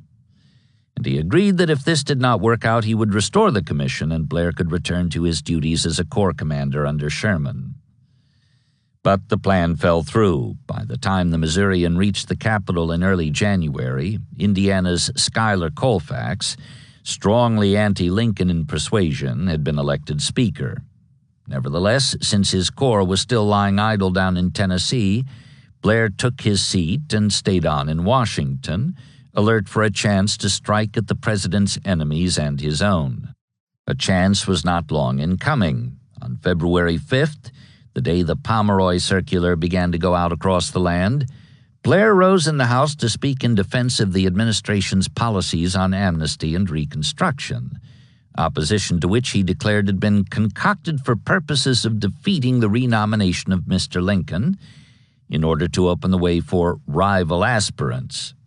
Everyone knew it was Chase he meant, and 3 weeks later, on February 27th, 4 days into the 6 allowed for squirming, he made the charge specific along with several others. Referring to the circular, he said of the candidate favored therein, "It is a matter of surprise that a man having the instincts of a gentleman should remain in the cabinet after the disclosure of such an intrigue against the one to whom he owes his position. However, I suppose the President is well content that he should stay, for every hour that he remains sinks him in the contempt of every honorable mind." Beyond this, Blair asserted that a more profligate administration of the Treasury Department never existed under any government, and that investigation would show that the whole Mississippi Valley is rank and fetid with the frauds and corruptions of its agents, some of whom I suppose employ themselves in distributing that strictly private circular which came to light the other day. Such charges hurt badly. Damage to Chase's reputation was damage to his soul. And though he thought of himself as a scrupulous administrator of the nation's funds, he knew quite well that for political reasons he had made agents of men who could by no means be said to measure up to his own high standards. In any case, perhaps out of pity, for the punishment was heavy, Lincoln ended at least a part of the secretary's torment 2 days later by declining his resignation. "On consideration," he declared, "I find there is really very little to say. My knowledge of Mr. Pomeroy's letter having been made public came to me only the day you wrote, but I had, in spite of myself, known of its existence several days before. I have not yet read it, and I think I shall not. I was not shocked or surprised by the appearance of the letter because I had had knowledge of Mr. Pomeroy's committee and of secret issues which I supposed came from it, and of secret agents who I supposed were sent out by it for several weeks. He was saying here that if he could know so much of what was going on behind his back, Chase must have known about it too, despite his fervent denial. However that might be, Lincoln continued, I have known just as little of these doings as my friends have allowed me to know. And I assure you, as you have assured me, that no assault has been made upon you by my instigation or with my countenance. Then came the close, the answer he had promised. Whether you shall remain at the head of the Treasury Department is a question which I will not allow myself to consider from any standpoint other than my judgment of the public service, and in that view I do not perceive occasion for a change. Chase was both relieved and pained. Relieved to learn that he would remain at his post, which the long wait had taught him to value anew by persuading him that he was about to lose it, and pained because, as he plaintively observed, there was no response in the President's letter to the sentiments of respect and esteem which mine contained. All this was rather beside the original point, however. Welles's prediction as to the recoil of the Pomeroy maneuver had already been borne out, its principal effect having been to rally Lincoln's friends to his support. And of these, as events had shown, there were many. By the time of his belated reply to Chase on Leap Year Day, no less than 14 states, either by formal action of their legislatures or by delegates in convention, had gone on record in favor of a second term for the man in office. Among them were New Hampshire, where the Secretary had been born, Rhode Island, where his new son-in-law was supposedly in political control, and finally, unkindest cut, Ohio. In fact, Chase was advised by men from his home state to disentangle himself from the embarrassment into which his ambition had led him, and this he did in a letter to a Buckeye supporter requesting that no further consideration be given my name.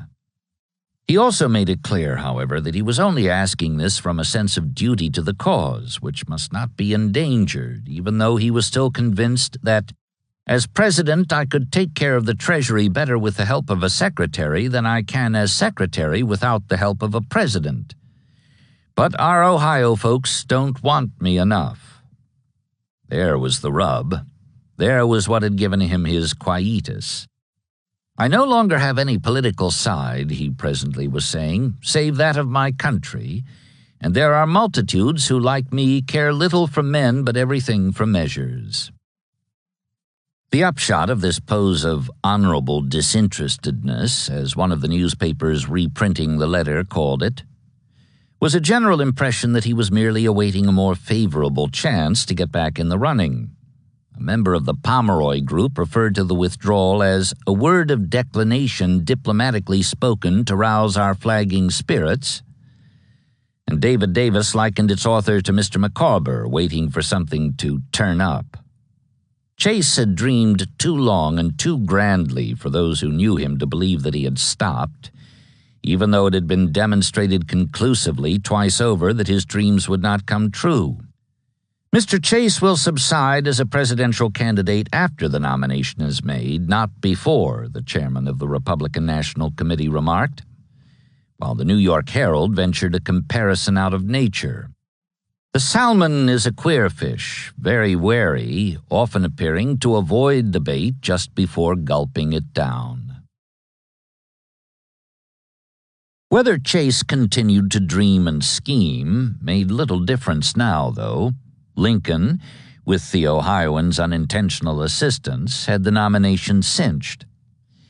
The election, however, was quite another matter. Despite the encouragement Republicans could draw from their successes at the polls in the past season, the outcome of the contest in November would depend even more on military than on political events of the next 8 months, through spring and summer and into fall. For one thing, the fighting would be expensive, both in money and blood, and the voters, as the ones who would do the paying and the bleeding, were unlikely to be satisfied with anything less than continuous victory at such prices. The past year had been highly satisfactory in this regard. Vicksburg and Missionary Ridge, even Gettysburg and Helena, were accomplishments clearly worth their cost. But the new year had started no better than the old year had ended. Sherman's destruction of Meridian could scarcely be said to offset Meade's unhappy stalemate at Mine Run, or Seymour's abrupt defeat at Olustee, let alone Kilpatrick's frustration outside Richmond, or the drubbing Suey Smith had suffered at Okolona, or the unprofitable demonstration Thomas had attempted against Dalton. A good part of the trouble seemed to proceed from mismanagement at the top, and the critics were likely to hold the top man responsible, especially in light of the fact that he had had a direct hand in a good proportion of these failures, all of which had been undertaken with his permission and some of which had been launched against the judgment of those below him on the military ladder. Now a reckoning time was coming when the voters would have their say. Congress, too, would have to face the voters, enough of it, at any rate, for defeat to cost the party now in power its comfortable majority, the loss of which would involve the surrender of committee chairmanships, the say-so in how and by whom the conflict would be pressed, easy access to much the largest pork barrel the nation had ever known, and finally the seizure and distribution of such spoils as would remain 2 or 3 years from now when the South was brought to its knees and placed at the disposal of the winners of the election this November. With so much at stake, it was no wonder the congressmen were jumpy at the prospect. Moreover, their nervousness was intensified by a presidential order dated February 1st providing for the draft on March 10th of 500,000 men to serve for 3 years or during the war. This call for 500,000 more, made necessary by the heavy losses in battle this past year, as well as by the pending expiration of the enlistments of those volunteers who had come forward 2 and 3 years ago with all the fervor Sumter and McClellan had aroused, was graphic evidence of what the campaigns about to open were expected to cost in blood and money. And as such it presented the electorate with a yardstick by which to measure the height and depth of victories and defeats. The former, then, had better be substantial if they were to count for much at the polls, and by the same token the latter had better be minor, especially if they were anything like the recent setbacks, which were so obviously the result of miscalculations at the top, and for which the voters could take their revenge by the way they marked their ballots. With this danger in mind, the lawmakers had returned to considering the previously rejected bill providing for a revival of the grade of lieutenant general, which in turn would provide for a man at the top who, by a combination of professional training and proven ability in the field, could operate within a shrinking margin for error that was already too narrow for the amateur who had been in unrestricted control these past 3 years. Although Congress had no power to name the officer to whom the promotion would go in the event the bill went through, it was understood that Grant was the only candidate for the honor. Besides, Lincoln would do the naming, and by now the Illinois general was as much his favorite as anyone's. Far from being resentful of what another in his place, Jefferson Davis, for example, would have considered an encroachment by the legislative branch, he welcomed the relief the bill proposed to afford him from a portion of his duties as commander-in-chief. Above all, he was prepared to welcome Grant, who had applied at Donelson, Vicksburg, and Chattanooga the victory formula Lincoln had been seeking all these years. Others had sought it too, of course, and like him they now believed they had found it in the Western commander. So many of them had done so by now, in fact, that they had provoked the only doubts he had about the general's fitness for the post. Like his friend McClernand, Lincoln was thoroughly aware that this war would produce a military hero who eventually would take up residence in the White House. And Grant's appeal in this respect had already reached the stage at which he was being wooed by prominent members of both political parties. They knew a winner when they saw one, and so did Lincoln. And that was the trouble. Involved as he was at the time in disposing of Chase, he was not anxious to promote the interests of a more formidable rival, which was precisely what he would be doing if he brought Grant to Washington as general-in-chief. Nor was that the only drawback. There might be another even more disqualifying. When the presidential grub once gets in a man, it hides well, Lincoln had said of himself, and he thought this might apply as well to Grant, whose generalship would scarcely be improved by the distractive gnawing of the grub. However, when he inquired in that direction about such political aspirations, he was told the general had said in January that he was not only not a candidate for any office, but that as a soldier he believed he had no right to discuss politics at all. Pressed further, he relented so far as to add that once the war was over, he might indeed run for mayor of Galena, so that, if elected, he could have the sidewalk put in order between his house and the railroad station. Lincoln could appreciate the humor in this, though not the unconscious irony which others would perceive a few years later, when this view of the primary use of political office would be defined as Grantism. But he was not entirely satisfied. For one thing, that had been several weeks ago, before the would-be kingmakers had begun to fawn on Grant in earnest. Adulation might have turned his head.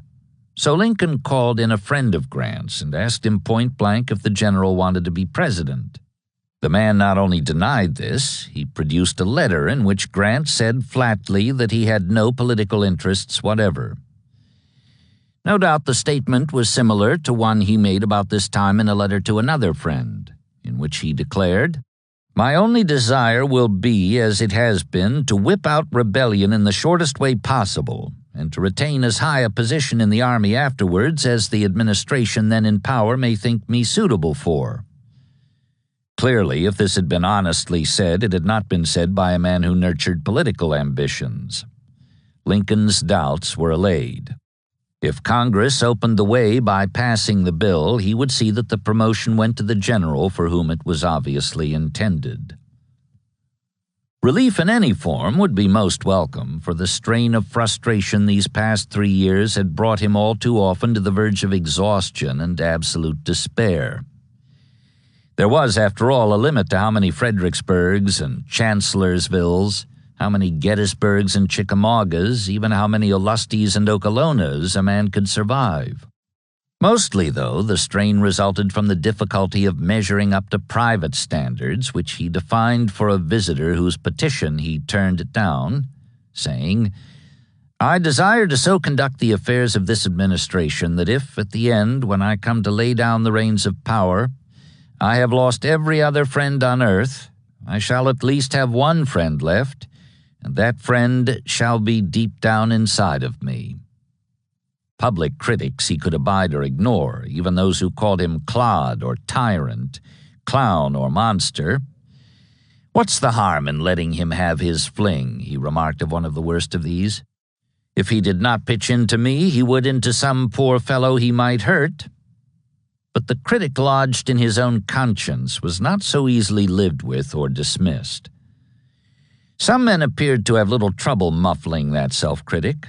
Not Lincoln, who saw himself chained here in this mecca of office-seekers, like Prometheus to his rock, a victim of his own dark-souled nature. "You flaxen men with broad faces are born with cheer and don't know a cloud from a star," he once told a caller who fit this description. "I am of another temperament." It sometimes seemed to him, moreover, that each recovery from gloom was made at the cost of future resiliency. "Nothing touches the tired spot," he had confessed the year before, and lately he had come back to this expression. Returning from a horseback ride that had seemed to lift his spirits, he was urged by a companion to find more time for rest and relaxation. "Rest?" he said. He shook his head as if the word was unfamiliar.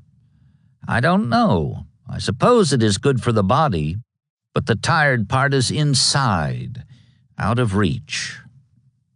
If Grant was the man who could bring this inner weariness some measure of relief, Lincoln was not only willing to call him east to try his hand, he intended to wait no longer before he did so than the time required by Congress to pass the necessary legislation.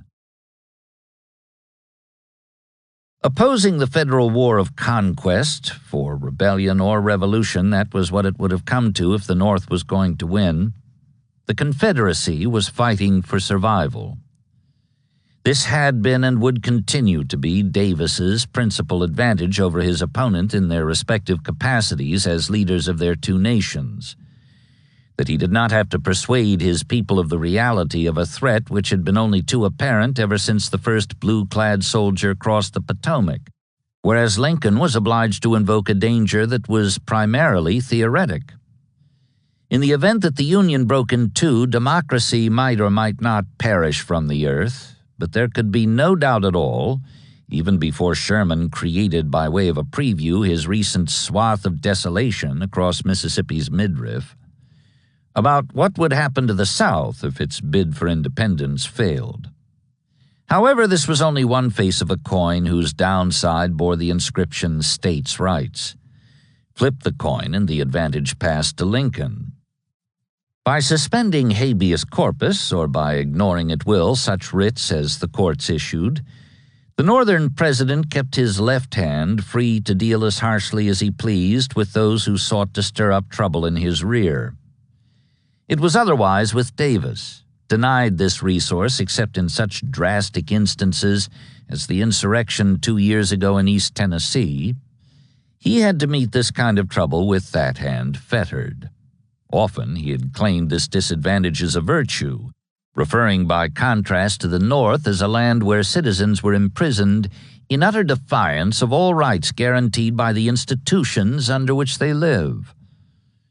Now, though, with the approach of the fourth spring of the war, obstruction and defeatism had swollen to such proportions that conscription could scarcely be enforced or outright traitors prosecuted. So ready were hostile judges to issue writs that kept them beyond the reach of the authorities. Davis was obliged to request of Congress that it permit him to follow procedures he had scorned. "It has been our cherished hope," he declared in a special message on February 3rd, "that when the great struggle in which we are engaged was past, we might exhibit to the world the proud spectacle of a people achieving their liberty and independence after the bloodiest war of modern times, without a single sacrifice of civil right to military necessity. But it can no longer be doubted that the zeal with which the people sprang to arms at the beginning of the contest has, in some parts of the Confederacy, been impaired by the long continuance and magnitude of the struggle. Discontent, disaffection, and disloyalty are manifested among those who, through the sacrifices of others, have enjoyed quiet and safety at home. Public meetings have been held, in some of which a treasonable design is masked by a pretense of devotion to state sovereignty, and in others is openly avowed. Secret leagues and associations are being formed. In certain localities, men of no mean position do not hesitate to avow their hostility to our cause and their advocacy of peace on the terms of submission. All this was painful to admit, even in secret session, but Davis foresaw still greater problems unless the trend was checked. Disappointment and despondency will displace the buoyant fortitude which animates our brave soldiers now. Desertion, already a frightful evil, will become the order of the day. He knew how sacred to his hearers the writ was, and he assured them that he would not abuse the license he was asking them to grant him. Loyal citizens will not feel the danger, and the disloyal must be made to fear it. The very existence of extraordinary powers often renders their exercise unnecessary. In any case, he asserted in conclusion, to temporize with disloyalty in the midst of war is but to quicken it to the growth of treason. I therefore respectfully recommend that the privilege of the writ of habeas corpus be suspended. After 12 days of acrimonious debate, highlighted by an impassioned protest from the vice president, who sent word from Georgia that if Davis was given the power he sought, constitutional liberty will go down, never to rise again on this continent, Congress agreed, though with profound misgivings, to a 6-month suspension of the writ. However, the fight did not end there by any means. Stevens and his cohorts merely fell back to prepared positions, ranged in depth along the borders of their several sovereign states, and there continued their resistance under the banner of states' rights. "Georgians, behold your chains," an Athens newspaper exhorted in an editorial printed alongside the newly passed regulations, which were appropriately framed in mourning borders. "Freemen of a once proud and happy country, contemplate the last act which rivets your bonds and binds you hand and foot at the mercy of an unlimited military authority."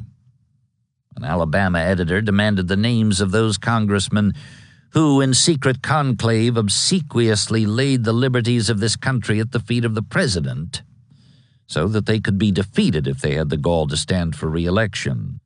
Henry Foote, having long since warned that he would call upon the people to rise, sword in hand, to put down the domestic tyrant who thus sought to invade their rights, proceeded to do just that. Nor was this defiance limited to words. Under the leadership of such men, Mississippi and Georgia passed flaming resolutions against the act. Louisiana presently did so too, and North Carolina soon had a law on its books nullifying the action of the central government. Not even these modifications, crippling as they were to the purpose for which the writ had been suspended, allayed the fears of some that the rights of the states were about to be lost in consolidation. If such a catastrophe ever came to pass, a Virginian declared, it would be a kind boon in an overruling providence to sweep from the earth the soil along with the people. Better to be a wilderness of waste than a lasting monument of lost liberty. A wilderness of waste was what was all too likely to result from this non-recognition of the fact that the South's whole hope for independence was held up by the bayonets of her soldiers, who in turn required the support of a strong central government if they were to be properly employed, or even, for that matter, clothed and fed, in a years-long conflict so costly in blood and money, at the stage it now had reached, that its demands could only be met by the enactment and rigid enforcement of laws which did, in fact, as those who opposed them charged, involve the surrender of basic rights hitherto reserved to the states and the individual. Yet this was the one sacrifice the impossibilists, who valued their rights above their chance at national independence, could not make. "Away with the idea of getting independence first and looking after liberty afterwards," Stevens had said. "Our liberties, once lost, may be lost forever." "Why, sir," a Georgia congressman exclaimed, "this is a war for the Constitution. It is a constitutional war." It was also, and first, a war for survival. But the ultra-conservatives, including the fire-eaters who had done so much to bring it on, had been using the weapon of states' rights too long and with too much success, when they were members of the Union, to discard it now that they had seceded. They simply would rather die than drop that cudgel, even when there was no one to use it on but their own people and nothing to strike at, except the solidarity that was their one hope for victory over an adversary whose reserves of men and wealth were practically limitless. It was in this inflexibility that the bill came due for having launched a conservative revolution, and apparently it was necessarily so, even though their anomalous devotion to an untimely creed amounted to an irresistible death wish. But that was precisely their pride.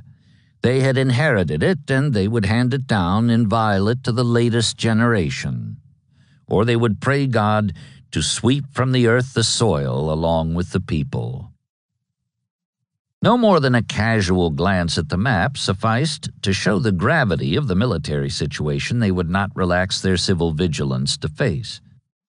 Shaded, the federal gains of the past 2 years resembled the broad shadow of a bird suspended in flight above the Mississippi Valley. Its head hung over Missouri, its tail spread down past New Orleans, and its wings extended from Chesapeake Bay to Texas. What shape the present year would give this shadow was far from clear to those who lived in its penumbra, but they saw clearly enough that the creature who cast it could not be driven back into the land from which it had emerged, at any rate not to stay there. R.E. Lee, after 2 expensive attempts to do just that, admitted as much to Davis in early February. "We are not in a condition, and never have been, in my opinion, to invade the enemy's country with a prospect of permanent benefit," he wrote, although he added that he hoped, by means of a show of force in East Tennessee or Virginia, to alarm and embarrass him to some extent, and thus prevent his undertaking anything of magnitude against us. Davis agreed that the South was limited by necessity to the strategic defensive. Indeed, that had been his policy from the start, pursued in the belief that Europe would intervene if the struggle could be protracted. The difference now lay in the object of such protraction. Foreign intervention was obviously never going to come, but he still hoped for intervention of another kind.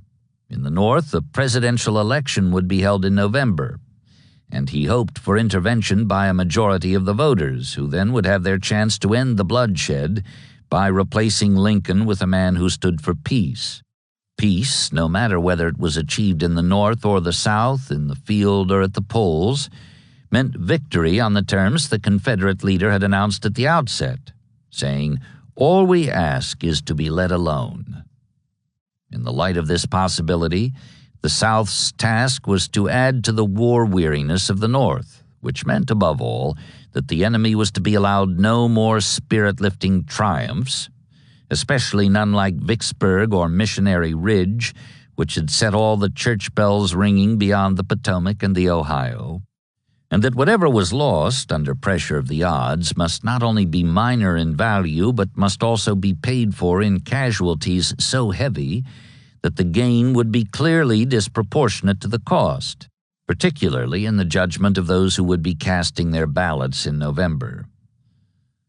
On the face of it, by contrast, that is, with the 2 preceding years, each of which had included the added burden of launching an invasion that had failed, this did not appear too difficult a task. In the past calendar year, moreover, while the federal overall strength was declining from 918,211 to 860,737 men, that of the Confederates increased from 446,622 to 463,181. This was not only the largest number of men the South had had under arms since the war began, it was also nearly 100,000 more than she had had 2 years ago on the eve of her greatest triumphs.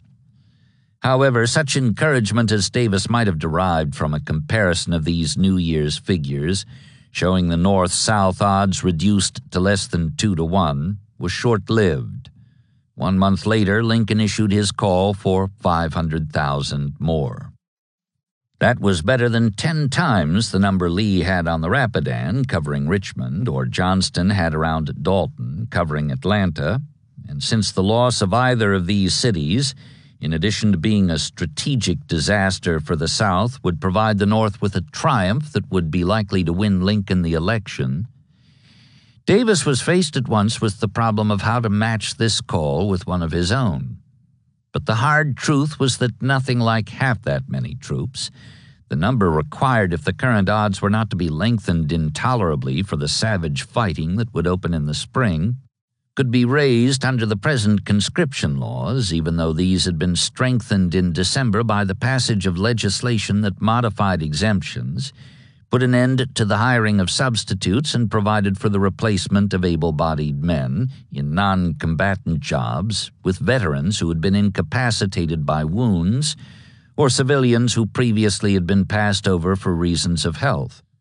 The bottom of the manpower barrel was not only in sight, it had been scraped practically clean to provide the Army with every available male within the conscription age range of 18 to 45. One possibility, unpleasant to contemplate since it would expose the government more than ever to the charge that it was robbing the cradle and the grave, would be to extend the range in either or both directions. Another possibility, far more fruitful, was suggested by Pat Claiborne, but it was worse than unpleasant. It was unthinkable. In early January, the Irish-born former Helena lawyer prepared and read to his fellow generals in the Army of Tennessee a paper in which he examined the sinking fortunes of the Confederacy and proposed to deal simultaneously with what he conceived to be the two main problems blocking the path to independence: the manpower shortage, which was growing worse with every victory or defeat, and slavery, which he saw as a millstone the nation could no longer afford to carry in its effort to stay afloat on the sea of war.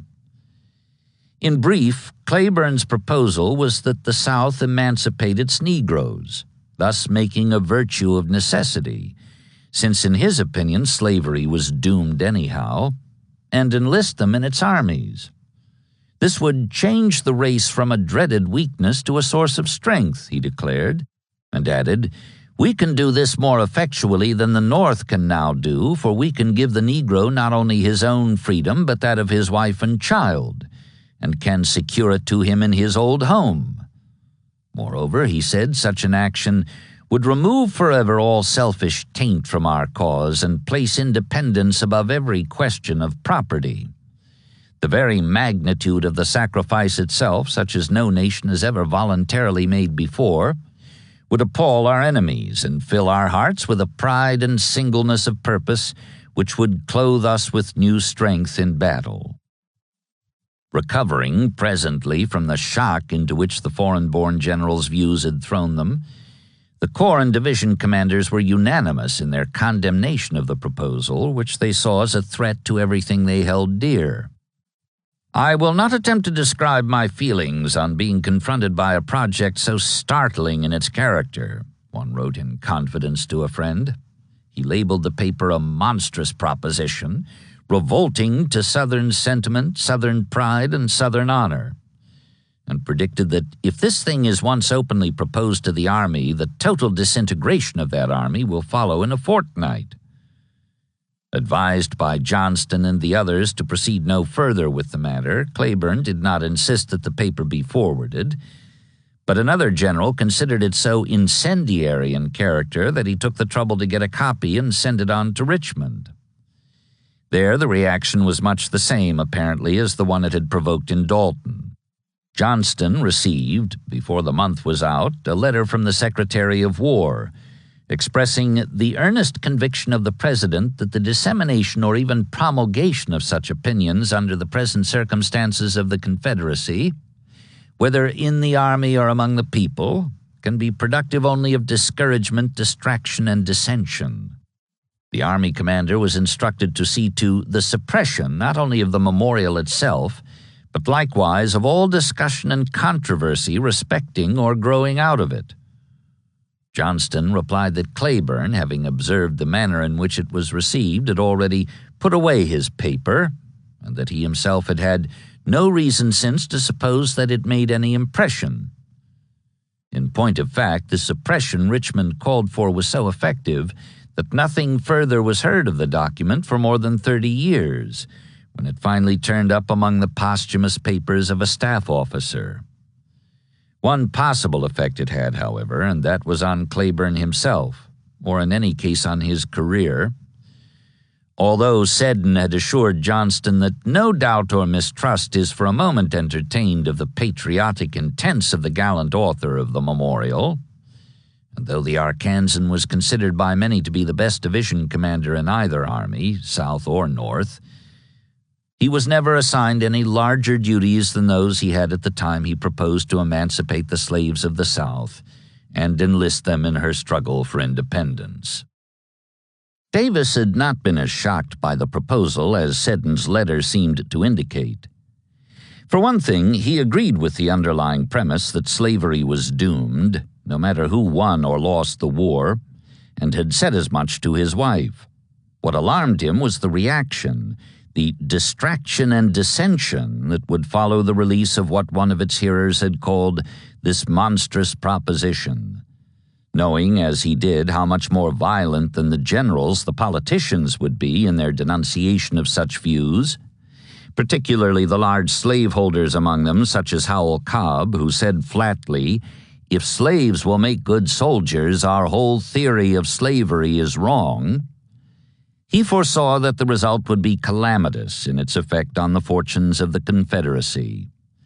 which would be so torn internally by any discussion of the issue that even though the Army could be doubled in size by adoption of the plan, there would be nothing left for that Army to defend but discord. Even so, Davis did not completely reject the notion. He kept it, much as Lincoln had kept the Emancipation Proclamation, as an ace in the hole to be played if all else failed. Meantime, he still was faced with the necessity for matching, at least to some degree, his adversary's call for more additional troops than there were at present in all the Southern armies. Left with the alternative of extending conscription, he moved to do so in a message to Congress suggesting, 1, that all industrial exemptions be abolished, and 2, that the upper and lower age range limits be raised and reduced respectively to 50 and 17. The first of these two suggestions kicked up the greater furor. Newspaper editors who feared, groundlessly as it turned out, that they would lose their printers if the law was strengthened to this extent, protested that freedom of the press was threatened. For others, the fear was more general. A Virginia congressman, for example, asserted that such legislation would clothe the president with the powers of an autocrat and invest him with prerogatives before which those of Napoleon sink into insignificance, while Foote rose up again in his wrath to declare that others may vote to extend this man's power for mischief. I hold in contempt him and his whole tribe of servitors and minions. There were, however, enough of the tribe, or in any case enough of Foote's colleagues of all persuasions, who saw the need for keeping the Army up to a strength that would enable it to challenge the blue host that would be advancing with the spring, for the proposed measure to be adopted on February 17th, the day Congress adjourned. Word went out at once to the conscription agents of the enlargement of the harvest they would be gleaning. No drawing of lots, no wheels of fortune, such as were used in the North to select candidates for induction, were required in the South. From this time forward, it was simply the task of the agents to enroll or exempt every white male in the Confederacy between the ages of 17 and 50.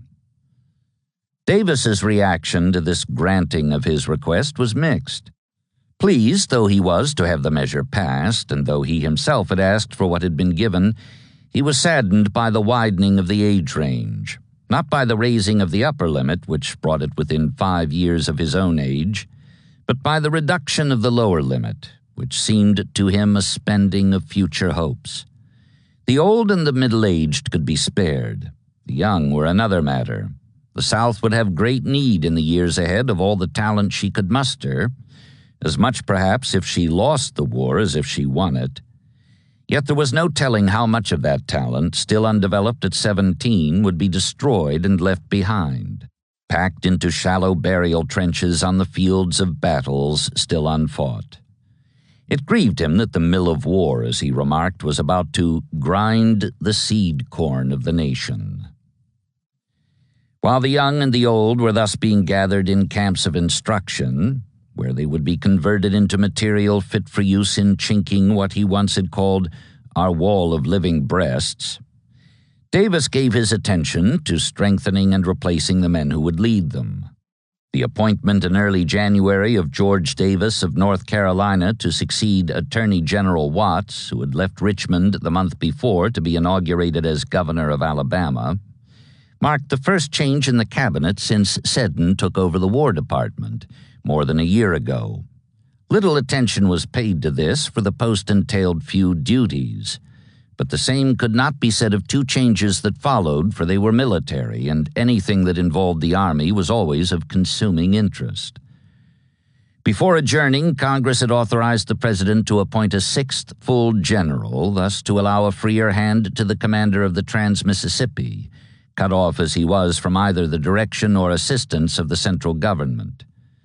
Davis's prompt award of the promotion to Kirby Smith, for whom, of course, it had been intended, was applauded by everyone in or out of the Army, except Longstreet, whose name headed the list of lieutenant generals, on which Smith's had stood second. "A soldier's honor is his all," old Peter afterwards protested, and of that they would rob him and degrade him in the eyes of his troops. Piqued at having thus been overleaped, and unhappy as he was anyhow, because of his late repulse at Knoxville and the disaffection that had spread through his corps in its mountainous camps around Greenville, 70 miles to the east, his first reaction was that the occasion seemed to demand resignation. But on second thought he decided that this would have been unsoldierly conduct. Dispassionate judgment suggested as the proper rounding of the soldier's life to stay and go down with faithful comrades of long and arduous service. Painful though the burning was in Longstreet's ample bosom, it was no more than a pinpoint gleam compared to the fires of resentment lighted by the announcement, a few days later, of the second military change.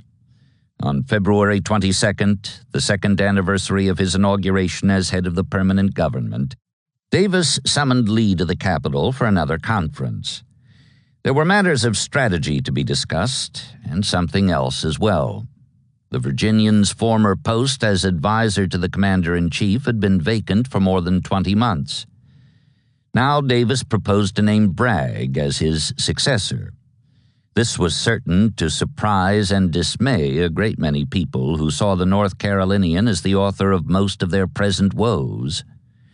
But Davis believed that Bragg's undeniable shortcomings as a field commander, particularly his tendency to convert drawn battles into defeats by retreating and victories into stalemates by failing to pursue, were not disqualifications for service in an advisory capacity, whereas his equally undeniable virtues as an administrator and a strategist, his northward march into Kentucky, for example, undertaken on his own initiative at a time of deepest gloom, had reversed the whole course of the war in the Western theater, and he had also proved himself, all too often, some would say, a master in the art of conducting tactical withdrawals, would be of great value to the country. Lee agreed, and the appointment was announced 2 days later on February 24th. General Braxton Bragg is assigned to duty at the seat of government and under the direction of the President is charged with the conduct of the military operations in the armies of the Confederacy.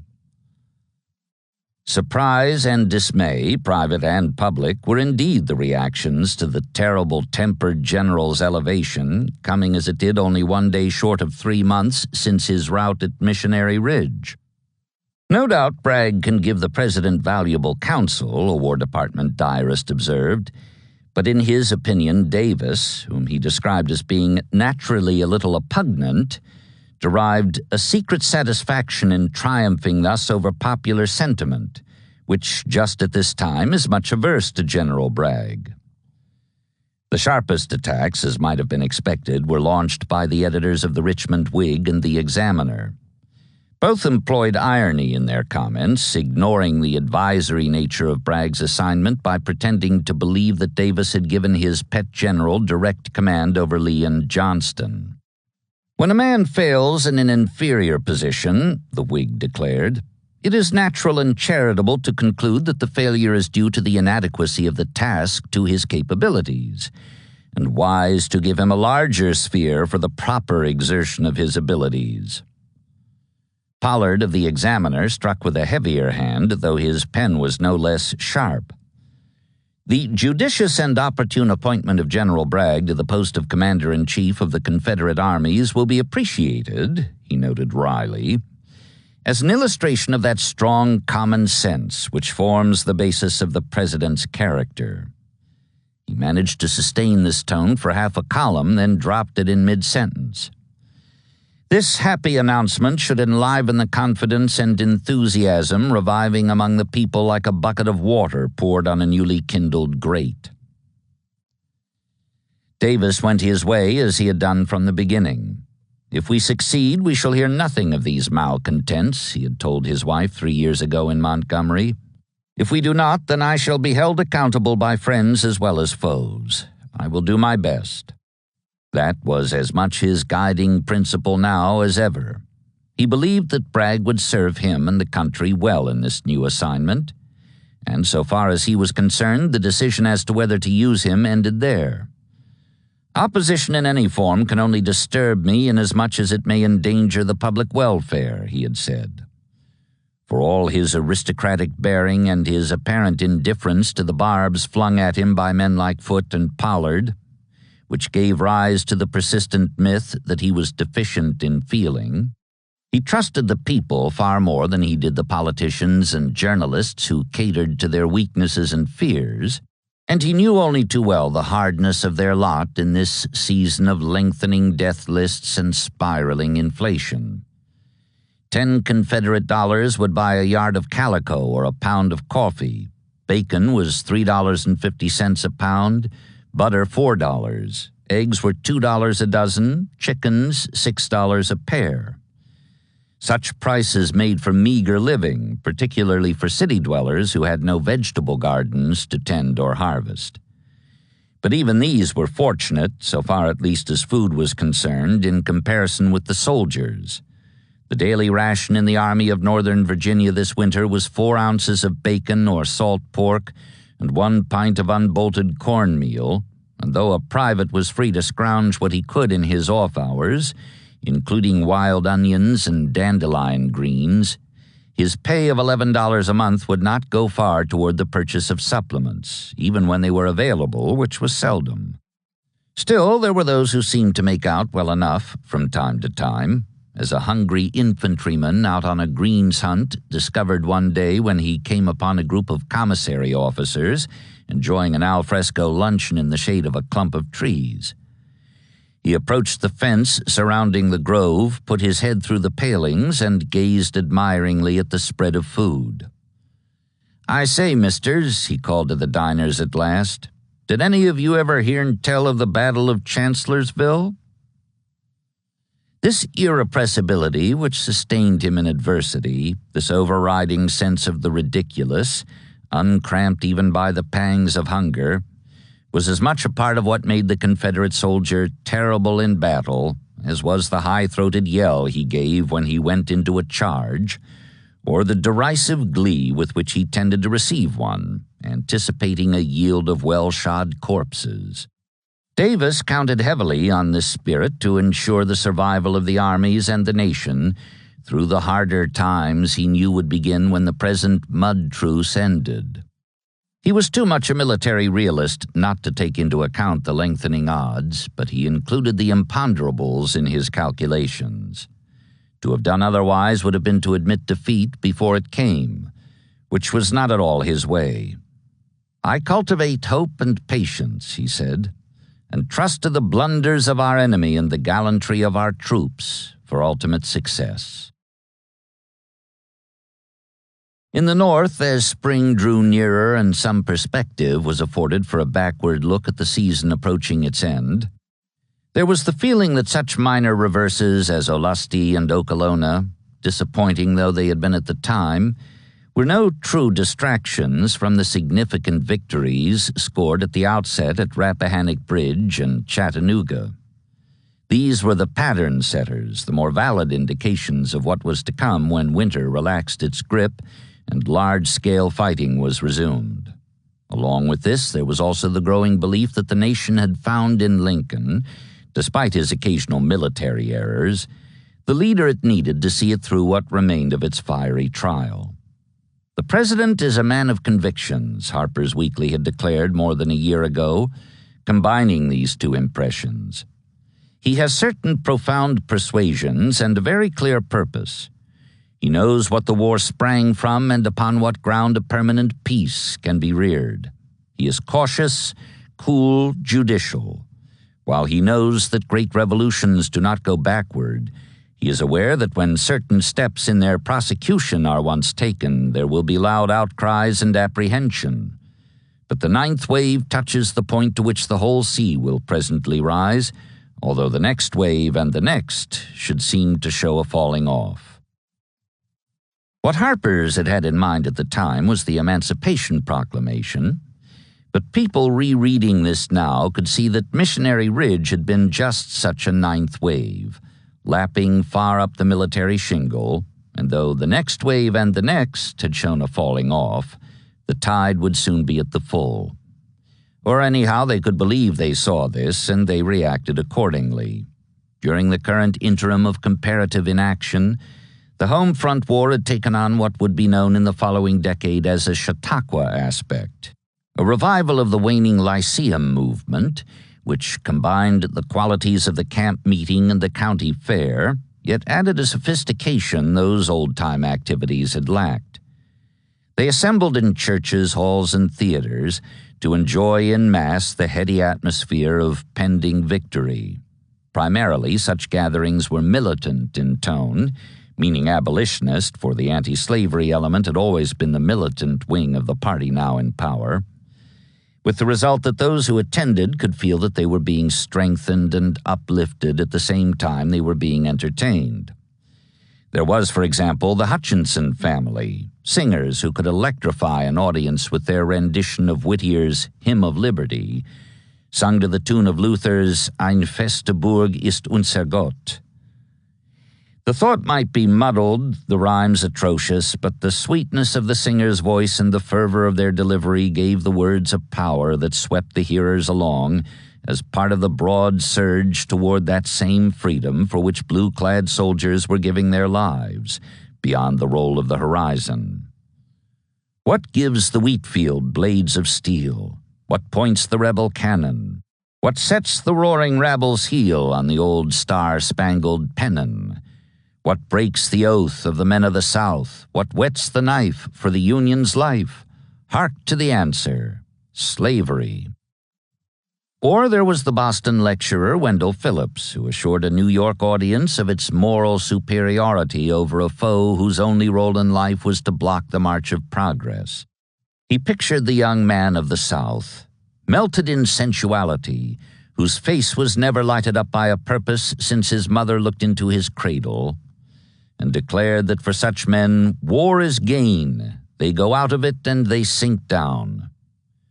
Whipped, they would return to bar rooms, to corner groceries, to chopping straw and calling it politics. Laughter. You might think they would go back to their professions. They never had any. You might think they would go back to the mechanic arts. They don't know how to open a jackknife. Great merriment. There is nowhere for them to go unless we send them 500,000 of emancipated blacks to teach them how to plant cotton. His solution to the problem of how to keep the beaten South from relapsing into a state of society more cruel than war, whose characteristics are private assassination, burning, stabbing, shooting, poisoning, lifted the North's grim efforts to the height of a crusade. We have not only an army to conquer, we have a state of mind to annihilate. Phillips could always fill a hall, but the star attraction this season, all agreed, was the girl orator Anna E. Dickinson, who had begun her career on the eve of her 20th birthday when she lost her job at the Mint in her native Philadelphia for accusing McClellan of treason at Ball's Bluff. Since then, she had come far, until now she was hailed alternately as the Joan of Arc and the Portia of the Union. Whether she spoke at the Academy of Music in her home city, at New York's Cooper Union, or at the Music Hall in Boston, the house was certain to be packed with those who came to marvel at the contrast between her virginal appearance, her features well chiseled, her forehead and upper lip of the Greek proportion, her nostrils thin, and the torrent of burning, scathing, lightning eloquence, which she released in what the same reviewer called wonderfully lengthened sentences uttered without break or pause. Hearing Anna was a dramatic experience not easily forgotten, though what you brought away with you was not so much a remembrance of what she had said as it was of the manner in which she had said it, which was how she affected Henry James, apparently, when he came to portray her more than 20 years later as Verena Tarrant. Her hatred of Southerners, especially Jefferson Davis, whom she compared to a hyena, was not so all-consuming that none was left for Northern Democrats, who were without exception traitors to the cause of human freedom, as indeed were all who were not of the most radical persuasion, including such Republicans as Seward, the fox of the White House. She loved applause. It thrilled her, and her style became more forward as her listeners responded, so that her addresses were in a sense a form of intercourse, an exchange of emotions, back and forth across the footlights. Quite different, but curious too in her effect on those who came to hear and see her, was another platform artist, the former slave Sojourner Truth. Tall and gaunt, utterly black, and close to 80 years of age, she made her appearances in a voluminous floor-length long-sleeved dress, a crocheted shawl, and the calico turban or head rag that was practically a badge of office for house servants in the South, particularly children's nurses, which was what she had been before she won her freedom and came north. Battle Creek was now her home, and she journeyed not only through Michigan but also through Illinois and Indiana and Ohio, including the Copperhead regions of those states, to plead for the extension of freedom to all her race, north as well as south of the Proclamation Line. She spoke in a deep musical voice with natural grace and simple dignity, and vended as a sideline to help cover her travel expenses photographs of herself in her speaking costume. Selling the shadow to sustain the substance, she explained. Her most valued possession, despite her illiteracy, was an autograph book containing the signatures of famous men and women she encountered along her way, one of whom would presently be the great emancipator himself. For Auntie Sojourner Truth, A. Lincoln, he wrote, and she gave him one of her photographs, remarking that she sold them for her livelihood, but this one is for you, without money and without price. She was much admired, though for the most part as an exotic, and was generally welcome wherever she went, although not always. Once in an Indiana town, for instance, when she was introduced to deliver an anti-slavery address to a large audience, a local copperhead rose to repeat the rumor that she was a man disguised in women's clothes, and to suggest that she permit a committee of ladies to examine her in private. She answered the challenge then and there by unfastening her dress and showing the crowd her shrunken hound's ear breasts. These had fed many black children, she said, but still more white children had nursed at them.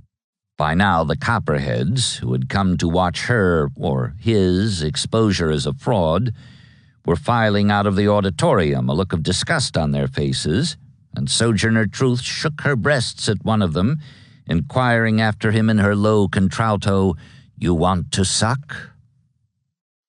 Wendell Phillips, Anna Dickinson, Sojourner Truth were only three among the many who were riding the wave of confidence that the worst was over, that the war could have but one ending now, and that it would come as soon as the South could be made to see what already was apparent in the North. Moreover, there had come with this belief a lessening of discord, not only among the people but also in the conduct of affairs in Washington. "Never since I have been in public life has there been so little excitement in Congress," Sumner wrote on New Year's Day to a friend in England.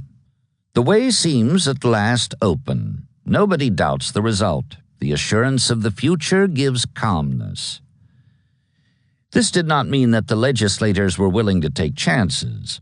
Knowing as they did that the public's blame for any failure would be in ratio to the height of its expectations, they were in fact less willing to take chances than they had been at any time before. And it was for this reason that the bill to revive the grade of lieutenant general had itself been revived, to reduce the likelihood of military blunders at the top. "Give us, sir, a live general," a Michigan senator exclaimed in the course of the debate. He meant by this a man who would follow a straight path to victory, and not let us be dragging along under influences such as have presided over the Army of the Potomac for these last many tedious and weary months. An army oscillating alternately between the Rappahannock and the Potomac, defeated today and hardly successful tomorrow, with its commanders changed almost as frequently as the moon changes its face. Sir, for one, I am tired of this, and I tell the senators here that the country is getting weary of it. Some proponents were in favor of naming Grant specifically in the bill, while others believed that this would be setting a dangerous precedent. Besides, Fessenden of Maine rose to ask, to whom could the promotion go if not to Grant? And then went on to point out that the honor would be greater if no name was mentioned, since to do so would be to imply that there had been a choice. When the President says to us, as he will say unquestionably, "I consider that General Ulysses S. Grant is the man of all others from his great services to be placed in this exalted position," and when we, as we shall unquestionably unanimously say aye to that and confirm him, have we not given him a position such as any man living or who ever lived might well be proud of, without putting his name in our bill originally and thus saying to the President, "Sir, we cannot trust you to act on this matter unless we hint to you that we want such a man appointed"? Lengthy and thorough the debate was, but there was never much doubt as to the outcome. Introduced on the first day of February, the measure was passed on the last, and the procedure Fessenden had outlined followed swiftly. Receiving the bill on March 1st, Lincoln promptly signed it and named Grant for the honor next day. The Senate confirmed the appointment without delay, and on March 3rd the general was ordered by telegraph to report at once to Washington, where he would receive his commission directly from the President. Lincoln had been disappointed too often over the course of the past 3 years for him to allow his hopes to soar too high. He remembered McDowell and McClellan. He remembered Burnside and Hooker. Above all, he remembered Pope, who had also come east with Western laurels on his brow. And there at hand, in case memory failed, was Halleck. Old Brains, too, had arrived from that direction, supposedly with a victory formula in his knapsack, and had wound up a first-rate clerk. Still, after making all proper discounts, it seemed likely to Lincoln that now at last, in this general who had captured 2 rebel armies and routed a 3rd, he had found the killer arithmetician he had been seeking from the start. 5.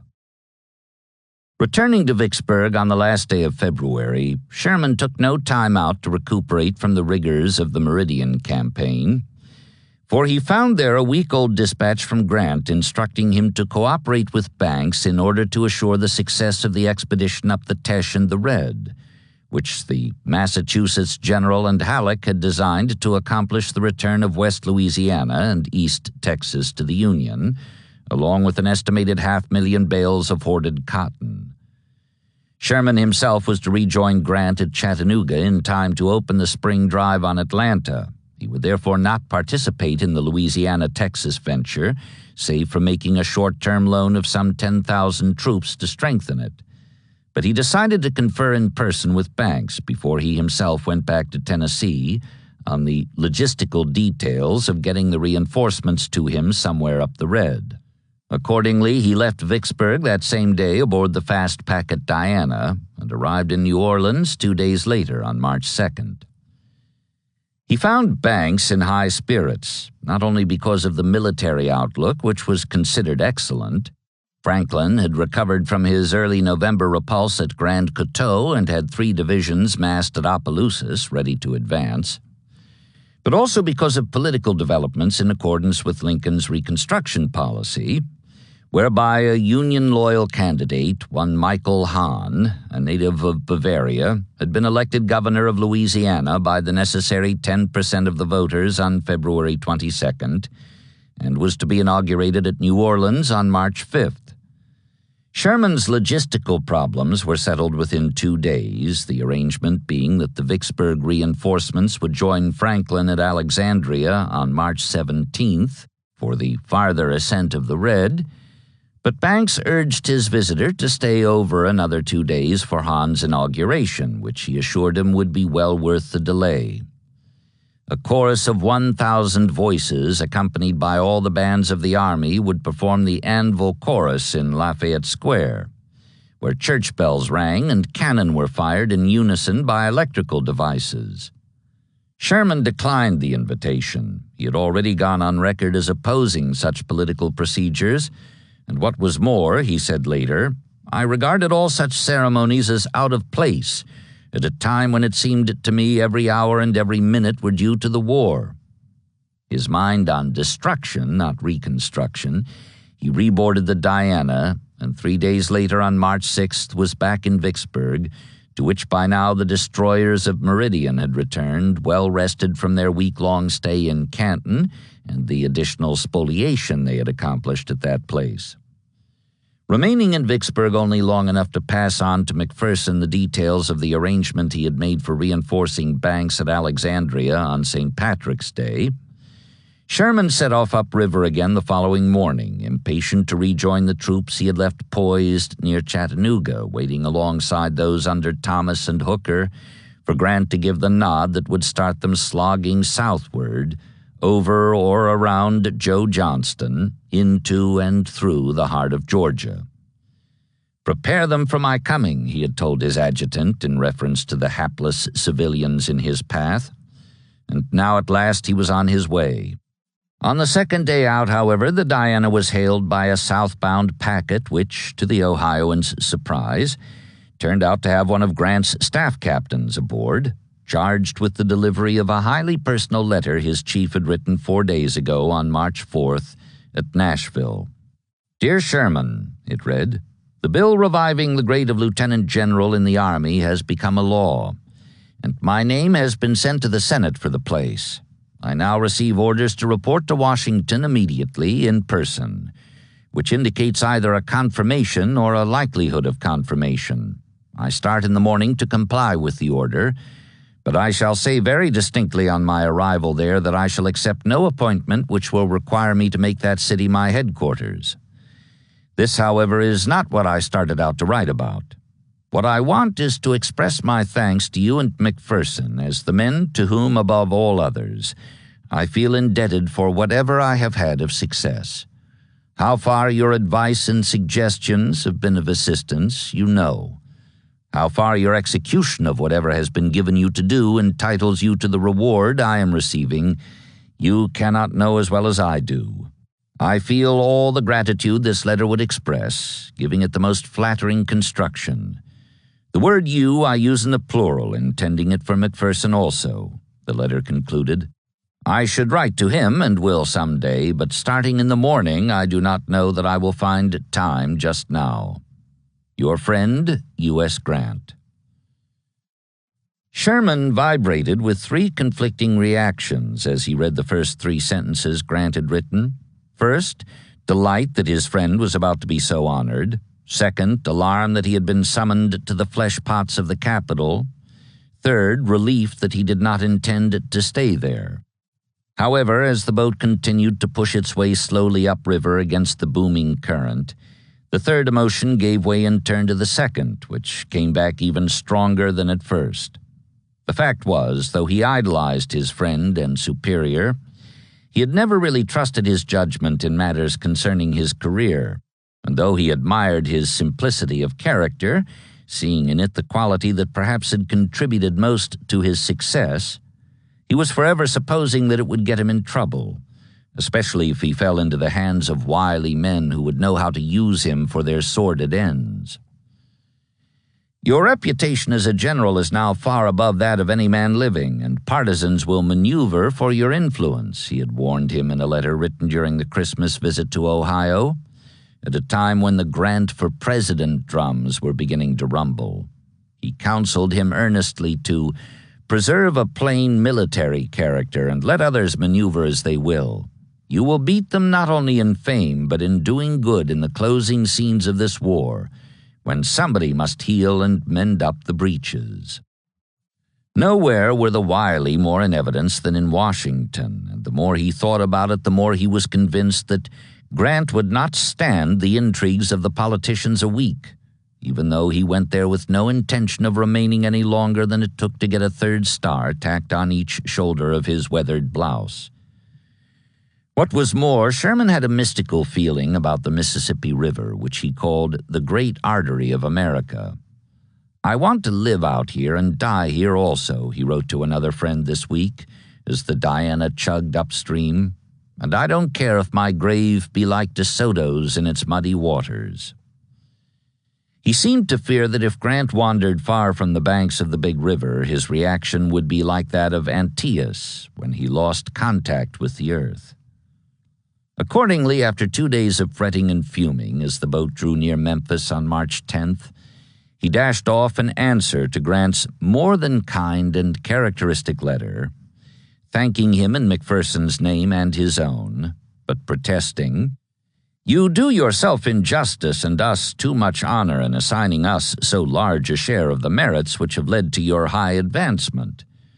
At Belmont you manifested your traits, neither of us being near. At Donelson also you illustrated your character. I was not near, and General McPherson was in too subordinate a capacity to influence you. Until you had won Donelson, I confess I was almost cowed by the terrible array of anarchical elements that presented themselves at every point. But that victory admitted the ray of light which I have followed ever since. The chief characteristic in your nature is the simple faith in success you have always manifested, which I can liken to nothing else than the faith a Christian has in his Savior. This faith gave you victory at Shiloh and Vicksburg. Also, when you have completed your best preparations, you go into battle without hesitation, as at Chattanooga. No doubts, no reserve. And I tell you that it was this that made us act with confidence.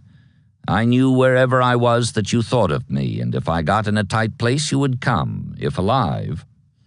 My only points of doubt were as to your knowledge of grand strategy and of books of science and history, but I confess your common sense seems to have supplied all this." Having disposed thus of the disclaimers and the amenities, the volatile redhead passed at once to the main burden of his letter. If Grant stayed east, Sherman almost certainly would be given full charge of the West, and yet, although personally he wanted this above all possible assignments, he was unwilling to secure it at the cost of his friend's ruin, which was what he believed would result from any such arrangement. "Do not stay in Washington," he urged him. "Halleck is better qualified than you are to stand the buffets of intrigue and policy. Come out west. Take to yourself the whole Mississippi Valley. Let us make it dead sure, and I tell you the Atlantic slope and Pacific shores will follow its destiny as sure as the limbs of a tree live or die with the main trunk. We have done much, still much remains. For God's sake and your country's sake, come out of Washington. I foretold to General Halleck before he left Corinth the inevitable result to him, and I now exhort you to come out west. Here lies the seat of the coming empire, and from the west, when our task is done, we will make short work of Charleston and Richmond and the impoverished coast of the Atlantic." Within a week, he found his warning had been too late. Arriving in Memphis next day, he received on March 14th a message from Grant arranging a meeting in Nashville 3 days later. If Sherman took this as evidence that his chief did not intend to make his headquarters in the East, he soon learned better. In Nashville, on the appointed date, invested with the rank of lieutenant general and command of all the armies of the Union, Grant informed him that the Virginia situation required personal attention. He would be returning there to stay, and Sherman would have full charge of the West. However, what with the press of visiting dignitaries, all anxious for a look at a man with 3 stars on each shoulder, there was so little time for a strategy conference that it was decided the two generals would travel together as far as Cincinnati on Grant's return trip east. That way, it was thought, they could talk on the cars. But the wheels made such a clatter they finally gave up trying to shout above the racket and fell silent. In Cincinnati, they checked into the Burnett House, and there at last, in a private room with a sentry at the door, they spread their maps and got to work. "Yonder began the campaign," Sherman was to say a quarter-century later, standing before the hotel on the occasion of a visit to the Ohio city. "He was to go for Lee, and I was to go for Joe Johnston. That was his plan."